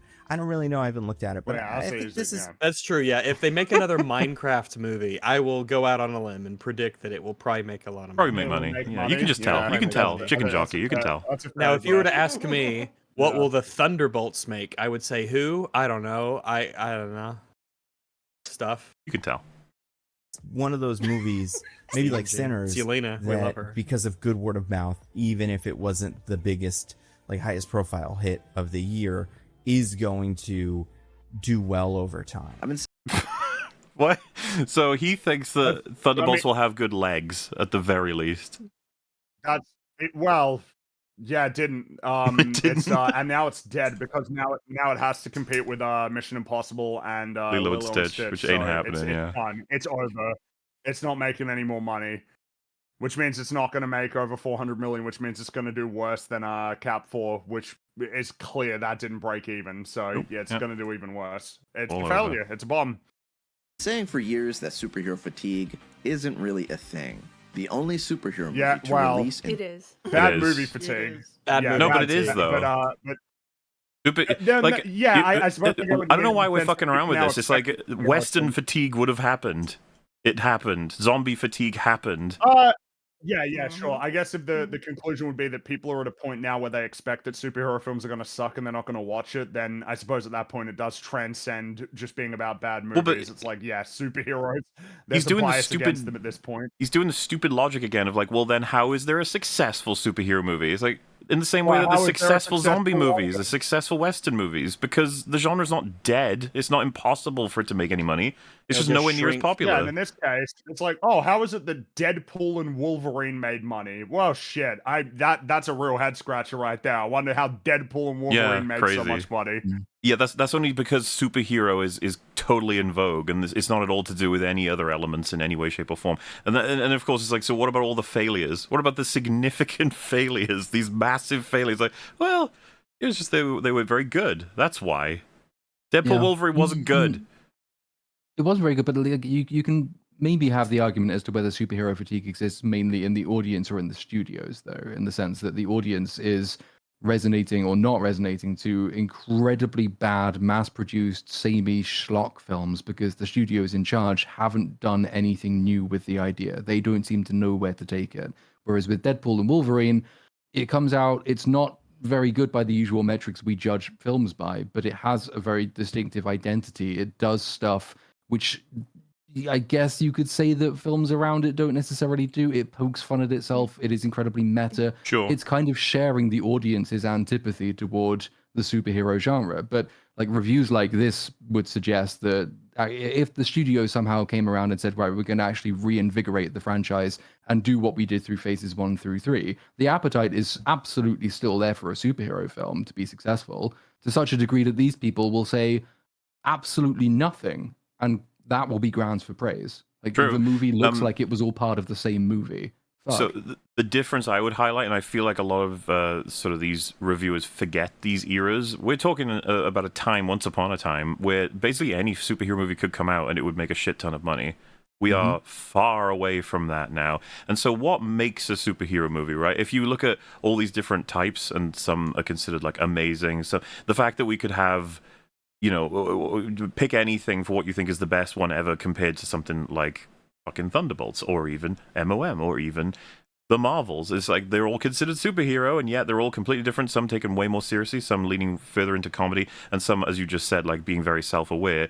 All of these are options, and it is up to the studios to make good films, thus to extend the lifespan, so to speak, of the interest in the genre from the audience. But Once upon a time, and this was the golden era, which they probably loved and wanted to get back as soon as possible, you could put out anything and it would be engaged with. The fact that DC basically acted as the little fish next to the shark, being Marvel, and managed to survive significantly when they had no idea what the fuck they were doing with their universe, their story, their characters. You know, tracking all of that was insanity, and what we've got right now with DC and James Gunn is the results. They still don't know what the fuck they're doing, and we're gonna have to see how that all turns out. But in this case for Thunderbolts, it's like, would you? All of these guys are arguing this is a great film, so by their own logic, it must be fatigue. Then how else could you explain it? Obviously, for us, it's a shit film, so you know, whatever. But I would say it has to have applied superhero fatigue. However you want to detail it in specificity, it's still definitely happened by comparison to the past few years. You know. I think one of the biggest reasons why Deadpool 3 was so successful was because it sort of it posed as an alternative to MCU, even though it is a Marvel character. It was sort of like it's very much obviously anti-MCU sort of algorithm and formula. It sort of goes against, that's the whole concept of Deadpool himself, right? Not only that, but you know, him being from another studio and stuff like that. It's just he stood against that formula that MCU introduced. So a lot of people went with, you know, knowledge that they wouldn't get usual MCU slop, and that's what attracted them to Deadpool 3. Yeah, mostly. I mean, there's a couple of elements, like Hugh Jackman's Wolverine is a pull, and they recognize this, right? That's what we're getting in Doomsday, is a whole bunch of pulling all those cards of, like, Ian McKellen's Magneto, Patrick Stewart's Professor X. Who else can we get? And there's a fucking insane laundry list, versus, despite them all saying Florence Pugh's Yelena, oh my god, everyone loves her, it's like, not that much of a draw. I know you think she might be, but she's really not. And, you know, I think she would have been fine as like, so many movies made so much money in the era where everything was superhero, and I'll always use Shazam as probably the example, and the fact that, and Captain Marvel, and then their respective sequels shows just like how the era's changed. You can't actually get away with it anymore, because if their sequels had made the money of the first ones, they'd probably be fine, even though the budgets got, you know, ballooned, as they all do. Really a thing. The only superhero movie to release in 2024 was also the top-grossing live-action film of that year. Yeah, but the thing is, it's not just a superhero movie, is it? The hell of a lot more going on that would give this thing a huge amount of interest from the audience. People do not have superhero fatigue. They have dog shit movie fatigue. They've always had dog shit movie fatigue. That's never been a thing that's not happening. It also doesn't change the fact that a lot of dog shit movies make a lot of money, though, as well. Well, Deadpool Wolverine's a dog shit movie. It's like, interesting. I was going to say Transformers because that's an easy go-to, but yeah, Deadpool Wolverine sucks. Of the quality. Yeah, this is what I mean. Unfortunately, none of us were surprised that Deadpool Wolverine made the money it did. I would never say, oh, it made that money because superheroes are in vogue. It's like, not really.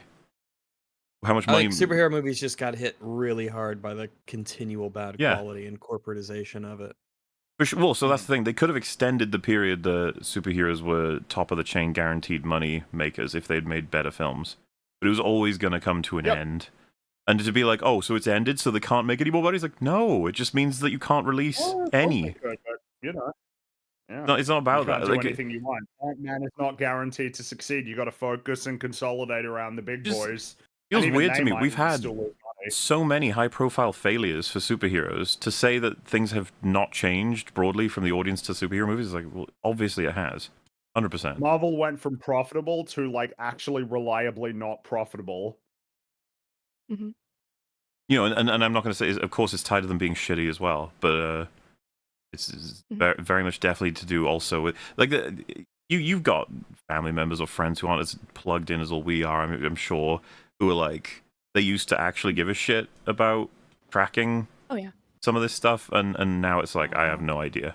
And you're like, yeah, fair enough. Also, like, Infinity Saga was so long ago already. Yeah. And so much has happened to humanity in general since then. I mean, we went through a global pandemic, and the target audience for these movies have, like, changed generations. They're now completely different people. Now, the people that they were targeting then may not be the same people that they're targeting now, because all those, teenagers maybe or 20-something-year-olds have grown up and are focused on other things and moved on in their lives because people tend to grow. So I mean, not that watching MCU has an age, I'm not saying that, but priorities change. And it seems like Marvel Studios might finally understand that less is more. Christ, could you imagine? Less is more. Less is The budget made for less. Thunderbolts was not small. Like, neither was the scope. This wasn't some indie film. So give this one an 8 out of 10. If you're still big on Oh Marvel my movies, you are God. probably going to really Wow. enjoy this Yep. one. But in particular, I think if you found yourself just completely sick of, checked out of the Marvel stuff, I think you may still enjoy this one in spite of yourself. So I'm going to go ahead and give the Thunderbolts. No. I will give this movie a beep, boop, boop, beep, boop, boop, boop, beep, boop. 9.1 out of 10. Jesus I said this Christ. movie is Christ. going to be since 9.1 out of Endgame, 10. and I meant it. Yes. That being said, thank you guys for watching this one. I love you guys 3000, and I'll see you guys next time. You can click right here and get Stuckmanized. No. Wow.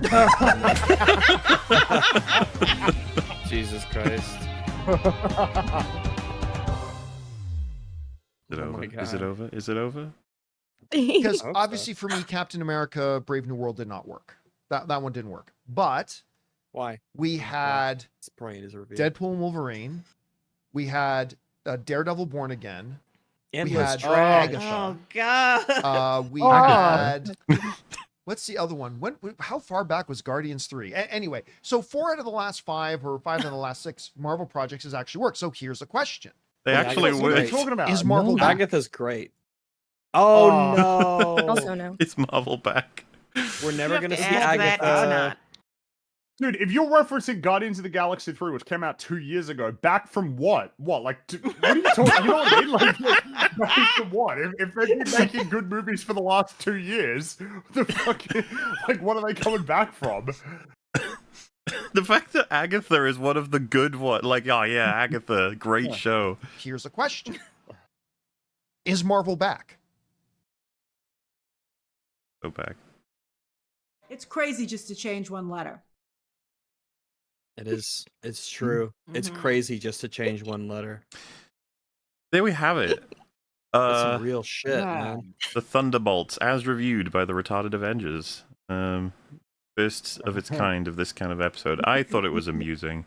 That was. I feel like I've learned a lot. Yes. Hmm. I'm a wiser Mhm. dog now. So, for those of you out there who maybe thought Thunderbolts was shit and most people thought so, it's like, no. It's actually quite loved and Actually, it still you're a hater. failed. Get with the program. Mhm. Exactly. You. I don't know. It fuckers. feels like if there's any takeaway from this, Thunderbolts isn't the relevant part. The more relevant part should be that you should be trying to seek out, if you're looking for perspectives on any given thing that you're interested in, that you should try and seek out people who say things that surprise you and make you think, rather than saying the same thing that you hear from fucking everybody else. You're not exactly getting much out of that if that's the case. Like, I mean, these reviews were so similar. They said the same things over and over and over again. It's mental health. Florence Pugh's great. It looks like a real movie. Beef. Beef, beef, beef. God, I love beef so much. You know you're in for a pretty rough ride when Grace Randolph has the top insights of the I would entire say- review medley. She scored the highest. agreed. It's insane, but I think she scored the Absolutely she highest. did. And I think that's the thing. She says crazy Grace stuff Randolph like whatever back? she said about whatever. Is this a well, return I to don't think she ever- form? I don't- A return I don't to think she ever form? went- I don't think she ever went anywhere. It was just that, never for every went time that anywhere. she says whatever she said about what was it she said about Cat Mario? That it was for like the The like, Asian the furries. block or something? Asian furries. Yeah. For every take like that, she has something that's kind of like, oh, huh, that's surprising, but in a less crazy Remember, way. she said that You know? Starro should have killed more white people in the Suicide Squad. That's what I mean. You could count on her to surprise you, and Outrageous. that's like valuable compared to just saying the same thing over and over and over again. I suppose there is a different flavor to each of them, though, right? Because the high Mhm. top one is the pretentious, overly emotional sort of thing. Whatever that guy Nando, right? That's like, I don't know, just unstructured ramblings. And barely anything to The say about anything. Cosmonaut one is the hyper cynical one. Mhm. Of just essentially just saying they're all good until it's become clear what people actually think, and then just sort of sneaking into that position. The Stuckman one was just completely devoid of anything, like actual void, Oh, a vacuum God. substance. And then what was the guy who said that it was that it was like one It movie was a from one movie. director? Oh, was, Eric Voss from Screen something, probably. I can't remember. Right.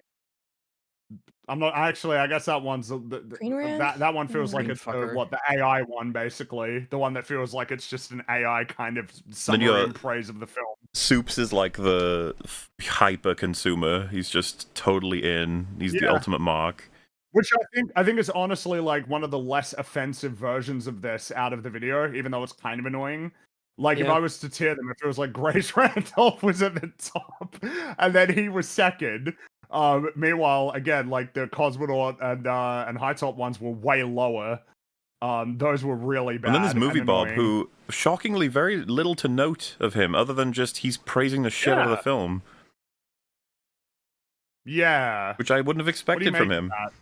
I just wouldn't have expected it. I would have thought I would have thought he would, even if he likes it, a maximum give it like a 7, maybe probably 6. But he's just like, fucking go for an 8. All right, Thunderbolts is that Mhm. good. Wow. What a team! Oh, and of course Mhm. John Campea. The Avengers. He had some choice quotes in there too.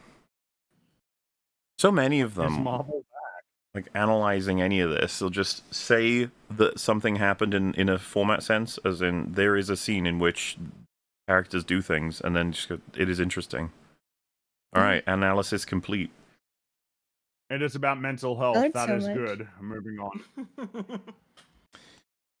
Which well, brings us to the end. A nice, beautiful look into the minds of those out there Sons who of Madness. imagine how excited you'd be if you were them. That was a great film. Fantastic Four was going to be even better, and then we're off to Doomsday, which is going to be just immense quality. Nothing could beat it. Wow. Of course they're back. We had Agatha. Yeah, that's Indeed we right. did. And, Agatha I mean, was really Ironheart is good. coming soon as well, and that's going to be really exciting. Also, I did I'm see ready. Rags, that people saying it was Ballerina was apparently the thing that you were talking about with the review embargo situation. Oh, is it ballerina? Okay, gotcha. Interesting. Well, with all that being said, we'll wrap up nicely. So first, before we go, Jay Longbone, why don't you tell chat what you're up to and where they can find you? Well, oh my, damn it! I was just, I totally forgot what the fuck I was up to. Well, I got some other stuff coming now. But what I have out now. Oh wait, hang on. The suspense is crazy. I don't know. This video fried my brain. Ugh. Yeah, it happens. But yeah, I've got an Amelia Perez reaction I just released, and I got a Ironheart trailer reaction that I also released talking about that, and I'll probably be covering the show soon. This is basically Marvel's Batwoman, so of course I have to get on that. Oh, well, exciting. What have you gotten out since you were last here? Oh, well, yeah, Amelia Perez reaction and an Ironheart trailer reaction. Oh, I meant Or, like yeah, even that's- before that, because has it been a while? I'm trying to remember. Because obviously we've done recordings with you, but they're not out yet, so you have to wait. I feel like I've just been here though. You know, sometimes I can't keep track. To be fair. Oh yeah, well I did a Daredevil video for episode 4 of Born Again. Oh. Yeah, I'm a bit critical of that, and I did like a G20 reaction as well. The fucking fiddle faddle episode, right? Yeah. Yeah. I'm pro fiddle faddle. And I'm assuming you loved G20, right? Oh yeah. Peak fire. I've heard good things. I've heard we're so back. Very good film. Very glad it was made. Well, fantastic. Link in description. Nutsa, how about you? What have you been up to? Just trying to graduate mostly. Hmm. Not much fun on the internet though, but I'm gonna get back to it soon. Good. I promise. Good. Very good. Just remember, your internet life is more important than your real life. Yes. 100% That's true. all the time. Unless it's naked people in the opera. Mm-hmm. We like that. Natural part of life. That's good. That one's good. We like.